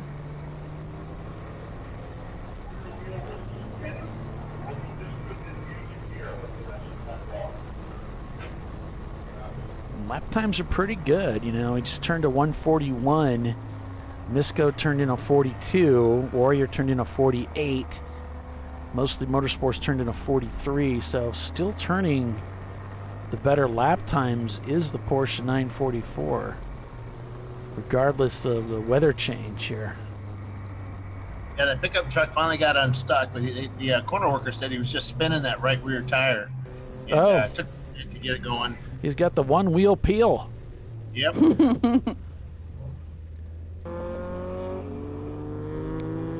Sweet. You can hear the rain hitting the camera. Oh, is that what that is? Thought Bill was smacking or something on the ice cream.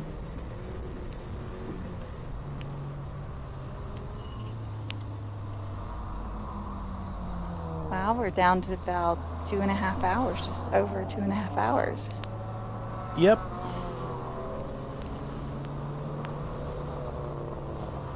Winding this one down.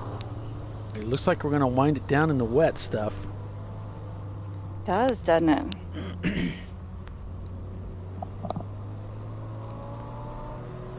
It's like Visceral slowed down, but everybody else slowed down a little bit more. So that's not going to help them currently. Yep, here on board with MBM Engineering as they're dealing with the wet stuff.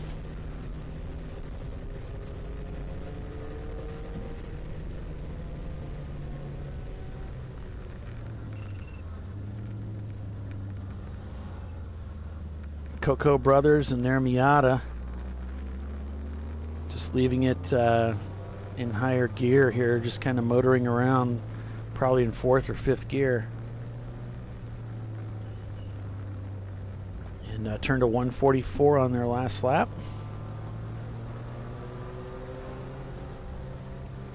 And Z-Tech turned in a 141 on their last lap. That's in keeping with the Visceral Racing Group team lap time. Yep, and they're back ahead of Rosemar. They swapped spots again. Yeah, the Rosemar Boxster just turned a 140, which is looks like the quickest lap time out there so far is by the Porsche Boxster. That's the number 600 of Rosemar. Not by a lot, but still the quickest time. Z-Tech turns in a 142 on that last lap, so picking up the pace a little bit is the Z-Tech car. And looks like he's not using his wipers all the time. He's got them on delay. So the rain is it a combination of still raining? I think it is. When we're looking at this camera here, we're hearing the rain continuing to fall. So it's a combination of a light rain and some rooster tailing that the drivers are dealing with right now. Coming into the corner here, trying to get a nose in underneath one of the BMWs and power out of there. Visceral slows to a 143 on that last lap. Misco turns the same lap time, very close, a 144.5.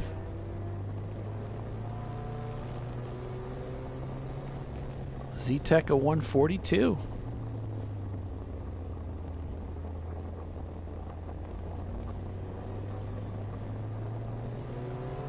He's got that front wheel drive car working for him, huh? Valkyrie, I don't know if they've hit the pits. Their last lap time shows them at a 123. That's 0.8. There's no way they did that in the wet.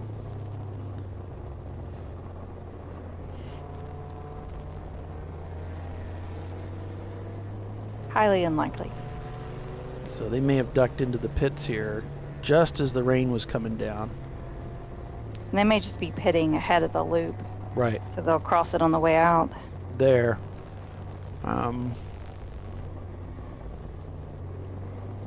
Yeah. MBM Engineering looking all right there with that 142 on that last lap.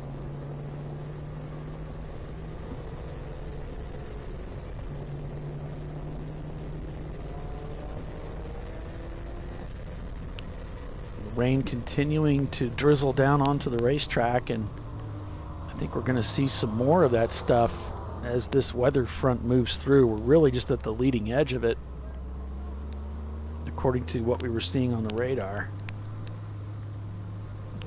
Here's a look at one of the cars with a rain light, which seems to be one of the hot topics about running a rain light or not. What does it look like when it's raining out with someone running a rain light? Kind of like that. There's a lot of discussion about glare and safety. You know, is it worth the safety you pick up from seeing that versus the glare that it casts? Oh, and the S10 goes around again. The S10 nice. Going around again. Just a nice slow turn.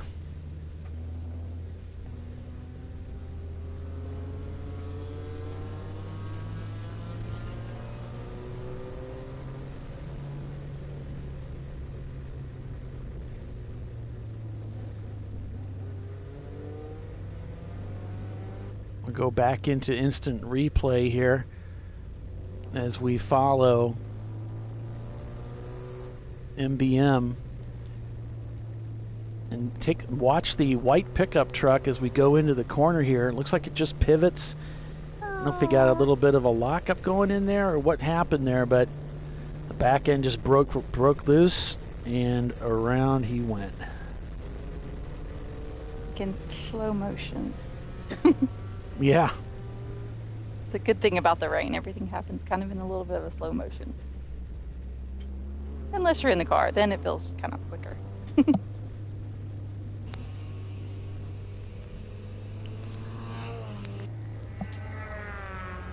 So there you can get an idea of how much weather is on the track. We can still hear some rain hitting the camera there. Looking at the start-finish line and the flag stand.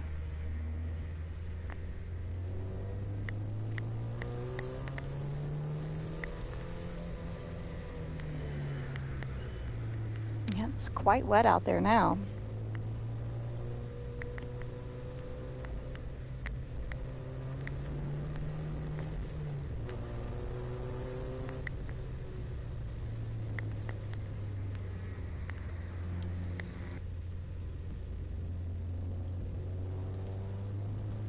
On board with the leader here. He just turned in a 145, and that's a good lap time. You know, what I'm seeing down the field is as Visceral slows down, everybody else does too. But Visceral doesn't seem to slow down. The difference in lap times isn't worse than what the other guys are doing. So they're still maintaining their speed advantage over the field, even with these lower lap times. Looks like they're going to get heavier rain before it stops. Yeah, it's going to get heavier. This makes it harder for the drivers to see cars that are on the approach. Yeah. And as he's dodging for these, here he goes. Around we go. We're sliding into the grass. The leader of the race lost control of the car. He's trying to gather it up. He's back on the racetrack. He's slid back onto the racetrack in turn 1. Yeah, and right behind them, there's a big pileup. I mean, they came to a stop, every one of them, nose to tail. And it's just incredible. We saw it happening as they came down the front straightaway, and we were like, okay, this isn't going to turn out well. And everybody hit the brakes, and Ron's guy just got stuck on the inside and just had nowhere to go. That was pretty wild. It was really a risky move, heading down, trying to wiggle through all those cars at that speed in the wet. And it just... the hairs on the back of my neck stood up, like, man, are you sure this is what you want to do?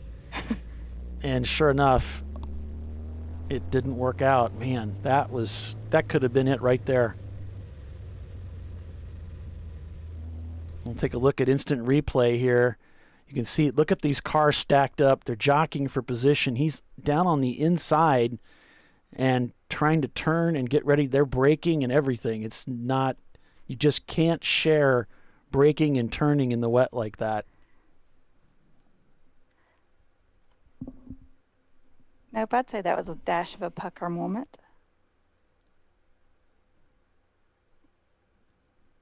Especially as you're sliding back onto the course, right? You're like, oh gosh, I hope somebody doesn't hit me. Yeah. At this point, there's nothing he can do but both feet in, and it looks like he did. You know, the car slid in a straight, predictable line. And this is what allowed the other drivers to avoid running into him. But you can almost tell, and it's a bit difficult to tell, but it looks to me like we've got brake lights already on. They're braking for the corner. And he's like, well... I'll just go around you. Maybe I need to go around you.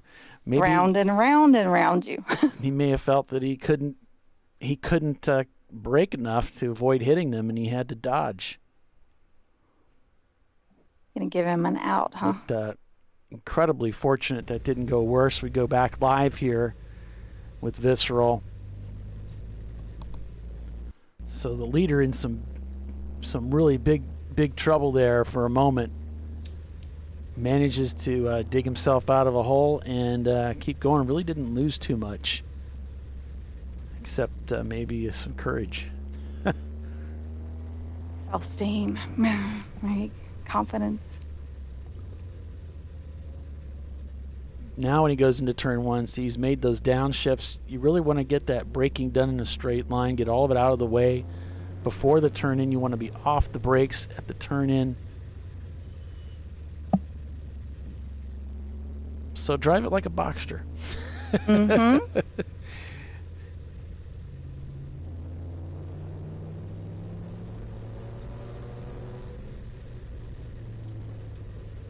Yeah, and he's picked himself a higher gear to make sure the tires don't break loose under acceleration.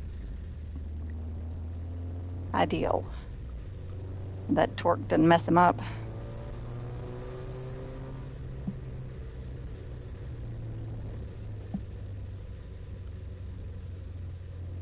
And he's got to go at least 30 more minutes, this driver, to put it where there's one stop till the end.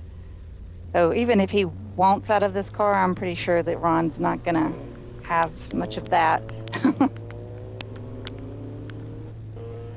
I'd be super interested in that, right? Because you want to get to that 6 o'clock stop, which is, you got almost 30 minutes to go.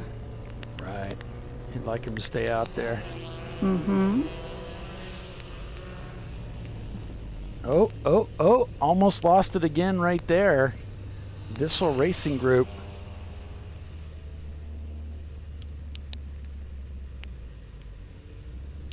We got a waving yellow on the front straightaway, as you can tell. And it could be for turn 1. It looks like we got a car that's stopped over on the driver's left-hand side at the entrance into 1, but it looks like he's got himself going again here. That car motivated. Got a little black Miata. Is that, what's the car? The one that keeps playing with Z-Tech. Rosemar? A Rosemar car by chance? Or is, no, maybe it's something else. Well, we noticed with Visceral that it looked like he started to lose control of the car in that same spot. You know, it's not inconceivable that there's some oil down right there. And as this rain continues to fall, it's going to lift that stuff up off the ground. Yeah. And I don't know how this course drains. I don't know if it pools on the inside of the turn like a lot of courses do, or if it drains well, being that I've never driven this course in the rain. That makes a huge difference whether a course is fun in the rain or much less fun. Right? You end up with these huge puddles, you know, just out there skiing.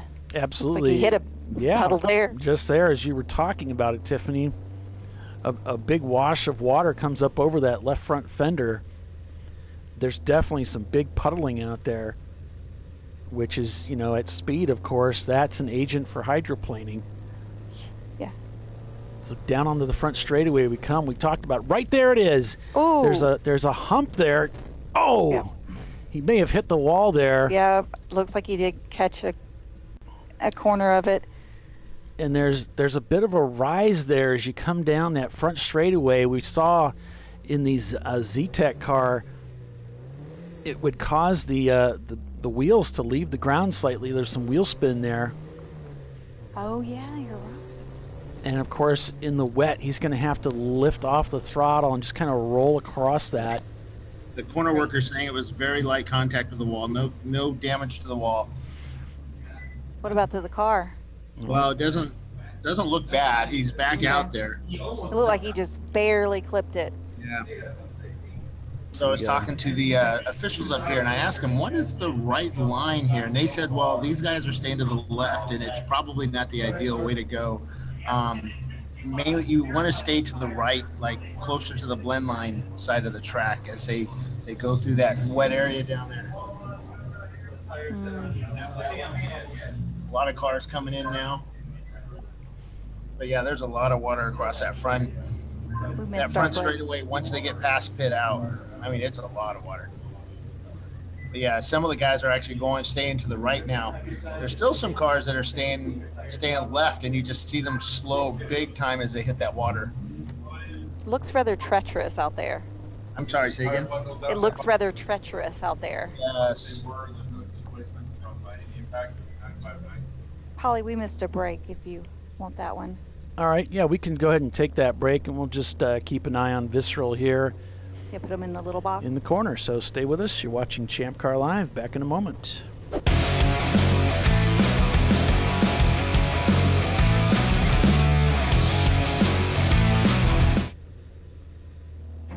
An important decision is afoot. This man is about to buy tires on TireRack.com. Tire Rack is the leading online retailer of tires in North America and a repository of advice and expert reviews. And it's done! All that's left is to arrange for safe, easy installation at one of our independent recommended installers. Well, I guess he did that too. TireRack.com, the way tire buying should be. Come on, Road. Do your worst. We'll be at our best.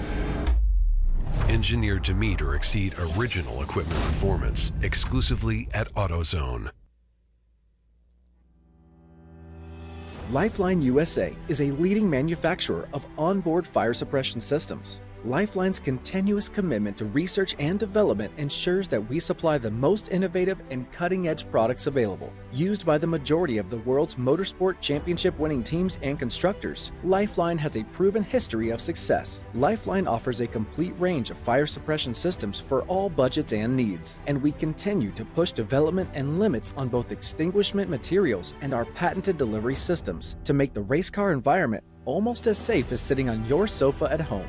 Every kit has been designed for a professional and simple installation. For more information and to purchase your ChampCar fire suppression system, go to www.lifeline-fire.com.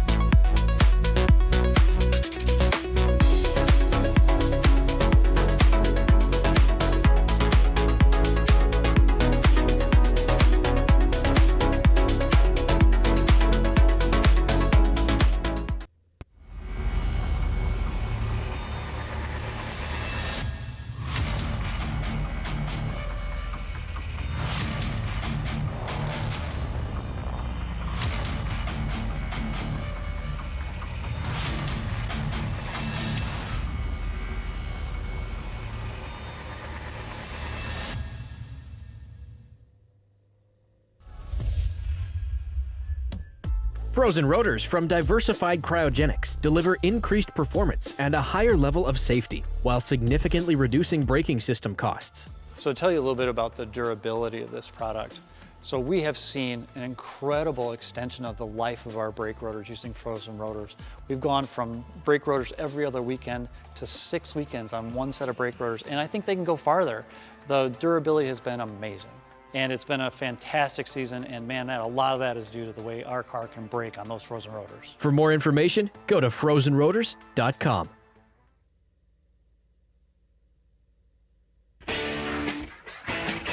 Located in Northeast Ohio with 40 years of combined experience, Money Shift Racing knows how to deliver performance and safety, offering everything you need to get your vehicle and drivers ready for race day. From safety equipment to full engine assembly and repair, in-house fabrication, 3D design, and rapid prototyping. Money Shift Racing. Performance done right. Come on, Road. Do your worst. We'll be at our best. Triple tested to meet or exceed original equipment performance exclusively at AutoZone.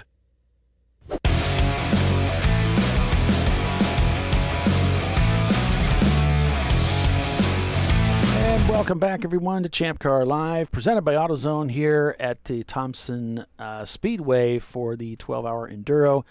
And it appears as though we are now under caution at Thompson Speedway. And we'll take a look at some of these tracks and see if we can figure out what's going on.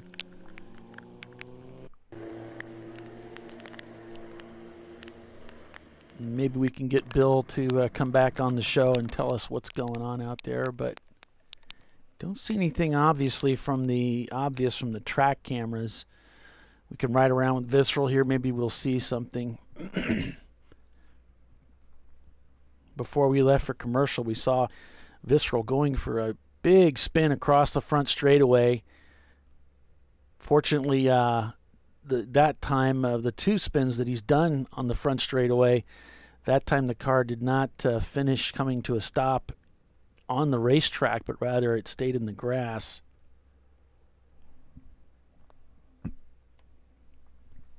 That first spin had him careening not only into the grass, in the inside there, but also coming to a rest back up onto the racetrack with several cars heading down into that corner. Could have been absolutely disastrous for several teams, including the leader. Fortunately, it worked out.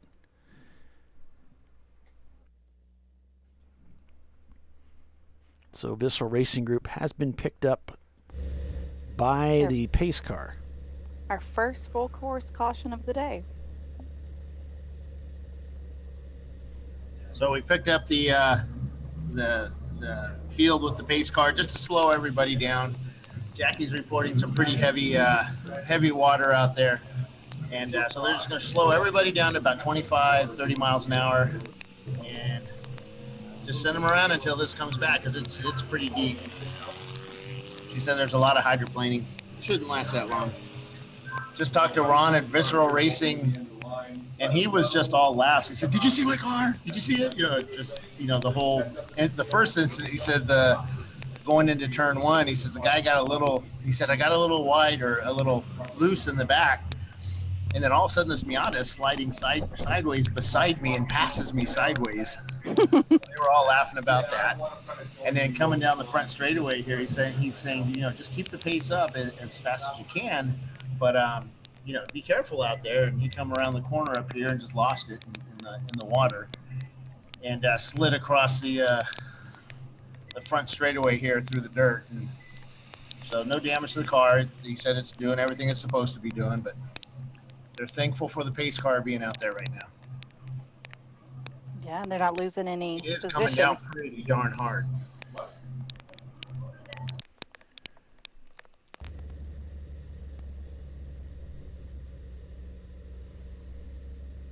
I mean, fortunate and unfortunate at the same time. Fortunate for Visceral and possibly unfortunate for the other cars that they can't make up any laps on them right now. So what was pretty cool funny was the people along pit lane that just had this fear in their eyes, especially the guys that looked like they were getting into the car soon. You can see their eyes from the pit box eating ice cream from the tower. What you're talking about? Talking about the BS. I mean the Bill Strong. You could ask your wife to get you some ice cream out of the freezer, Polly. Yeah, well, that's all right. I know you're over 50, and you have to have ice cream in the freezer, right?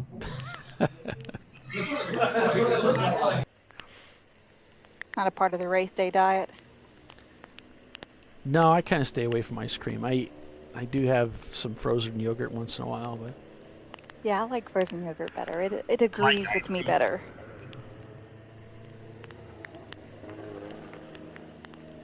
so we're under caution here at Thompson Motor Speedway. Not Motor Speedway, just Thompson Speedway for heavy rain that's made the track unsafe to drive on. I got some cotton candy push pops. The push up like usually is orange sherbet, but they're cotton candy flavored. Never had those before. They're rather interesting. In a not terrible way. That's funny. Entertaining with the movie, Visceral Racing Group shown as the leader of this race unofficially over Misco Motorsports, Mostly Motorsports in third, Fuse 15 in fourth. Then it's Warrior Racing, followed by MBM Engineering, Bent Over Racing, Star T Racing, Z-Tech, and Rosemar Racing in the number 701 green Miata.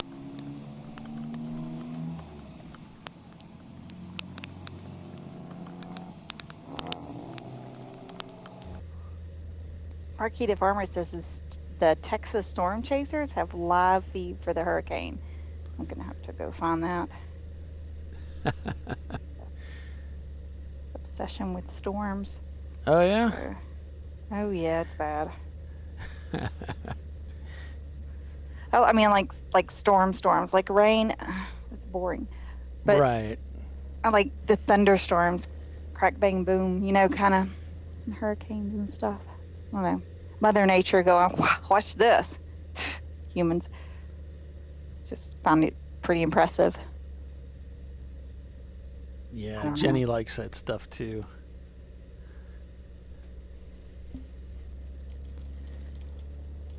The only problem is one of my dogs does not like thunder. The least little amount of thunder, and she's hiding and freaking out and shaking. And I'm like, just have to put the fan on and some music on in the room for her, and close the curtains. Then I go on the back covered porch and with a glass of wine and watch the storm come in.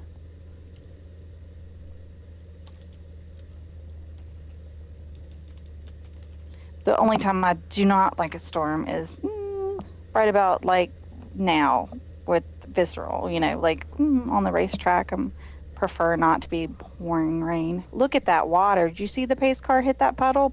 There's some major puddling in some areas. Or pooling, actually. We've moved beyond puddles to pools. Any chance you could reset the timing board on the feed?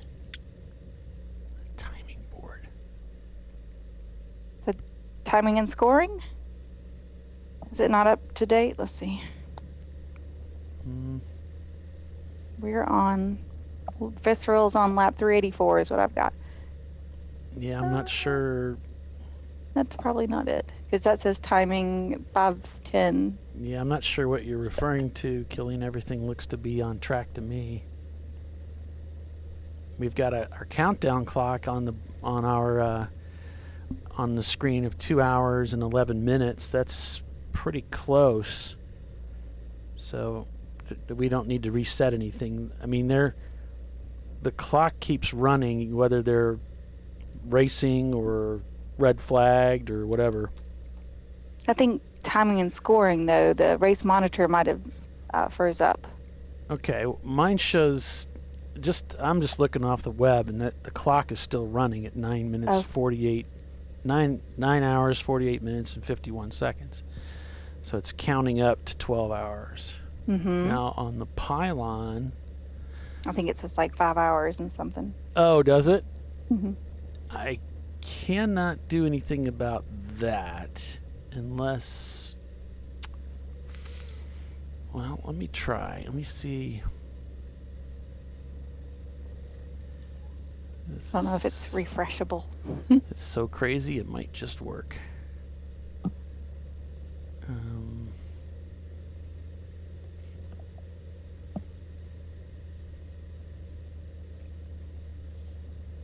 We can try it.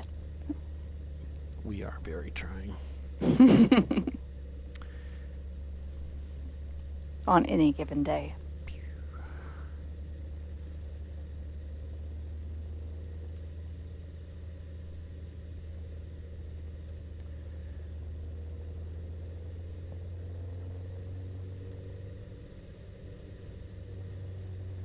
So the last time I looked at the radar, it looked like they were going to get this heavy rain, but it also looked like it was going to move through and maybe they would be without it shortly. So it looks like the heaviest of rain on the radar, at least, is trying to move out. Okay.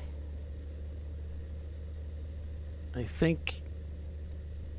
I didn't see it, but you say it was saying 5 hours or something?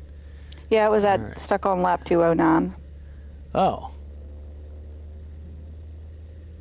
Some kind of way. All right. Or reverted or something. It says 9 hours and 50 minutes, so that's on track with what I got here. Sweet. So maybe that's...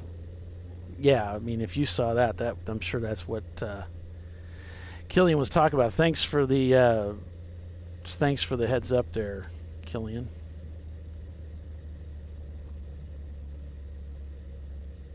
It's good to go. With barely over 2 hours to go, it might make it to the end. Anything's possible. Yeah.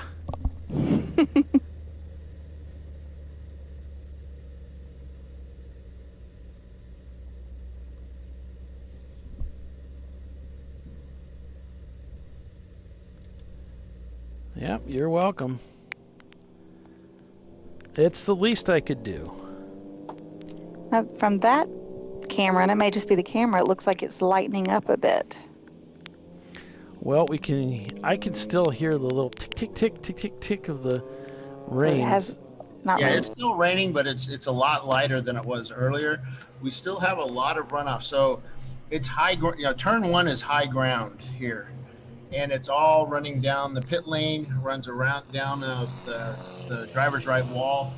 And then there's a retaining pond right before pit end.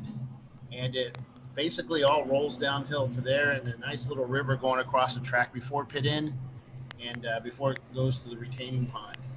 So hopefully we can get back to green flag racing here once it drains off a bit.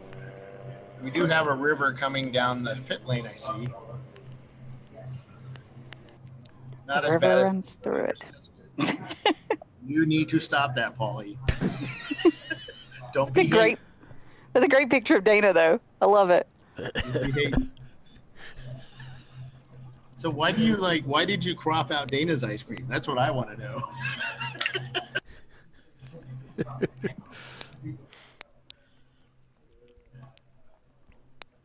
I have a couple of tracks that we go to that we always have ice cream. Gingerman, Thompson.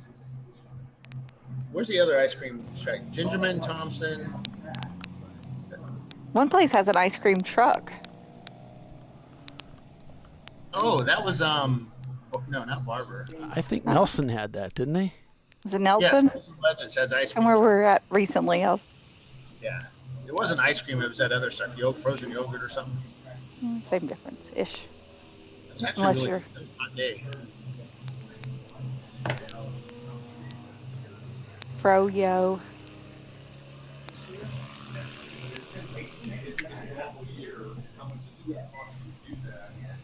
So have you talked about the national championship points there, Paulie? No, we didn't really talk about it. Let's see. Paulie's done some really cool stuff for us. He's got the national championship points all sorted out. We update it weekly after a race, and he's done some pretty awesome work. And we're putting it up live on ChampCar.org/championship.php. And yeah, it's pretty cool. Click on the link scroll down to the picture section, and you can get the links there to the championship and see where you stand. Yep. So if you'll remember now, the points, how the national points work in Champ Car, it's in the rule book. So everything's laid out there. And I've put all of those rules, once that gets updated, below the standings sheet. So once you scroll down, you'll see all that in there. Hey, the 817 Corolla, those guys got the hub bolted back onto the back of the car. Cool. They had two bolts back out, and basically it was about ready to all fall off. So they've got some bolts from one of our competitors that had a Honda, because they kind of use the same bolt thread pitches as the Toyotas do, and they've got that wheel all back together. So 5 minutes to 6. So you think we're going to see guys coming in right on the hour or right after? I think Ron's probably going to stretch it out until... I don't know. Why wouldn't you, if you got yellow. one to go Yeah. and it's full course caution, why not take advantage of it right now? Well, maybe Ron doesn't want to get into the car. Yeah, he needs to wait about 5 minutes, or maybe 2 or 3 minutes. Bring him in, do the change. That's what I would do it under caution, but. Mm-hmm. I would too. He doesn't have to get in until when? It's like 6. I think he was looking at 6:30, but he could go ahead and get in at 6 if he wanted to. And this is going to help him on fuel. He probably won't even need to take fuel. Because I think he took fuel last time, right? I don't know. I don't know. Is there somebody at the track that can watch for us? No, I am. We don't have Race Hero, so we can't go back and look at things like that very easily. So. Oh, we have our I Spy in the tower is telling that the Visceral Racing guys are all getting dressed up. Yeah, I would think they were looking. They would want to pit under caution, take every advantage they can, and get Ron out there in the car and let him drive around for a little while until we go green. I got a feeling they're going to go green here shortly, but I don't know why, because I'm not at the track. I have no idea how deep those puddles are and how long they're going to last. It kind of looks like the starter he's kind of reclined back in his chair. He's checking his lotto numbers, checking Facebook. So he's not doing anything right now. Well, you should go down there and introduce him to TikTok. That'll give him something to do. Don't be hating, Paulie. It's the future of social media. Oh, it's the now, that's for sure. His friend told me that. Yeah? Oh, gosh. Hey. Yeah, we're under caution. 959 coming down pit lane.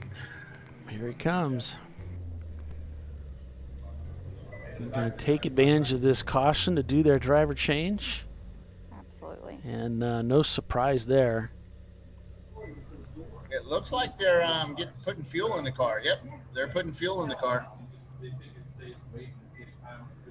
Might as well get some weight in it. Right.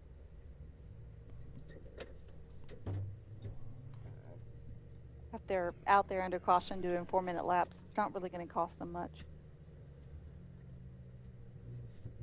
Then they know they don't have to stop till the end for sure. So you can see he's still under caution here at Thompson Speedway, with Visceral Racing Group taking advantage of this caution to go ahead and pit for that final time to finish up the next 2 hours of this 12-hour endurance race. So we're going to take a break for commercial, and we'll be back in just a couple of minutes, so stay with us. You're watching Champ Car Live. We'll be right back.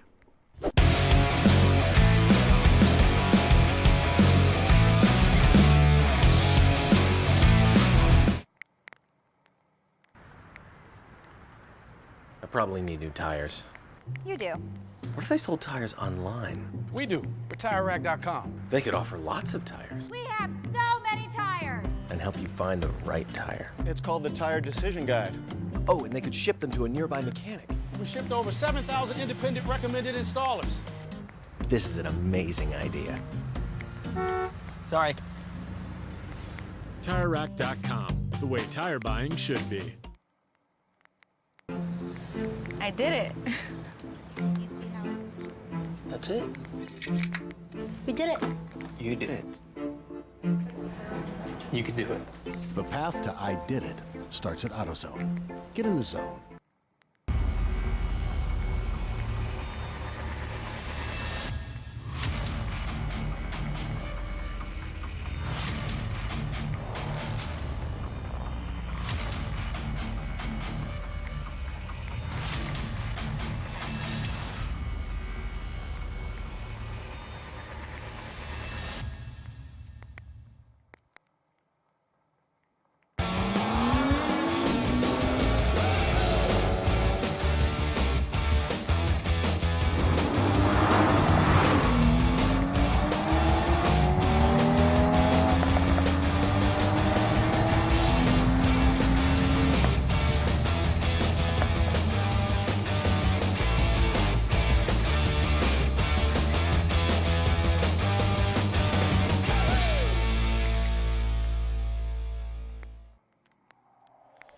Discovery Parts is a veteran-owned racing and safety equipment company.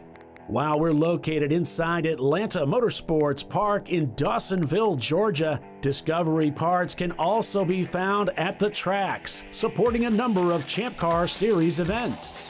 We take pride in being a reseller of the best of the industry to Champ Car teams and drivers. We know racing, love racing, and look forward to tomorrow to even more racing. Visit us at discoveryparts.com.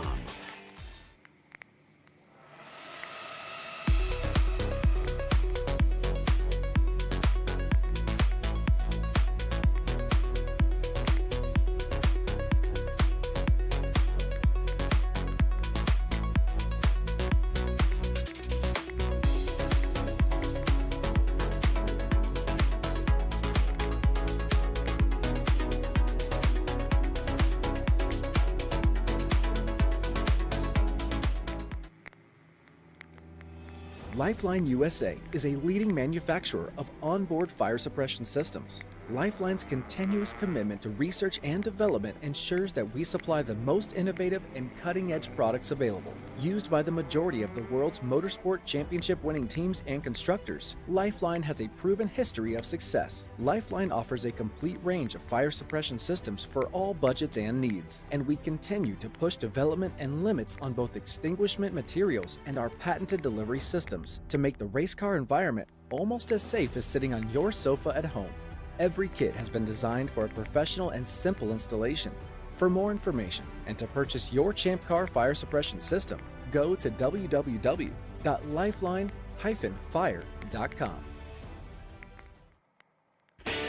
Located in Northeast Ohio, with 40 years of combined experience, Money Shift Racing knows how to deliver performance and safety, offering everything you need to get your vehicle and drivers ready for race day. From safety equipment to full engine assembly and repair, in-house fabrication, 3D design, and rapid prototyping. Money Shift Racing. Performance done right. Frozen rotors from Diversified Cryogenics deliver increased performance and a higher level of safety, while significantly reducing braking system costs. So to tell you a little bit about the durability of this product. So we have seen an incredible extension of the life of our brake rotors using frozen rotors. We've gone from brake rotors every other weekend to 6 weekends on one set of brake rotors, and I think they can go farther. The durability has been amazing. And it's been a fantastic season, and man, a lot of that is due to the way our car can brake on those frozen rotors. For more information, go to frozenrotors.com.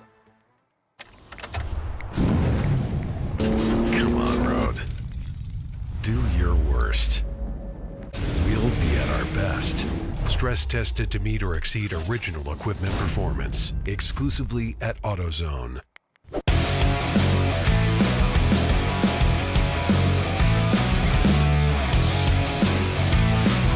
Welcome back, everyone, to ChampCar.Live, presented by AutoZone.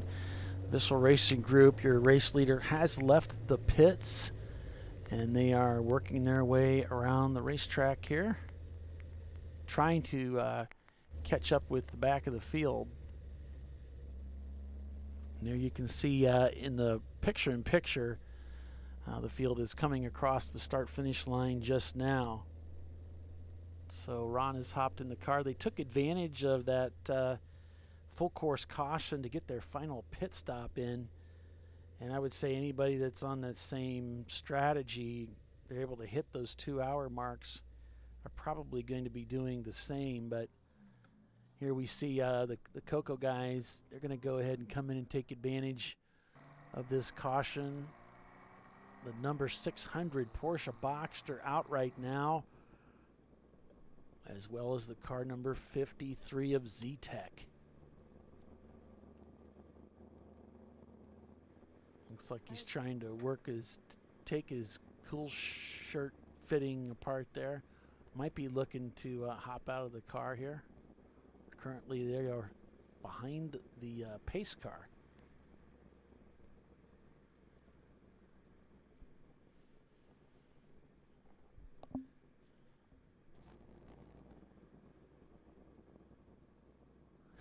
I don't know, Mark. He's trying to do things for Champ Car. Somebody has to. Beat Bob dancing on TikTok. No, that would actually be funny. Possibly. Depending on how terrible he was. It looks like Coco. We need a video of Bill doing the Applebee's dance song. That would be entertaining. Coco's just pulled it in. Driver lets out a big sigh of relief. He's like, get me out of the car. Looks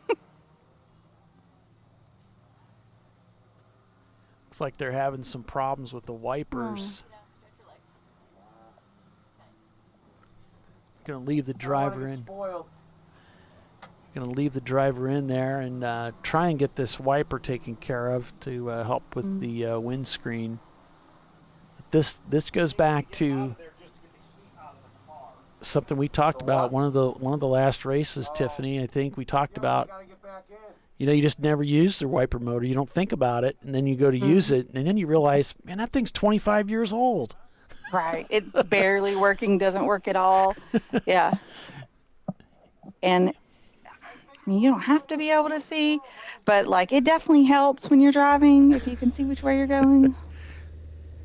Well, we were talking to some of our other viewers here. They're saying, hey, we still use Rain-X, and it's still a thing.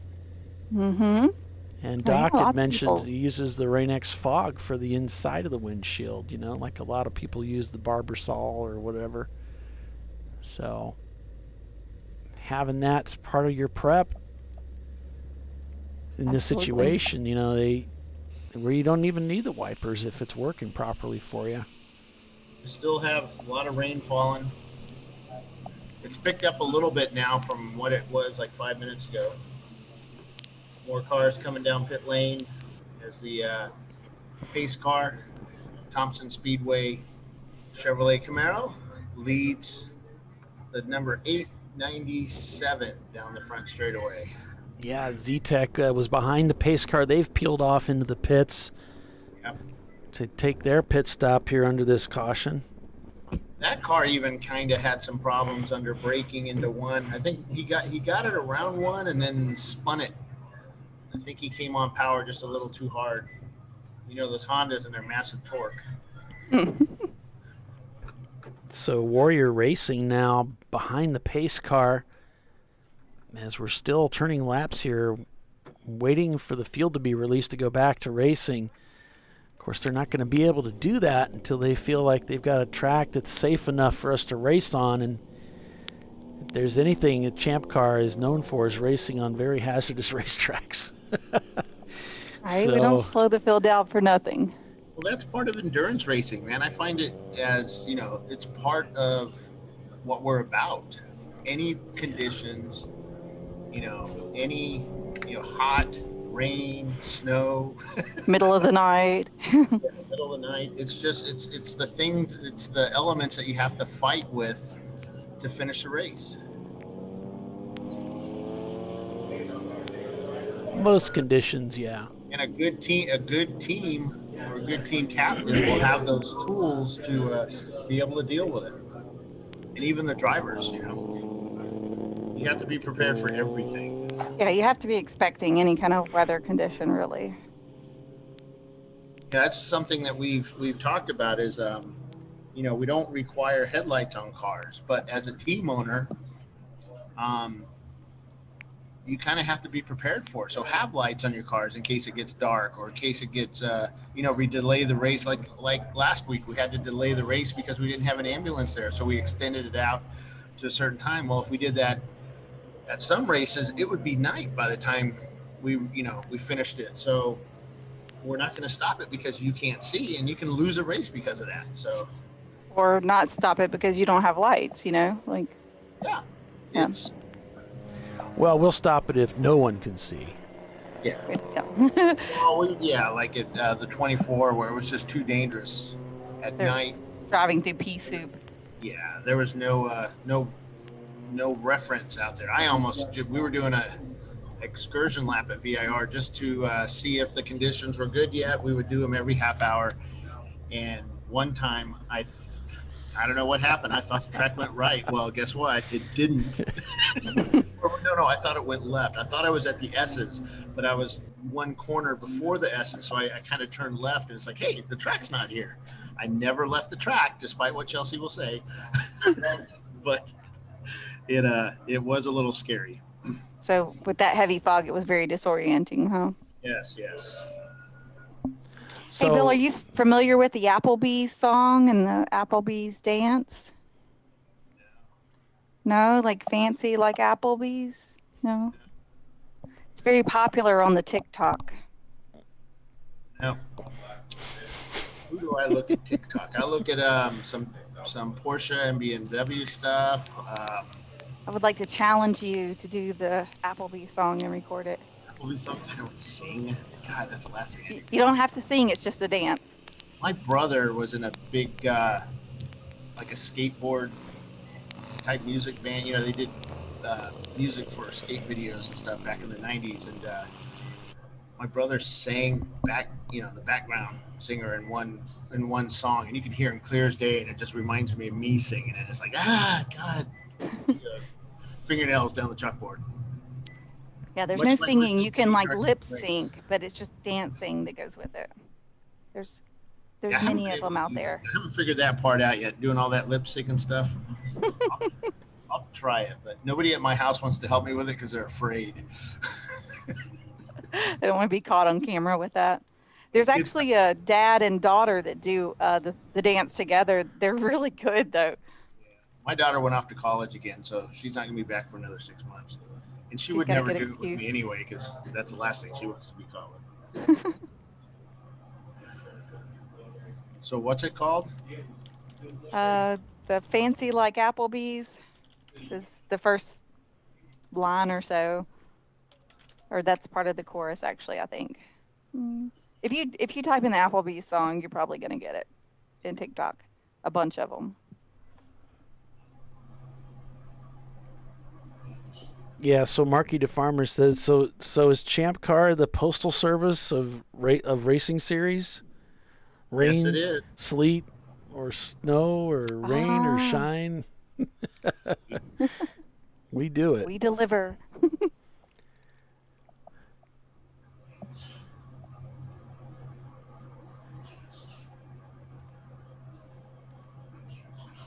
Is the rain slowing down at all?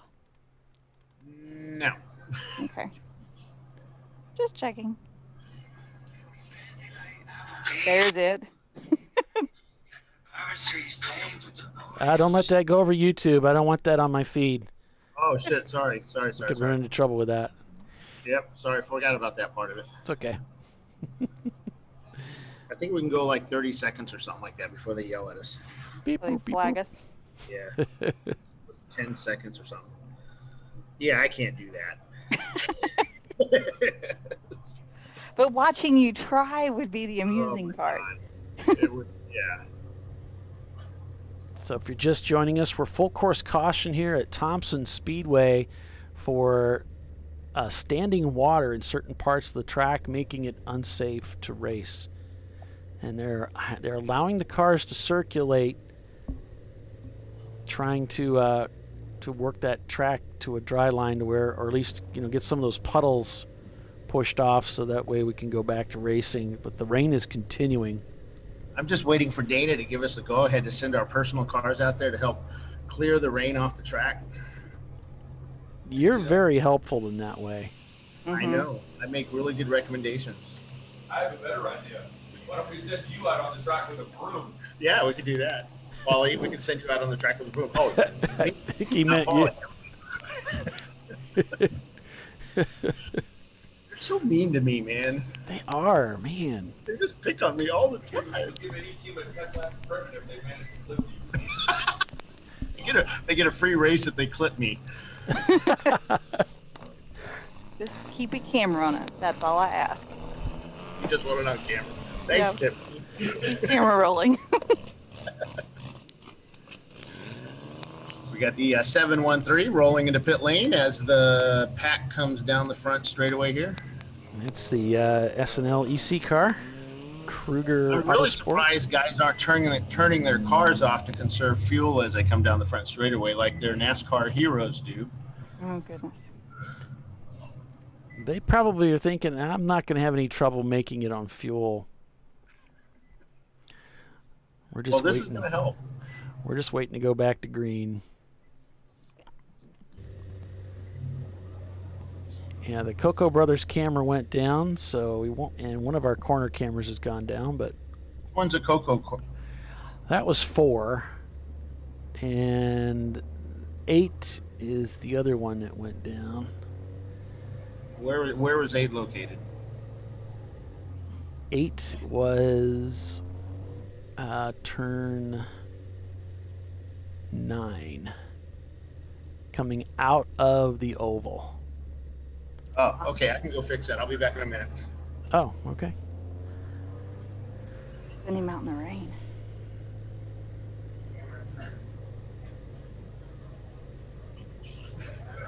So that was Bill Strong we were talking to.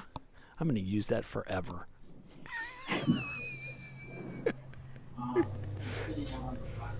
Mark says that Bill would end up in traction if he tried that dance. Yeah.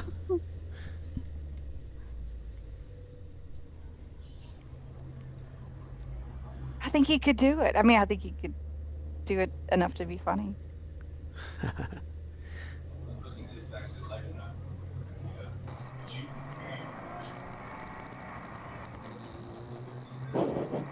So what is that, like 4 times you've shown it now? The picture? At least. At least, yeah. There's many more to come.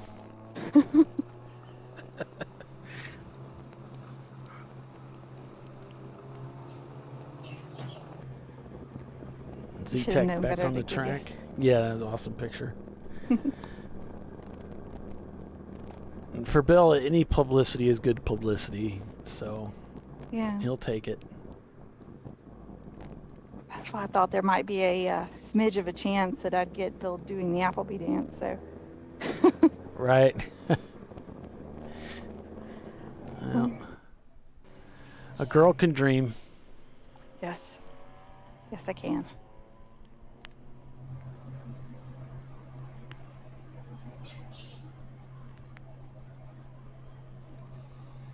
Okay, stop raining. I'm ready to go back to racing. Yeah.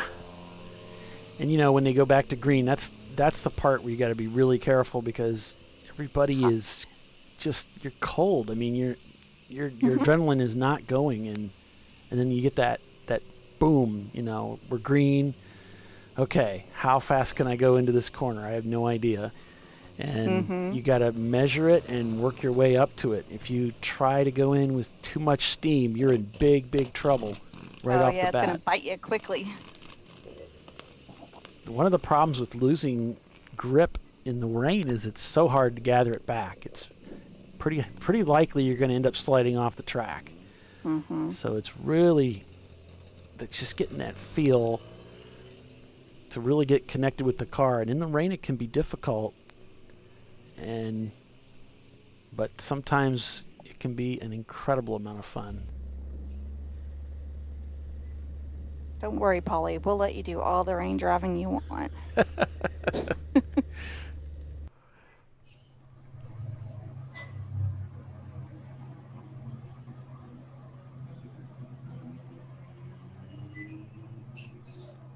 Well, you know, you can bet that a lot of these drivers, including Ron, have quite a bit of experience driving this car, or at least the other car, the sister car, in the rain. So he knows roughly what to expect from the car. So he's really just going to be measuring the track, what it will take. Well, I thought that Ron had a fairly newish team with him this weekend. I may have mixed that up with another group, but so he might be the ideal person to be in this car, obviously, since he knows it and knows this course so well. I'm sure he's seen it wet before. Right. We do have some cars zipping around the track trying to catch up to the pack who have come out of the pits. And because it's so wet, you know, they can only go so fast, so they're basically at race speed trying to catch up with the rest of the pack. Trying to zip. Yep.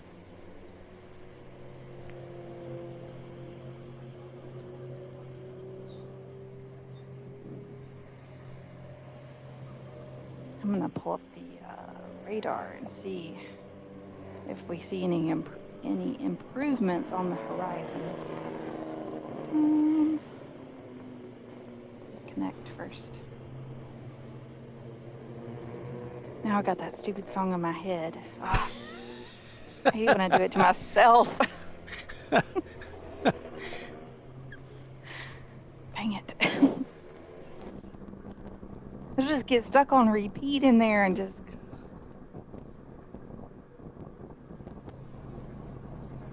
I mean, I think I'd almost rather have Baby Shark in my head than that.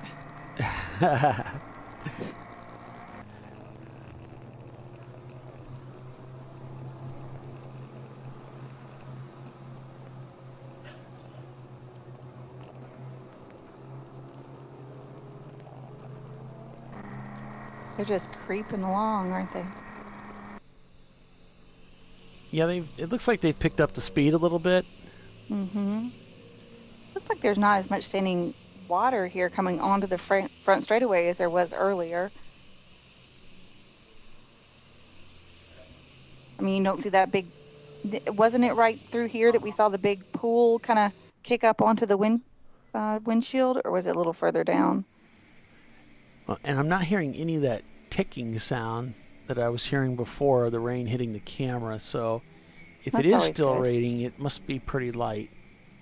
It looks like we're on the tail end of this little weather pattern going through, so maybe clearing in the next little bit. Last night she came up here with Mercury, that's why I was asking. All right, now you got time, so I'll go back. Yeah, within the next 15 or 20, it should have moved on. Let's see if it's going to stay dry, though.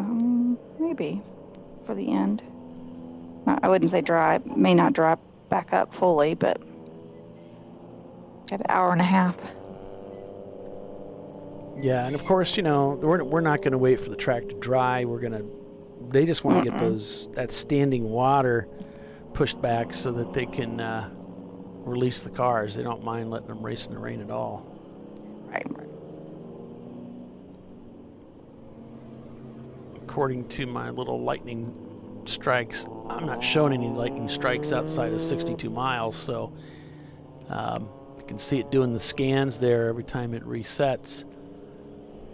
So I think we're okay on lightning as well. And it doesn't look like any more heavy rain is on the way for them. So I would think we'd be back underway. I wouldn't say full tilt, but rain tilt shortly. Yeah, we got our turn number 9 camera back up. Bill had gone out there and reset that dude, so it's a nice little piece of the puzzle there to have that camera working. Marky the Farmer says, rain getting close to Beeham. Better get them raincoats on them chickens. So he says that, but on the last break, I ran out to check on them. You ran out to check your chickens? Yeah, well, they're silkies. They're not supposed to get wet. They're like what do you call it? Like things that make gremlins. You're not supposed to feed them after midnight or get them wet. Gotcha. Oh, God, I can't believe I can't remember the name of that now. It's mugwai.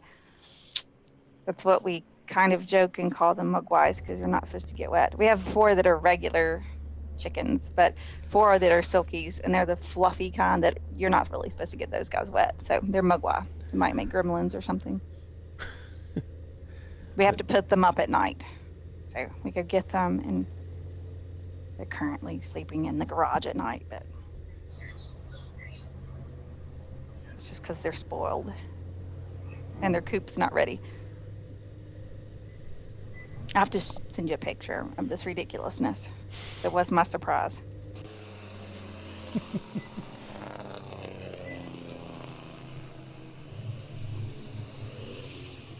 The little baby birds are adorable, though.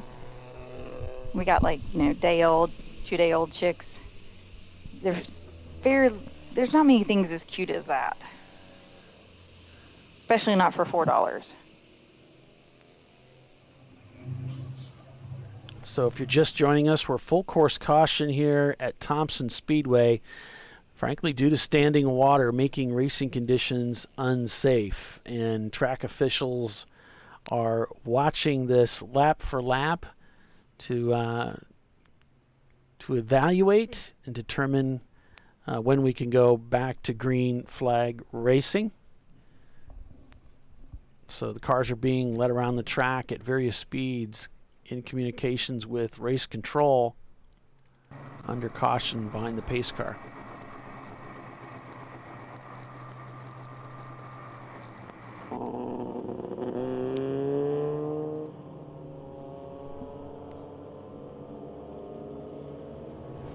Bernie says we've got silky chickens. Oh, really? He's got silkies? I want to see pictures now.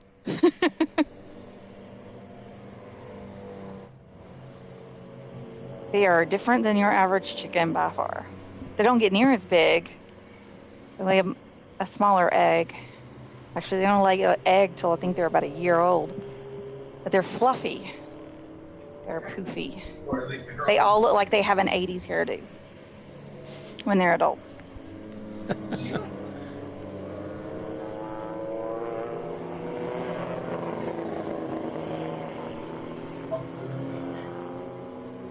I'm gonna have to name one like Cyndi Lauper or something.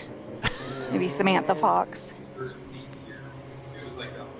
Paula Abdul, you know, get all the silkies down.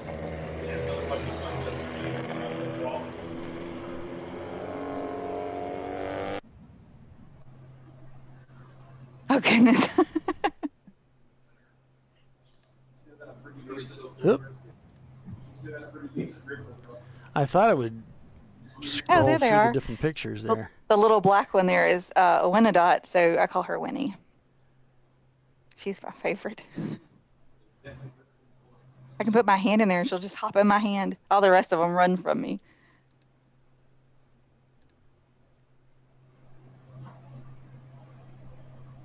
That's them running around in the backyard. That's Coco and Pebbles. We're having fun with them. I've never had chickens before. Cool. So, they're not actually as much work as I kind of thought they would be. Once you kind of get everything that they need orchestrated, you know, they kind of just do their thing.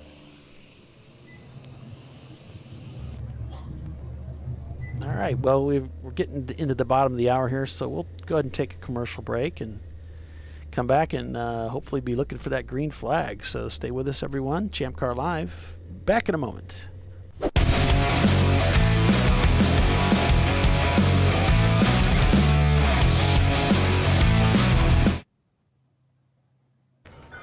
You know, I'd buy tires online, but then what? We've thought about it. We're TireRack.com. They should let you ship directly to a mechanic. Actually, we call them independent recommended installers. They should have like 1,000 mechanics. Try over 7,000 installers. Then you just make an appointment. At a time that's convenient for you. This could change tire buying forever. TireRack.com, the way tire buying should be.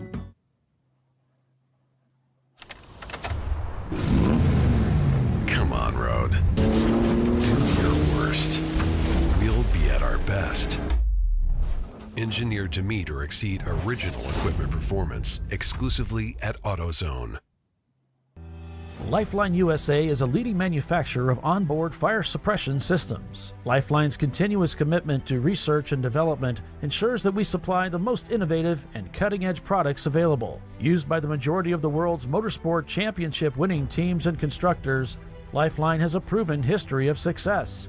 Lifeline offers a complete range of fire suppression systems for all budgets and needs, and we continue to push development and limits on both extinguishant materials and our patented delivery systems to make the race car environment almost as safe as sitting on your sofa at home. Every kit has been designed for a professional and simple installation. For more information and to purchase your Champ Car fire suppression system, go to www.lifeline-fire.com.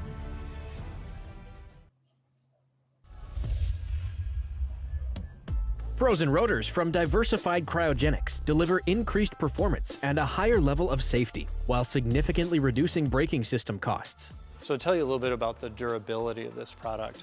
So we have seen an incredible extension of the life of our brake rotors using frozen rotors.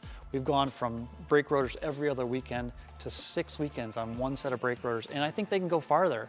The durability has been amazing. And it's been a fantastic season, and man, a lot of that is due to the way our car can brake on those frozen rotors. For more information, go to frozenrotors.com.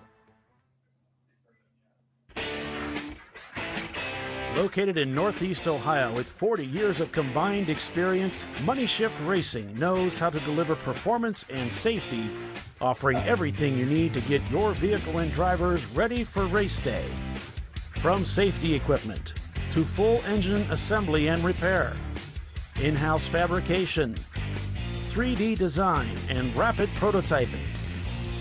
Money Shift Racing. performance done right.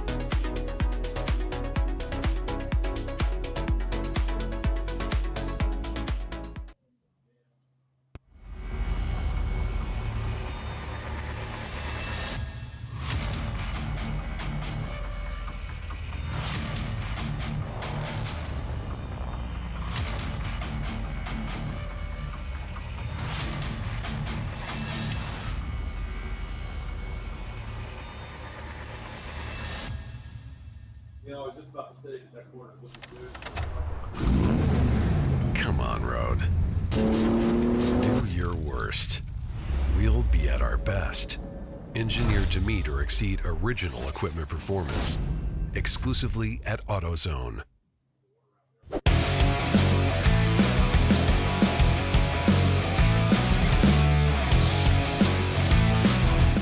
All right, welcome back to ChampCar.Live, presented by AutoZone.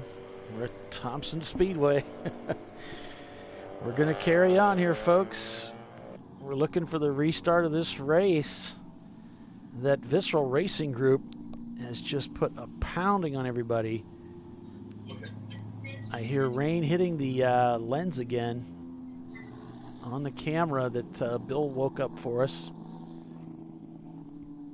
But here's a look at the standings. Visceral Racing Group leading the field over Misco Motorsports, Warrior Racing, Fuse 15, Mostly Motorsports, Bent Over Racing, MBM Engineering, Rosemar Racing in the number 701, Z-Tech. They're shown in about 10th spot. And we've got Start T Racing, Millhawk Racing, Legacy Autosports, the Honor Racing Team, and Valkyrie Racing. Top 15. Ernie says he's also got a donkey, an alpaca, a goat, 2 Irish wolfhounds, a mixed dog, 4 cats, and the chickens. He's got a farm like us. He's got himself a farm, yeah. Yep.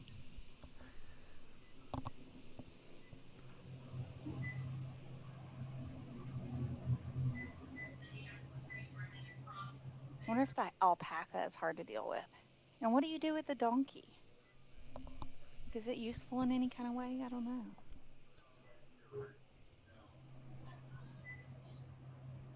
Well, you could take little kids on rides and do some fun stuff with it, I guess. I'm not a farmer. I have no clue.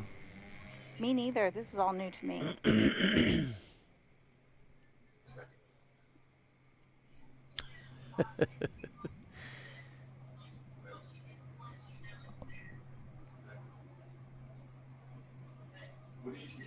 Oh boy. Just wait till one of the roosters is pecking the door of your car because he can see his reflection in it, thinking it's another challenging him. Yeah. No.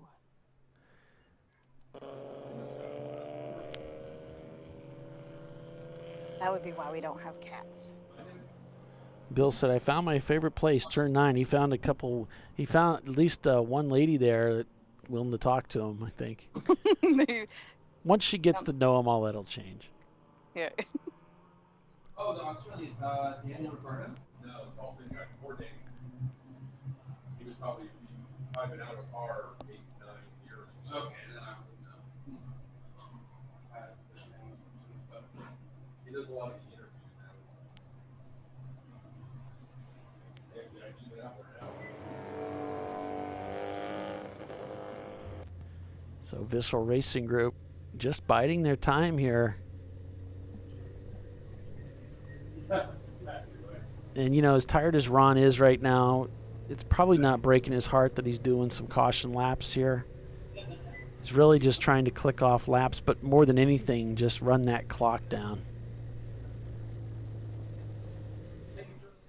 Right. Just bring this thing home. That's what he's probably thinking, right? Right. Let that clock run. Mm-hmm.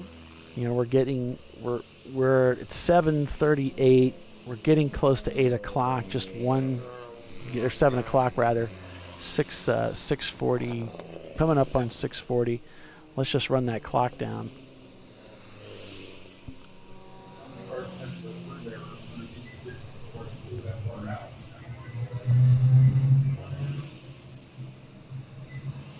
It looks like the pylon's still on time here, showing at 10:37, 28, 29, 30, 31. So it looks like that's, now that we're under caution and the positions aren't really going to change, it looks like it's working. Right. It's working fine.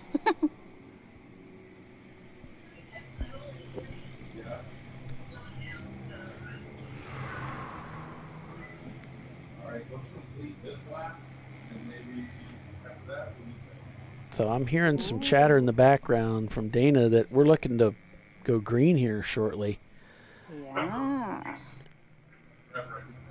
Yay, racing. Right. I'm not sure exactly where Visceral Racing Group is in this pack. Yeah,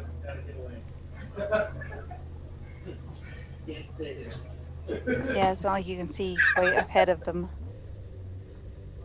Can't stay down at one either. Talkative. I mean, Visceral's got a comfortable lead. I mean, even if Misco passed them several times, they don't even have to worry about it. They're 10 laps up, so just take it easy and try to not get in trouble. Yeah.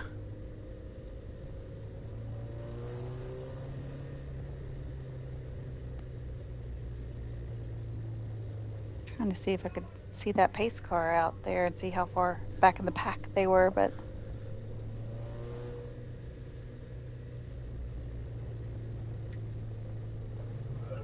Did you get that there? He's in the middle of that pack. oh, he is? Okay. Can't really see more than a couple of cars ahead. So, Or, not well. yeah, that was the pace car going through. Mm-hmm.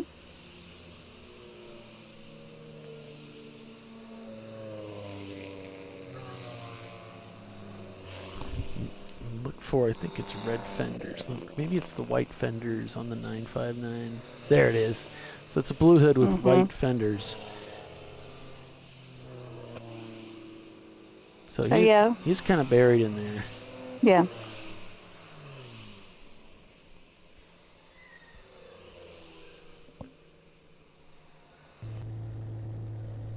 So they're heading down that front straightaway.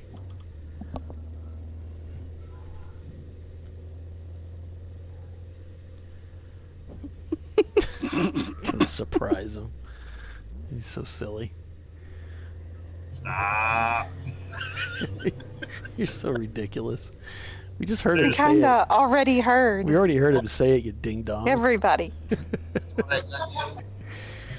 That's what I was told. Oh, they said the donkey is good for guarding other animals from predators. See, I'm learning all about the farm life. Hashtag city girl in the farm life. There you go. Wait, isn't all of Alabama a farm? No. Never really been outside the city in Alabama until I was, a little older.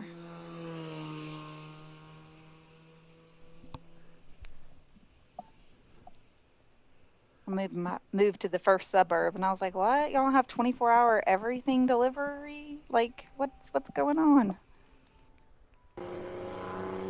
Lights are out on the pace car. What happened to the surprise, Bill? Not saying anything. Well, they all know it now since the lights went out. You can see those things a mile away. Well, obviously. Not much of a surprise. You're going to follow protocol. Bill. Oh.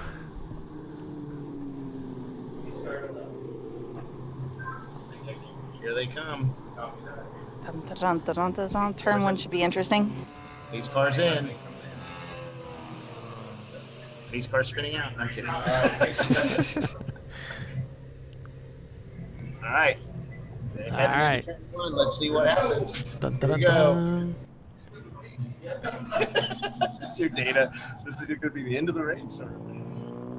Yeah. That's what I said. Turn one could potentially be quite interesting. They're braking at like the 10 mark. And wiggling. Yeah, that's the same spot where his other driver caught out on that little rise there, and the back end did get loose. 669 just pulled into pit lane.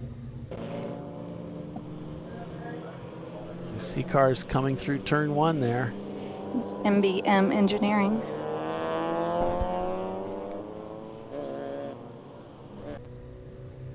They're a ninth place. Actually, there are 8th place, 7th place car, MBM 669.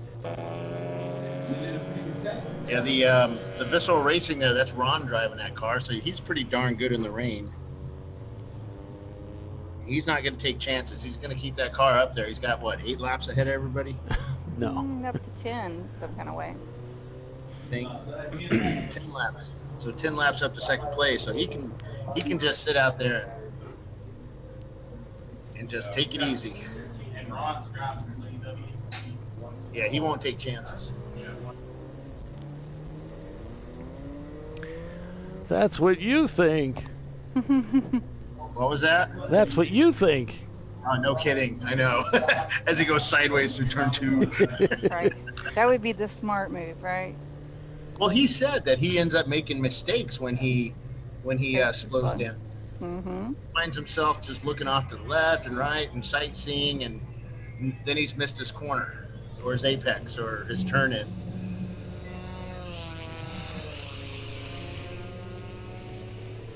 So he's pointing cars by. This is one of the EC cars, I think, that he pointed by there.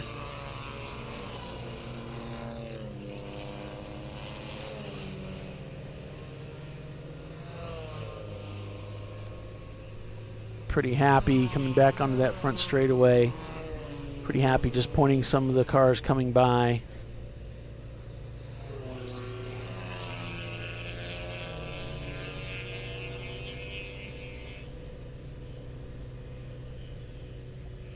So the pickup truck came down the front straightaway here, right in front of the starter's tower. He tapped the brakes, and when he tapped the brakes, that right front wheel just completely stopped. Yeah. We could read serial numbers off his tire. That's how bad it was. Your eyesight's incredible, Bill. You can see the expression on people's eyes from the tower and serial numbers. It's really amazing.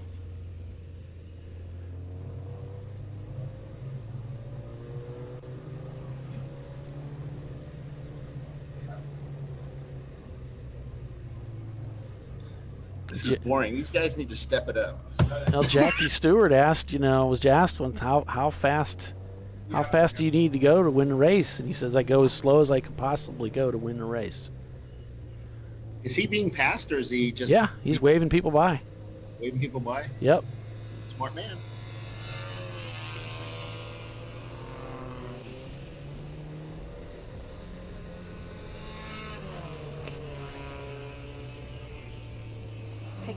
It takes more maturity to make the right decision and then actually carry through with it, right? Maybe. I don't know. You're the therapist. It's a little more racier now, guys, coming down the front straightaway here. I think that first couple of laps, they're just testing it out. Yeah, he probably wants to get these guys in front of him to push that water out of the way. Get those puddles pushed out, and let's start working towards drying, giving us a dry line. Or a drier line.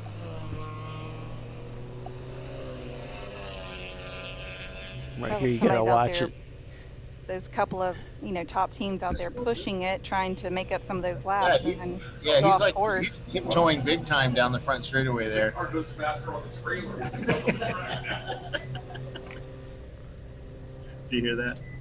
No. Something Dana said, but I couldn't make it out. Dana said it goes faster on the trailer than it does on the track right now. That's how slow he's going. Yeah. He doesn't have to go fast right now. He's winning the race. But you know, that man has a ton of trophies. He's got the experience. To know that there is absolutely no reason And to try to wring this car out. Yeah, and he's also lost a lot of trophies because of just simple mistakes. Yeah, he lost one at Watkins Glen, that's for sure. Yep. Felt bad, but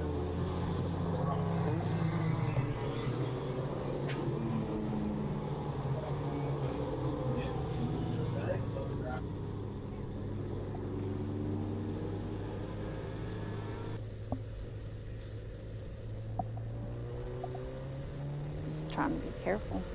Keep it out of trouble. See if anybody's made up any laps. Nope, he's still up 10.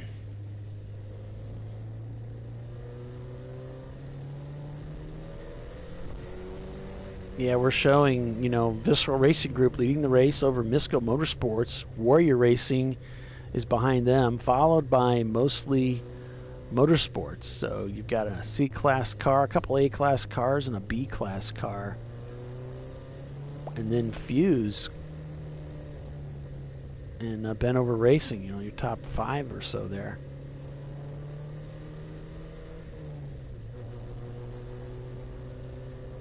Yeah, well, 3, 4, and 5 are all on the same lap, too.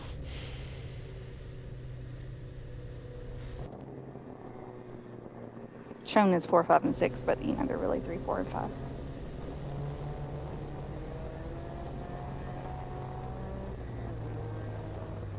And so while Visceral is working out of an overabundance of caution, this is an opportunity for some of these other teams to start making some of these laps back. We'll see if they feel comfortable with taking advantage of that or not. You got Rosemar Racing in this Porsche Boxster. So 2 minutes flat for the Visceral Porsche. Misco turns in a 155. Warrior Racing a 148.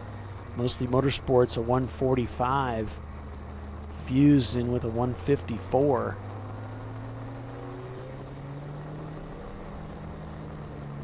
You can hear the revs pick up a little bit on the Porsche Boxster, the Porsche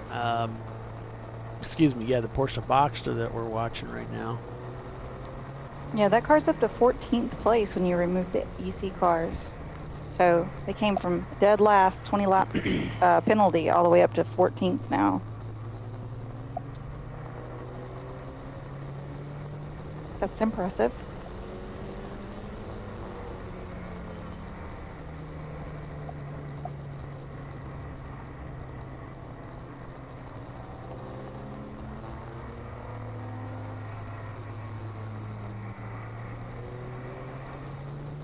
Getting reports at 669 Silver has heavy smoke. All right. It's the MBM Engineering. They're right up there in the top though. 9th, or actually 7th place car. Visceral picked up the speed a little bit, a 156 on that last lap. He's like, I can't do it. I can't do the 2-minute laps. It's killing me. I'm in slow motion.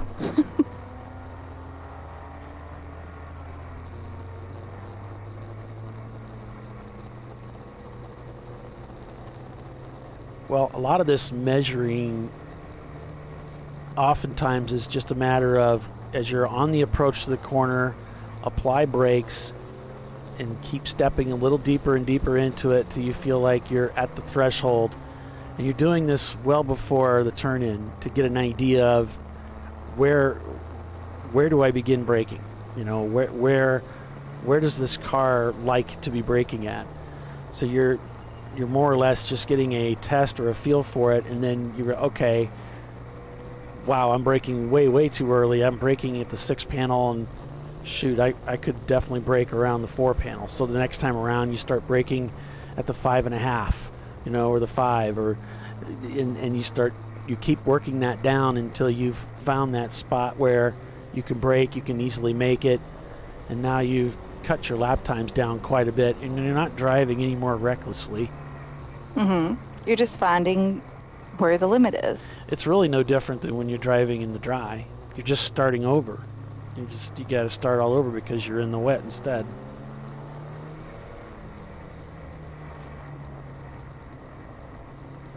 You're going to come back a lot further than you would in the dry, but yeah. You're just trying to discover what's the car willing to do.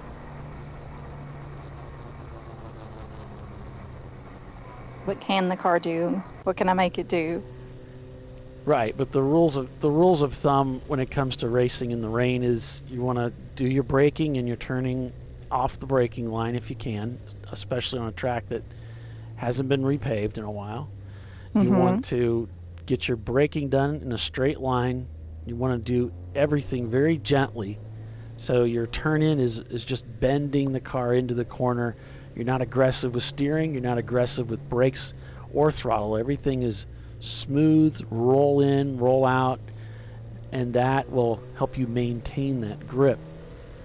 Right. No abrupt changing of the steering wheel or on and off throttle or anything. Super smooth. Yeah, you would want to stay away from trail braking, and you have to be particularly careful of trying to lay power down while turning. And you have to say, oh man, oh man, oh man, oh man, oh man. Yeah. Oh man, I hate it every lap. Yeah. Corner. And that's probably easy. It's not that you can't do those things, but you have to be very careful with it. Now, if the car is giving you really good feedback where you feel like, this car is working really good in the rain, then you can begin to add power while cornering. You can do a little bit of that, but you just want to be careful with it. And like we said, gentle with the inputs. Once you break traction, it's very difficult. It can be very difficult to gather it back up. You could slide for a long, long period of time. NASCAR style slide. Hundreds of feet. Forever and ever.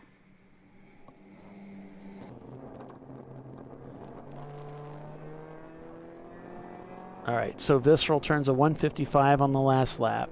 Misco 149, Mostly Motorsports a 144. So they're, Mostly is actually 11 seconds faster on that last lap. Well, this is good. This is really good for Mostly, especially if the conditions don't really change. Coming up on the final hour, I don't know if it's enough time to make up all those laps with only an hour to go, but this is the kind of thing that, these guys behind are hoping for. Let's get the track, let's change the weather up, and let's see how that lead car handles. How does it respond to that?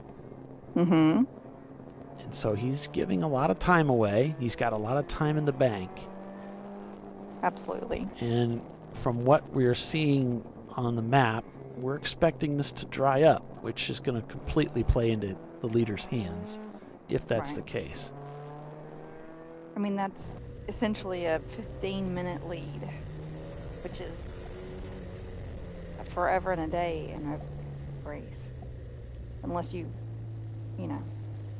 just completely dies. So he's continuing to point people by.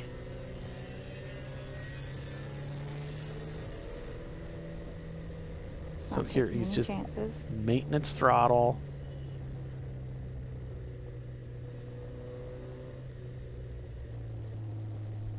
He's adding some brake there as he comes through this corner. And he's really allowing engine compression to do some of the slowing. Just letting off the throttle, leaving it in gear. So here's the little rise. You got to be careful right through here. You can hear him lifting off the throttle. That's to avoid wheel spin.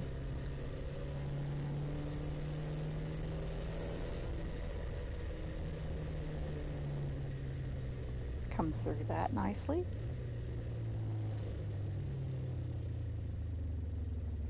So nice and easy. He's got a car coming around the outside. Nice and easy. Wanted to make sure he had grip all the way through the corner. He didn't want to wash up into that car.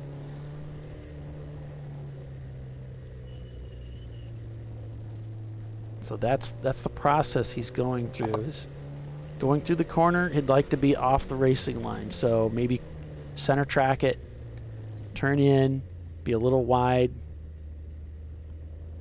And this he'll figure out as he goes around the track where he has grip and where he doesn't have so much grip.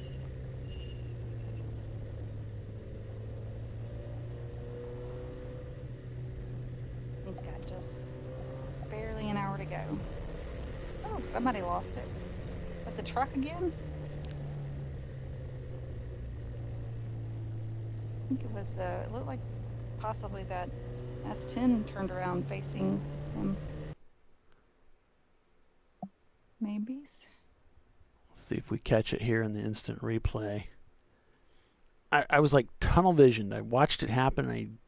It was there, but I never actually looked at it. Yeah, the car's totally facing the wrong way, it looks like. Yeah, it's the truck. Sitting there, he's like, "Hey, how you doing?" Yeah. Truck goes this way. Yeah. And, that truck's had that problem of just losing grip, exiting a corner, and just doing a slow spin. Mm-hmm.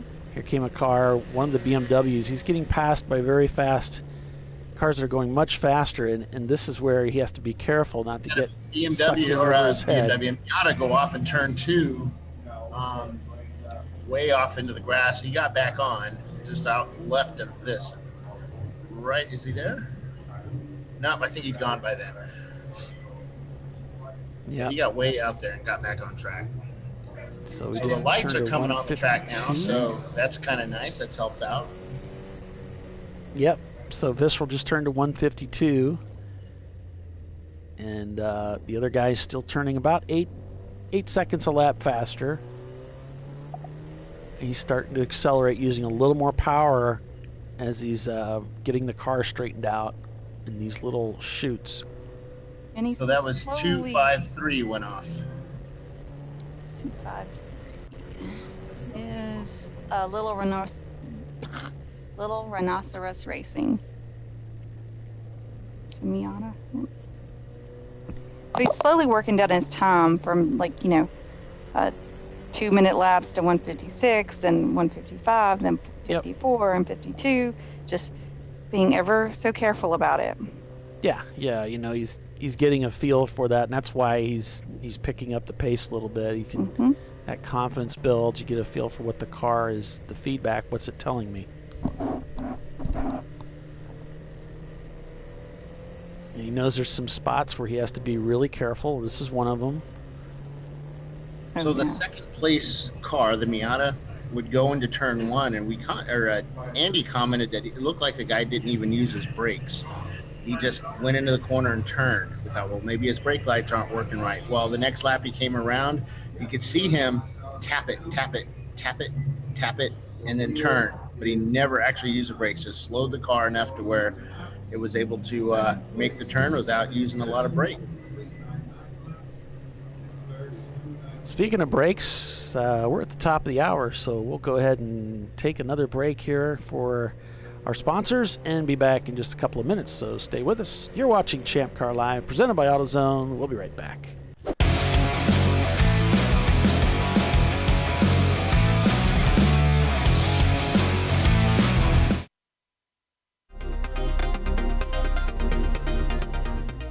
Welcome to TireRack.com, revolutionizing tire buying since 1979. With our unmatched selection of branded products, finding what fits your vehicle and is right for you and how and where you drive has never been easier. Through helpful online shopping tools that include our professional hands-on reviews done at the introduction of a tire and consumer reviews that give real-world feedback over the life of the tire, you can make the right tire choice and find exactly what you need. And if you prefer to talk to someone, our tire testers, our sales team, are available on the phone. And that's how we get you the right tire for you and your vehicle for where and how you drive.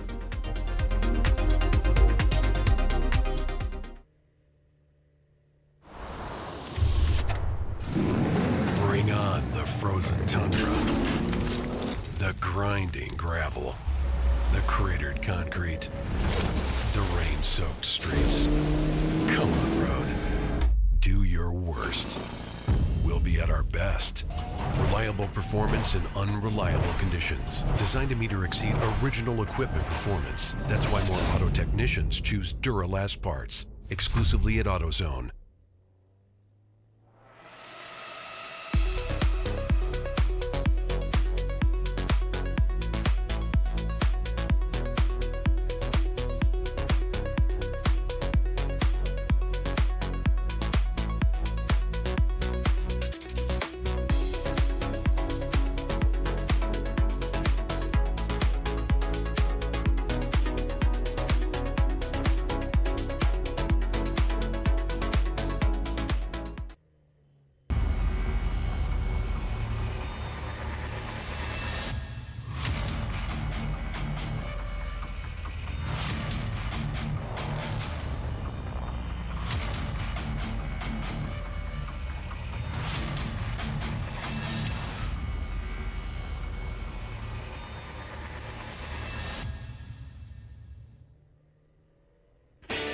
Located in Northeast Ohio with 40 years of combined experience, Money Shift Racing knows how to deliver performance and safety, offering everything you need to get your vehicle and drivers ready for race day. From safety equipment to full engine assembly and repair, in-house fabrication, 3D design, and rapid prototyping. Money Shift Racing. Performance done right. Discovery Parts is a veteran-owned racing and safety equipment company. While we're located inside Atlanta Motorsports Park in Dawsonville, Georgia, Discovery Parts can also be found at the tracks, supporting a number of Champ Car Series events. We take pride in being a reseller of the best of the industry to Champ Car teams and drivers. We know racing, love racing, and look forward to tomorrow to even more racing. Visit us at DiscoveryParts.com.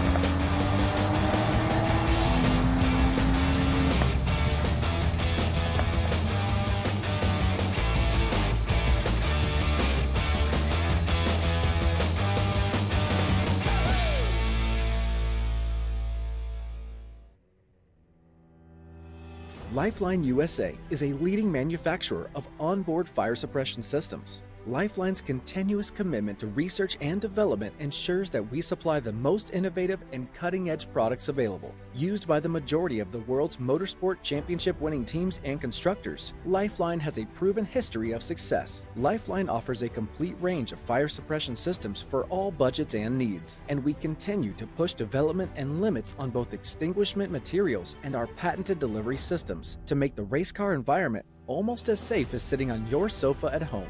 Every kit has been designed for a professional and simple installation. For more information and to purchase your Champ Car fire suppression system, go to www.lifeline-fire.com.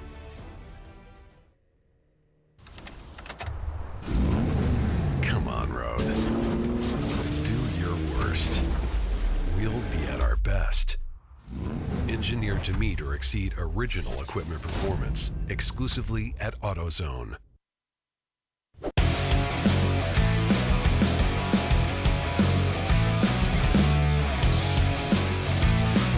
Thank you so much for joining us here on Champ Car Live, presented by AutoZone. We sure appreciate their support of Champ Car Live. And we got Millhawk Racing. Looks like they're having a little bit of trouble with their wipers now. Less than interested on that 1991 Civic to keep working. So hopefully they can hobble that dude to the end of the race and maybe get themselves a new wiper motor for the next race. Thanks for joining us, everybody. I'm Paul Veltum, along with Tiffany Alexander and Bill Strong, calling the race for you here to the end. 12 hours of endurance racing at Thompson.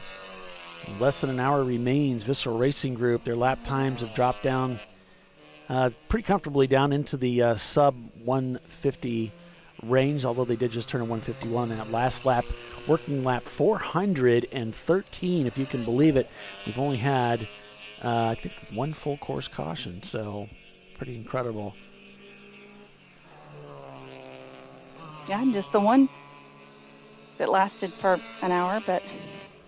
You know, the visceral camera may have gone down there for just a second, but looks like it's back up and running, which is good news for us.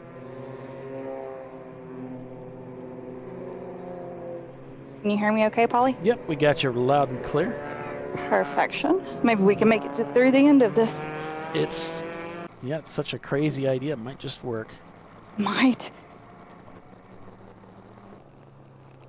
So I just explained to the hubs about the use of alpacas and donkeys.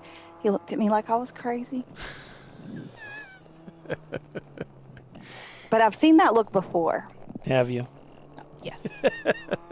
So Wouldn't be the first time. You can identify it. You know what it means. Okay. I know exactly that look. He said, "What is an alpaca?" And I was like, "Oh, it's like a llama." Except nicer, yeah. Yeah. Like, listen to me, like I know what I'm talking about. That's what I've heard. I don't know. I've only seen them at the zoo. I don't know. I'm told the alpacas are nicer than the llamas, but they look a lot alike.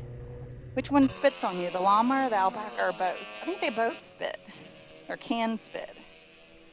I don't they know. Spit if they get threatened. Bernie's got them, right? Yeah, he sent me some. He's got pictures several of them. alpacas. They're very cute. So he knows about them. He'll be able to tell me. Yeah, he can give you the lowdown on the alpaca. I sent you Bernie's alpacas. Nothing else to do. Watch Visceral win this race. Ticker's still running. Ticker's still running. What's he talking about? Huh? I don't know. Bill sent me something about the ticker is still running. I don't know. Oh, the heavy rain, standing water, full course. Oh, that ticker. Yeah, I need to get that out of there. Doesn't matter. That There means we it go. also tells them why we were in. Oh, now it took down the feet. Took everything. Oh my gosh! Thanks, Bill. No. I told you. Everything came crashing down. Rule number 1 in broadcasting is don't listen to Bill. We just lost the visceral feed. It just happened to be just at the instant when I turned off the ticker. So funny. No, they're not related. All right.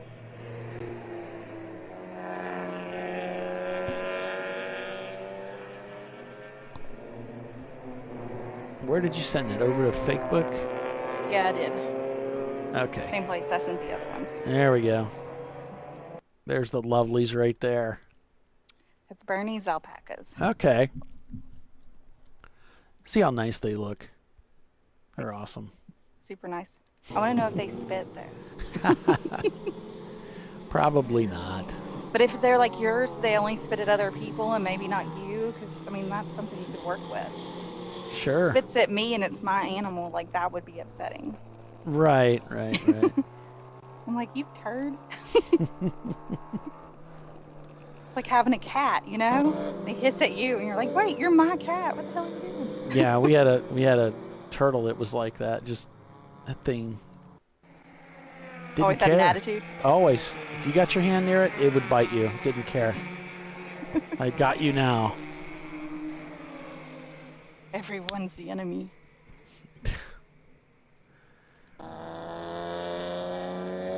No sense of humor.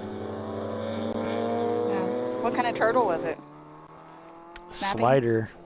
Oh, a slider. Really? I had a Yeah. slider that was so chill and tame. Just hang out and... This thing, you know turtles will hiss at you? Did you know that? This one did. Really? Yeah. Really? You Yeah. got a mean little turtle. He's not mean anymore. He crossed the Rainbow Bridge. Ah. You weren't sad about that one, huh? Yeah. Even coyotes won't mess with a llama. Wow. Hey. Yeah, llamas. See, I think they're meaner. They're tough. They're protective of the birds, maybe?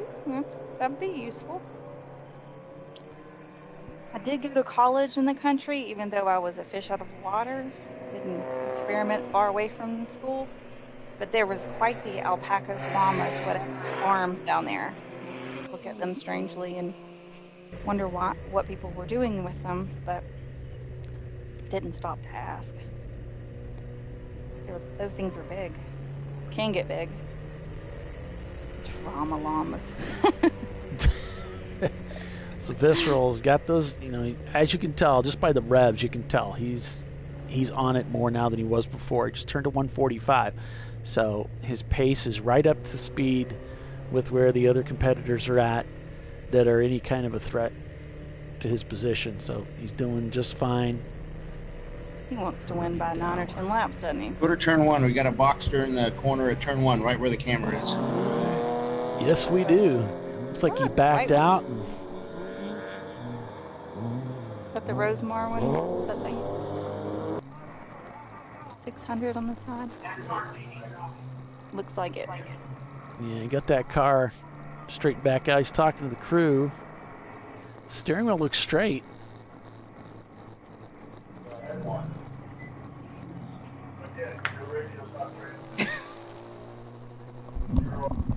So did the turtle's name turn into Soupy? Oh. I don't know. She buried him or something. It's one of those things where my daughter was disillusioned and thought he was great. He really isn't. Mm-hmm. She killed it, but I don't have the heart to tell her that. Hope she's not listening. No, she's got really more have to worry class about than that. She's not going to listen to this show. She wouldn't believe it anyway. She's hard-headed. That's a long run for that Porsche to get all the way. You can see the tracks where it slid off the track and all the way down and past the camera shot. Looks like it just kept going and going and going. I'm sure the driver felt that way. It just doesn't take much, and then you're just waiting forever for the car to stop. And this wet grass, it's just got to be like a skating rink, like snow. Mm-hmm. Tim says, one day I was driving down the road and a yak and a llama were running down the road side by side. Ah, country life in Colorado. Things you don't see in the city, right? A yak. I don't even know what's a yak. Still pedaling it there as he comes down that front straightaway. You can even see the standing water there. That's a cue that you got to be careful through here. And he's heeding that warning. You see him line up in the little drier marks of the course where the other cars have been. Basically those tire tracks that have gone, that have preceded him. He's going to drive right down those. Stay out of the glassy stuff. And that's precisely where I like to pass, is in the glassy. Because nobody wants to go there. I'm like, oh my gosh, it's so scary. Not classy, but glassy, right? So when you come by and you're driving on that, they're like, he's a maniac. Right? Let him by.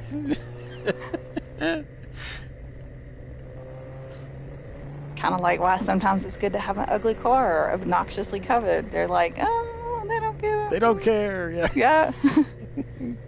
Run for your lives. You go in the parking lot and you have a nice car. You don't want to park by the crappy looking cars, right? You're like, they don't really care. They're probably just going to bang their door into mine. So I'm going to either go park by the nicer car or like at the end of the parking lot by myself, right? See? I think it's the same thing, right? Tiffany knows. What? Tiffany knows. Tiffany knows what? You know about these things. Mm-hmm. I remember when I first bought my 350Z and it was like only a couple of years old and the guy had taken great care of it. So I would park it in the most like remote places I could away from everybody. And then I'd come out and there'd be like a camper from the 70s that had like 3 hubcaps like parked like 2 inches from it. I'd just lose my mind. Wow. I'm like 7 kids just piled out of this thing, banged into it.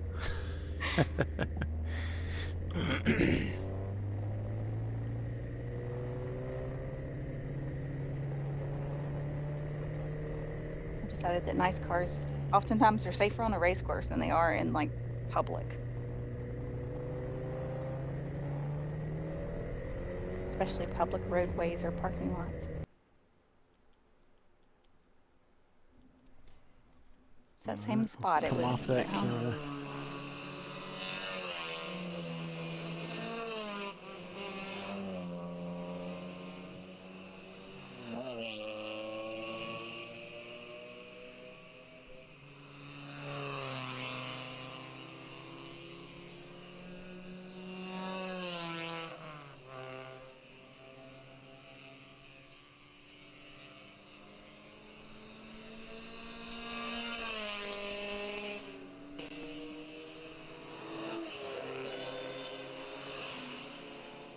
Not long to go now. Yeah, I'm talking to Bill right now. Okay. So what we're going to do is, for the interviews tonight, Bill's going to just record those. We're not going to try and do them live because we've had some real problems. I've had a lot of trouble getting good feed from where he's at. Yeah. So in these situations, we just record them, and then he will upload them most likely. He says he's going to upload them tonight, but, you know. So look for those interviews either tonight or tomorrow. He'll try to get those. He'll get those uploaded. The visceral camera is back offline, so it's just kind of up and down. We should get it back here shortly. There's Z-Tech in their Honda Accord. Most, Misco put a good race together down there in second place. Absolutely. Turning 141s, mostly motorsports, now turning these 139s.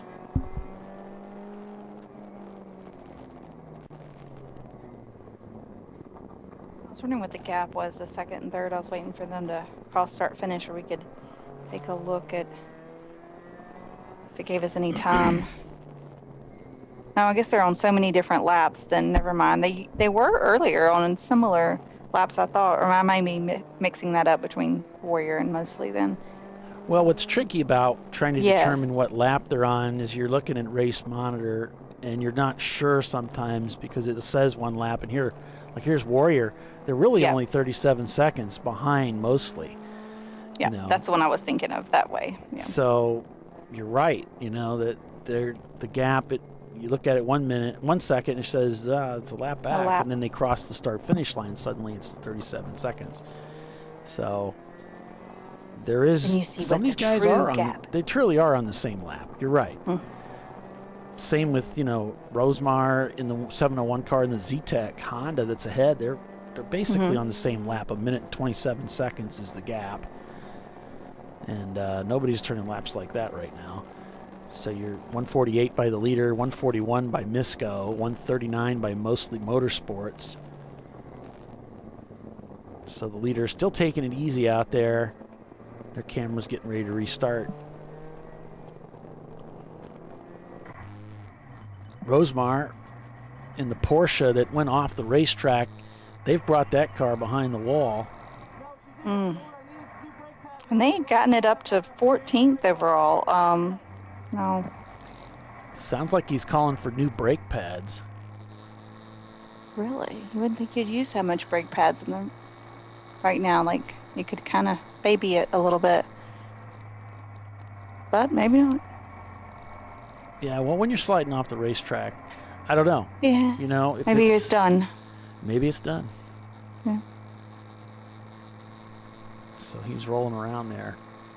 Still waiting on that visceral camera to come up. It's just pinwheeling out there, so once it comes up. It's bored of us. It's lost interest in us, I think. Much like our listeners and viewers. I mean, I don't really blame them. We got at least 50 bots, or maybe at least 10 people watching. I think we had more watching when we were talking about chickens and alpacas, but, Just kidding. You probably lost 10. See, I said it and then it went up. It goes down, yeah. How dare they? That's just rude.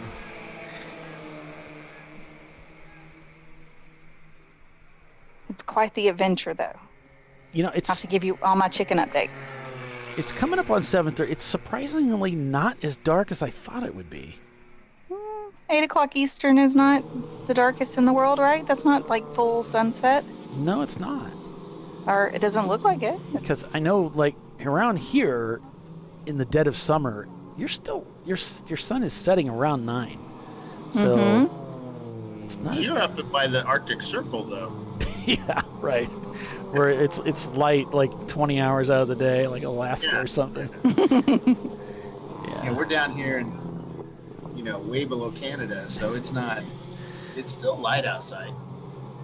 It's dusky. Is that better? Dusky, yeah. That would be a good descriptor, adjective. Because the Earth is flat, that's why. Oh boy. Wait, it's not? We're not going flat earthers on the show. It's just too far for me. I don't know, man. Where did that rain just run off to? Yeah. Runs off the edge. Flat, it wouldn't have rain anywhere. It would have just sat there. It runs off the edge, man.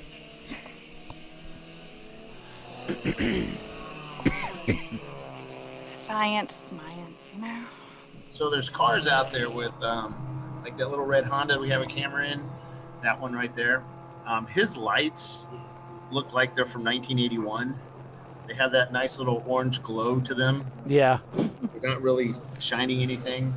It'll be interesting. I asked them if that was going to be enough light for them. They said, "Oh yeah, no problem." I don't know, man. Better hope it doesn't get too dark, huh? He's like, I don't know, man. I don't know. Because you do realize what you're using there. Yeah. That was back in the days. The max speed limit was 55 miles an hour. Just like 80s glow-in-the-dark sticks under the light covers. Yeah. And those would be better. Yeah. Yeah, there's a few cars out here like that with just these dimly lit, they're probably had to light them. That's how dim they are. A little gaslight type. Like use the horse and buggy days. Yeah. It would be fun to have a mechanic in the car crawl out there and light those lights for you. Keep blowing out. Slow down. Yeah. And that truck is still running. It's the worst sounding vehicle out there, but that 4.3 is still cranking away out there.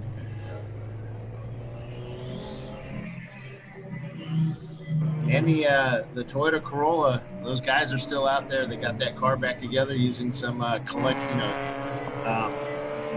bucket collected bolts that one of the teams let them borrow, and they got it out there.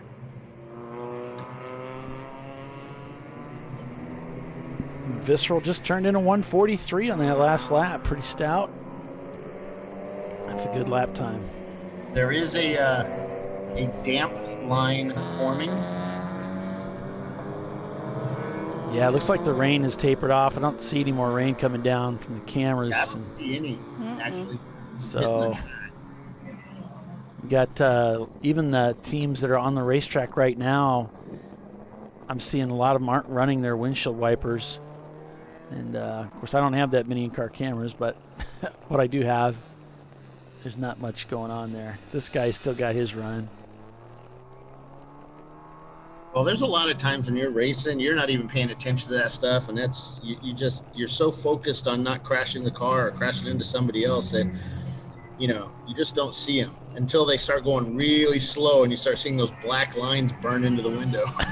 The rubber melting. Oops. Yeah, this stuff's hard to get off your window, man. Gosh. Yeah, that might have happened to me before. Nice. The wipers just melt.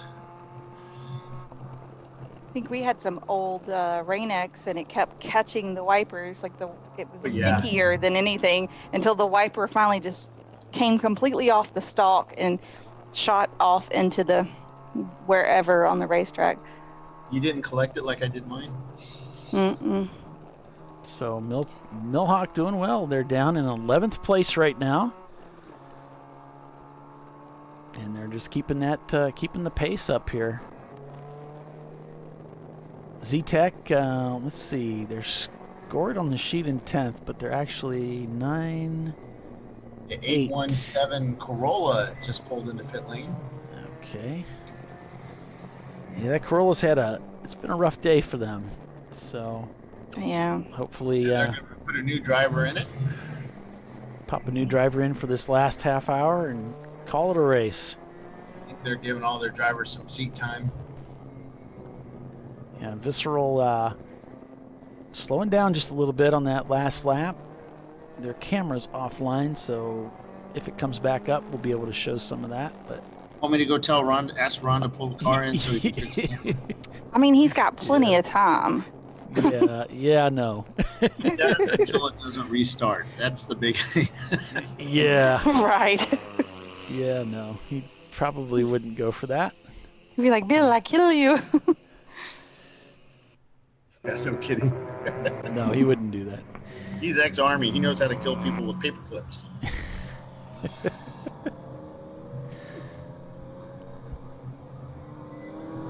Yeah, one of these days we're going to sit down with Ron and have a good talk with him about his history of racing and kind of what he's done in his life. And it's just we just have not had time to do it.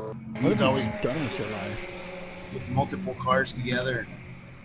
Yeah, that truck just sounds really rough coming down the front street. There's so many races and so close together that I can't imagine him having time for. Well, he's got his son working for him now, doing a lot of the car prep when he's at work, and he pays his son to do it. And yeah, that's his son's job, is to take care of these cars now. So it looks like his son's done an excellent job then with this one running as well as it is. Yeah, that's great experience for him. He was gonna, when he was gonna get in the car, and he says, I don't even have a license yet. 19. I think he's Kate's age, so he's like 19, maybe 20. So he said, I just don't need a car. So, that blows my mind with the amount of kids that aren't, driving their parents crazy trying to get a license at 15, like I was. And I just wanted, I wanted that freedom. Oh, yeah, I'm going to go when I want to go.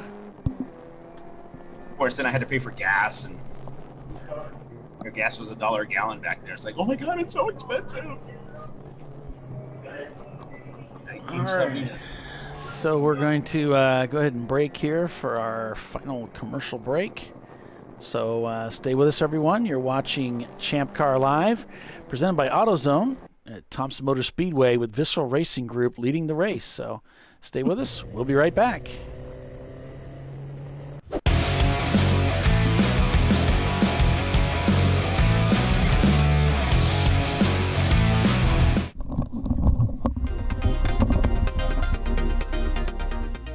Welcome to TireRack.com, revolutionizing tire buying since 1979. With our unmatched selection of branded products, finding what fits your vehicle and is right for you and how and where you drive has never been easier. Through helpful online shopping tools that include our professional hands-on reviews done at the introduction of a tire and consumer reviews that give real-world feedback over the life of the tire, you can make the right tire choice and find exactly what you need. And if you prefer to talk to someone, our tire testers, our sales team, are available on the phone. And that's how we get you the right tire for you and your vehicle for where and how you drive.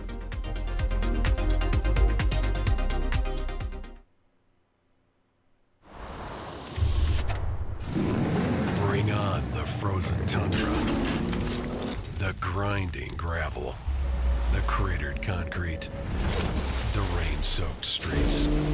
Come on, road. Do your worst. We'll be at our best. Reliable performance in unreliable conditions. Designed to meet or exceed original equipment performance. That's why more auto technicians choose Duralast parts. Exclusively at AutoZone.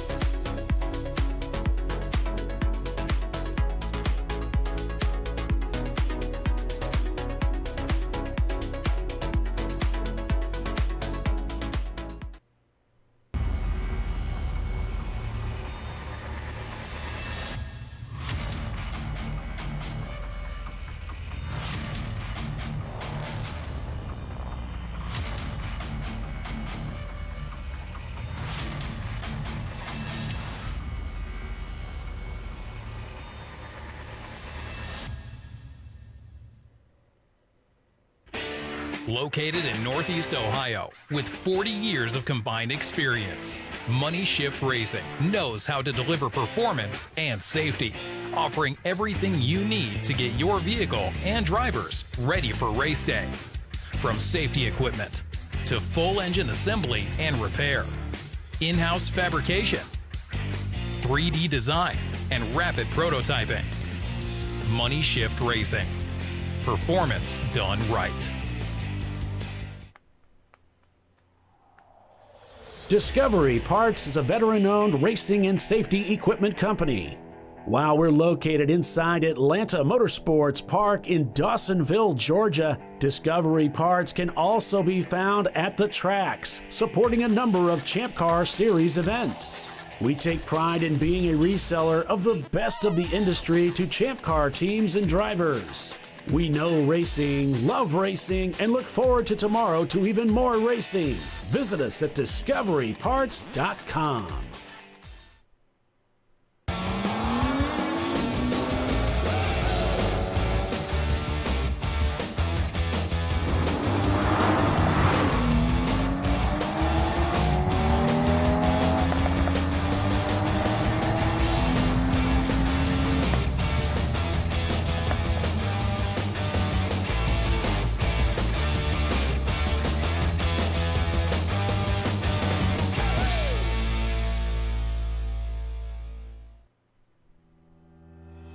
Lifeline USA is a leading manufacturer of onboard fire suppression systems. Lifeline's continuous commitment to research and development ensures that we supply the most innovative and cutting-edge products available, used by the majority of the world's motorsport championship-winning teams and constructors. Lifeline has a proven history of success. Lifeline offers a complete range of fire suppression systems for all budgets and needs, and we continue to push development and limits on both extinguishment materials and our patented delivery systems to make the race car environment almost as safe as sitting on your sofa at home.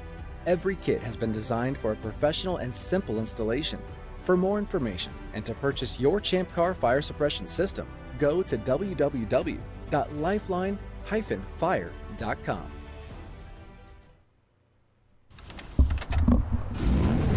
Come on, Road. Do your worst. We'll be at our best. Engineered to meet or exceed original equipment performance, exclusively at AutoZone.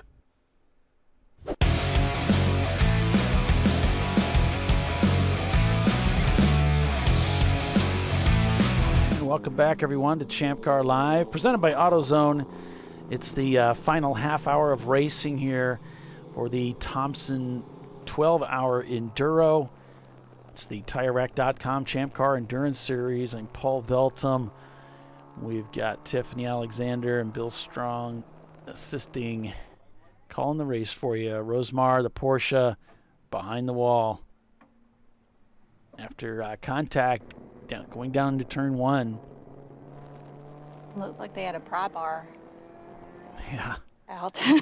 That's never good, right? Yeah, a little bit of an adjustment might be necessary here. Yeah. On board with Z-Tech. Of course, we've got the visceral camera, their camera on picture-in-picture. Occasionally it comes up there, we get a little bit of it, and then it seems to be having some trouble with connectivity On the struggle bus. Yeah, it's kind of been in and out here the last couple of hours. They might be out of data, so it might be running on a throttle that might be throttled back a little bit. Right. I'm not sure, what's going on, but that's not one of our cameras. That's their camera, so there's not much I can do except hope. So, we're off track in the Honda Accord. Oh, he gets it stopped before he hits the barrier there. Good job. It's another one of those deals where it just lost control of the car. It slid off the track. See if we can go back and see what happened here. He's coming down the front straightaway, and this might be the same thing that happened to the Porsche coming down into turn one here. And let's see, starts to bend in, but nope. It ain't happening. You're just coming in there with so much speed. And really, I think I'm a little surprised he didn't get into the wall. Yeah. And it could be because the ground is so soupy and soft over there that it did kind of help slow the car down. Notice here he enters the grass with the wheel turned, which kind of acts as a brake. He's keeping that wheel turned rather than going straight into it. Because you're not getting any adhesion to the grass anyway. So. Right, so it's almost like, a shovel. Let the wheels slow down. Yeah. As you turn the wheel sideways and just let it kind of plow. Try to bend you through that section there. And kind of dodged the bullet there, folks. Got lucky. Did what he needed to do and got lucky. All in one. Speaking of Rosemar, their hood's going back down on the Boxster. Drivers getting that car started up, but they're going to roll back out there and finish this race. The front lid is down. Yeah.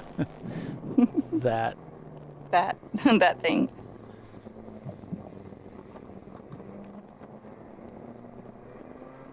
What is that in front of him? Everything looks different in the lights. Oh.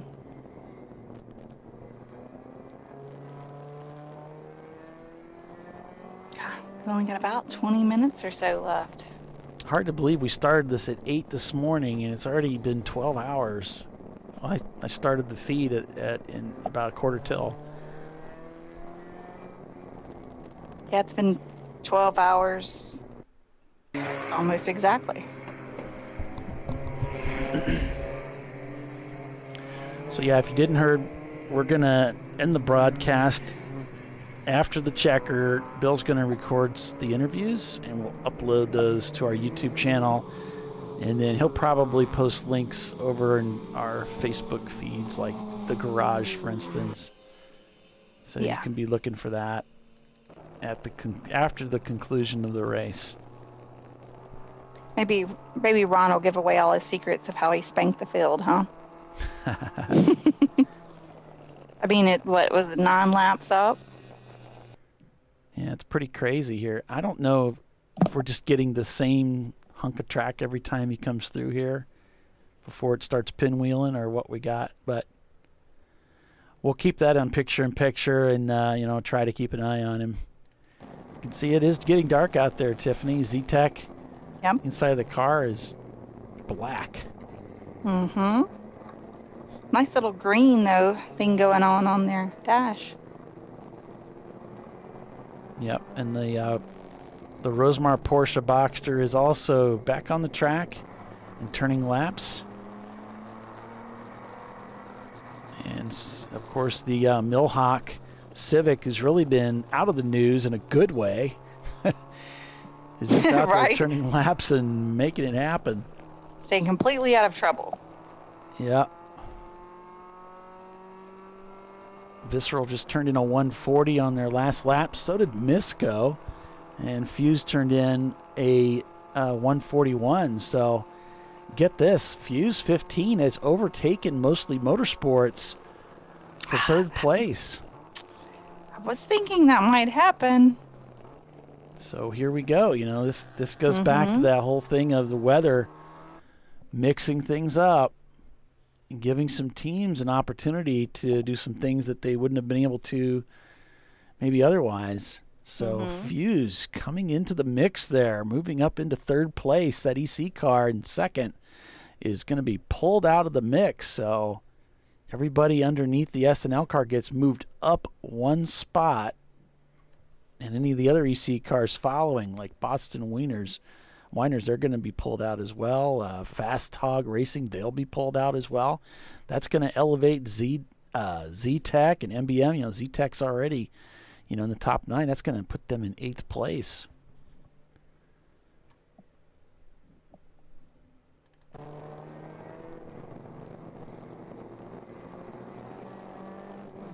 You can see the cars coming down into turn 1 here. Got some pretty good pace now.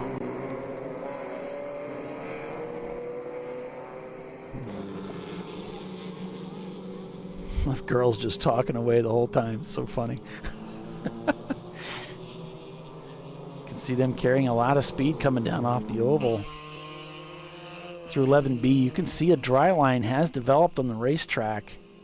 Oh yeah, that's got to be a welcome sight. Visceral.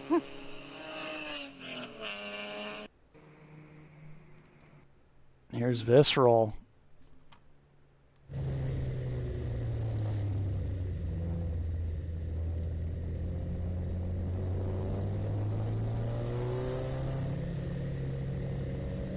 Those last few laps in the bank. Yeah, we lost you again there, Tiffany. We could barely hear you for some reason. Don't know why you're... I think it's the bridge is just squashing your audio. Okay. Can we leave and come back? Yeah, let's try that. We got a few minutes here, so...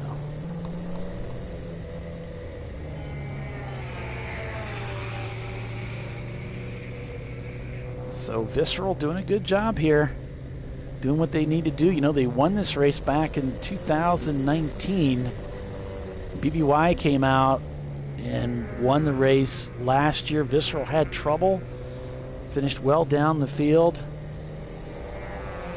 Today looks to be their day. There she is. Thanks, Lee. Appreciate that. Yeah, today looks to be Visceral's day. They have really commanded this race from the beginning.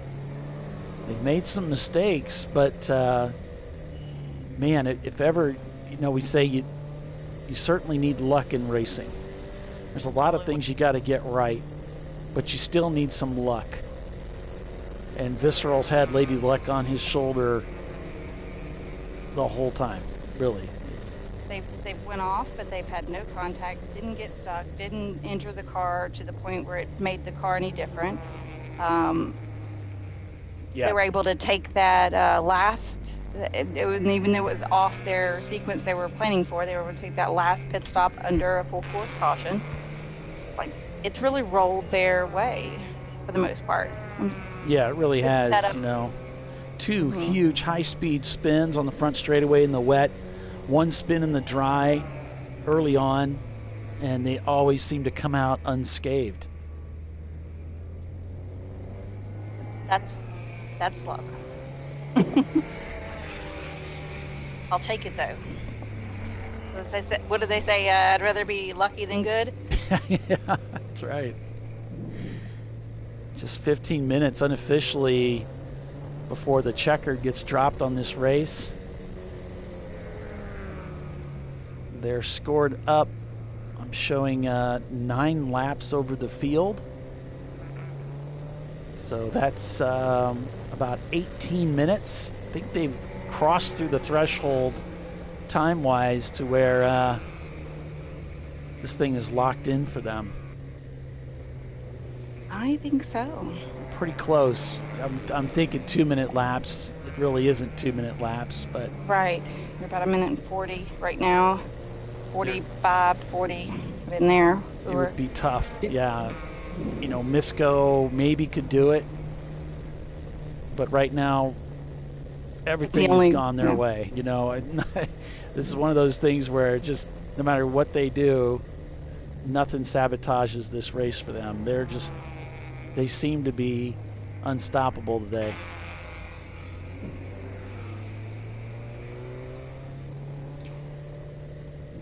So my rudimentary math says 13 minutes, and they're right at that cusp right now. So they should be good to go regardless at this point in time, I would think. We're right on the edge of it, not.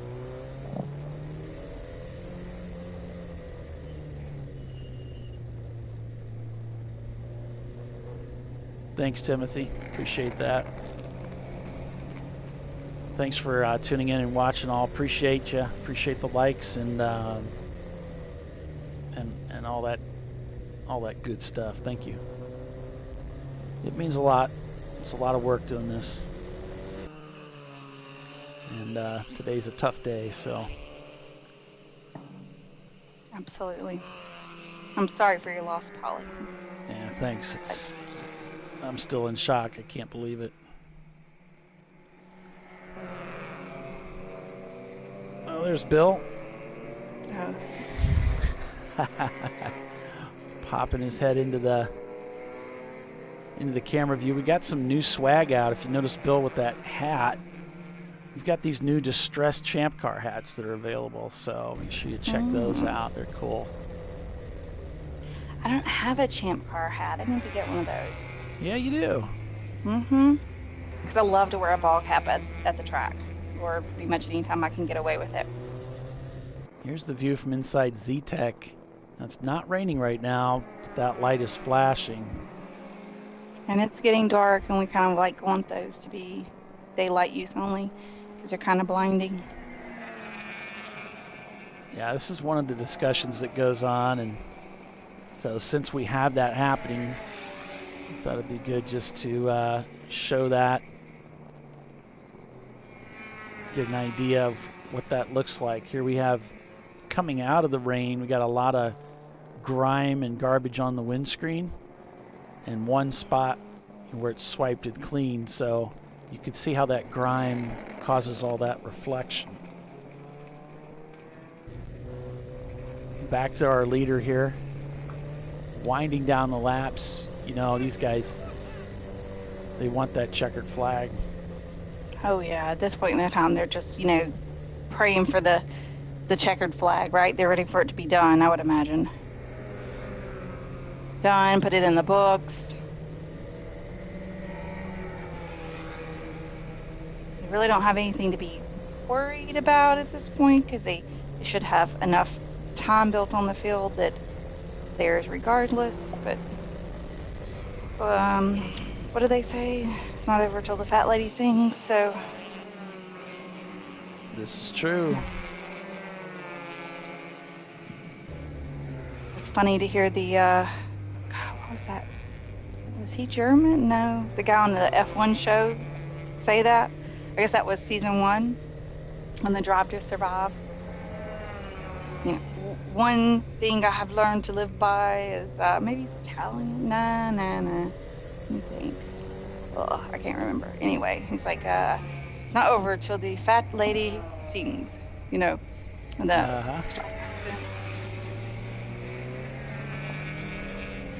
like he almost says it like it's his own personal motto, It's like, yeah, everybody says that. Just was entertaining to me. It is funny.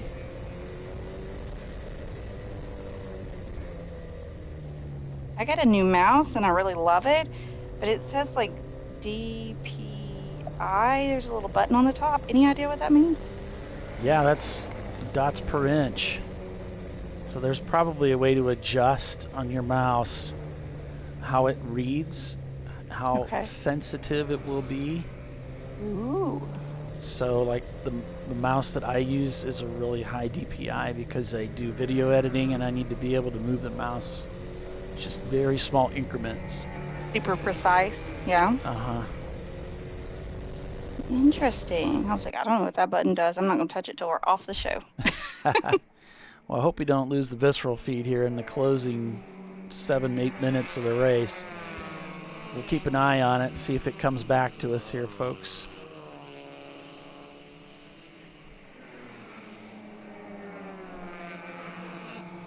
The other cars out here also turning laps.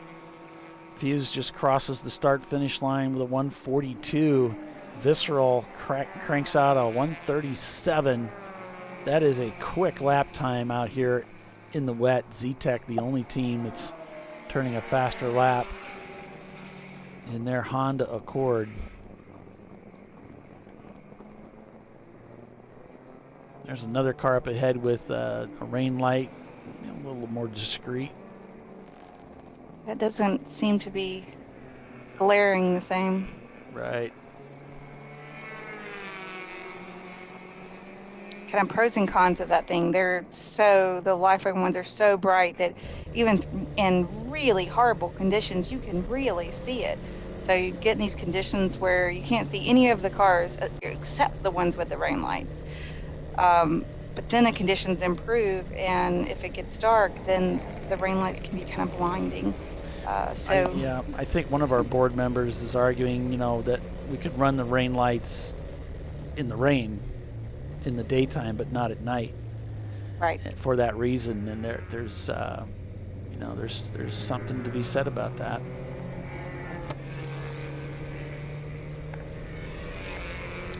That's what the conversation is about on that one. Bill's moved the camera down closer to the start-finish line, so it'll be much easier for us to see that flag. So good job, Bill. Good thinking there. They can't hear what I'm saying, but we are having some trouble with that visceral camera. Is that a passing flag he's putting out there? Looks like it, faster traffic approaching. I think corner workers just really enjoy putting that one out there. And they know it drives the average racer crazy. A little jovial thing that happens, back and forth. Like, I'll show them this will make them mad. I always like it when they show it to me and I just passed the guy who's right behind me. I just passed him. No, that is not faster traffic approaching. I haven't put a gap there yet. And then I talked to the corner worker in my car for the next, couple of 100 feet, and then I remembered to focus back on what I'm doing. Whatever.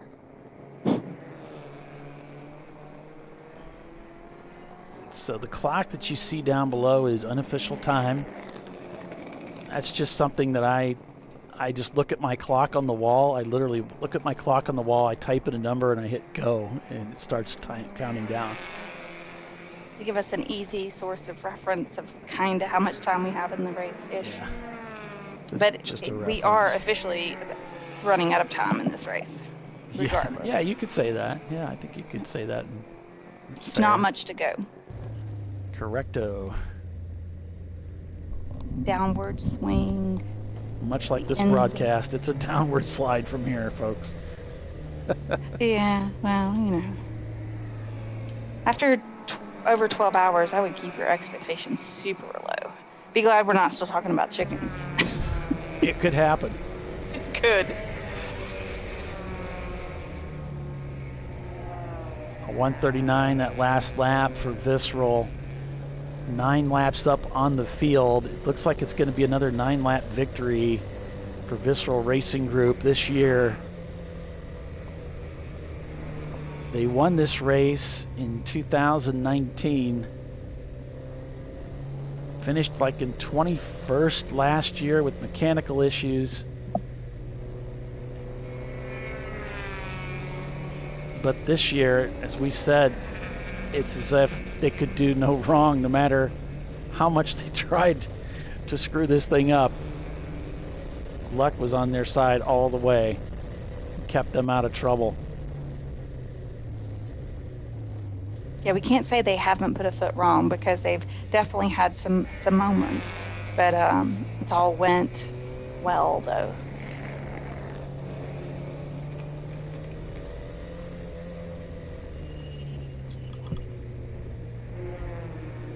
Do you want to stop the timer so it doesn't do the ringy thingy? It won't. Okay, you got that off? Okay. Yeah, this is a different timer. So we're showing 2 laps to go, folks. 2 laps to go is the word from the tower. On board with our leader here.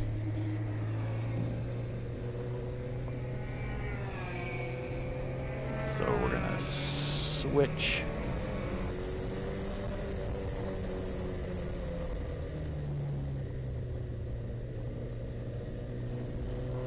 The overhead lighting is quite well through this section of the course. Yeah, over there on the oval, you can't beat it. That's something that Bill was talking about, or somebody was talking about, how good the lighting is in the oval.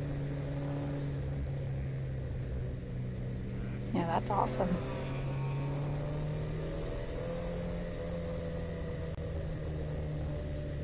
So Visceral Racing Group.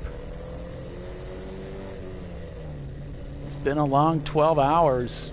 We were under caution for some time there because the rain had soaked the track down so much. 1 lap to go, a thumbs up from the driver of that Porsche 944. Final lap for Visceral Racing Group. Woohoo! So for the final time through turns 1, 2, and 3.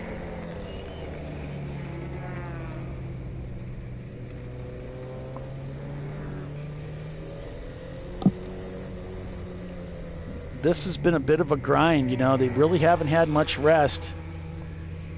The vast majority of this race has been under green flag conditions. Lost control of the car 3 times, spinning twice at high speed across the front straightaway here. Incredibly, did not damage the car, got back out onto the racetrack, maintained the lead. They hit their pit stops, their fuel strategy, everything came together for Visceral Racing Group as they bring that Porsche through the final corners here at Thompson Speedway for another win. The pit marshal in the stand there, giving the drivers 1 to go. Here comes the double checkered flag flying high in the sky for Visceral Racing Group, taking the win at Thompson Speedway for the 12-hour Enduro of 2021. So congratulations goes to Visceral Racing Group. An amazing race weekend for Visceral. Misco Motorsports is going to take second place in their 94 Miata. Then it's going to be Fuse 15 in their black Miata taking third place. Behind them, it's Mostly Motorsports, the team that finished second here back in 2019 and third in 2020, finishes fourth this year, but they will take the B-Class trophy home. Back in fifth place, you're looking at Warrior Racing in the number 897. Behind them, it's Bent Over Racing. Then MBM Engineering, Z-Tech, Rosemar Racing in the number 701. Then it's Star T Racing, Millhawk Racing, and Legendary Autosports. So a really solid performance for several of the teams out here. Z-Tech avoiding the wall there after sliding off the racetrack right towards the end of the race. And the Porsche Boxster Rosemar actually found the wall, but still managed to get back out there and finish.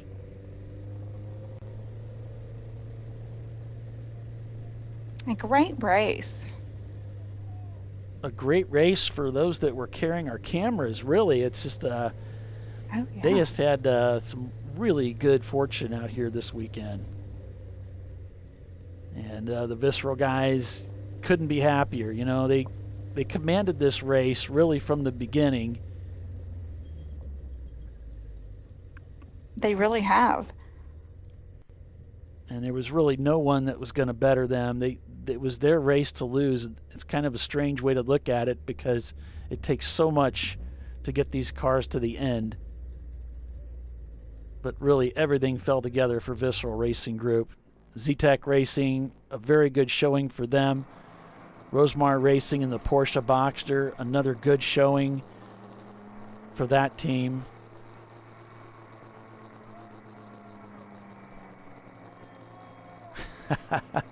You push through adversity and you find that checkered flag at the end, and it's a great experience.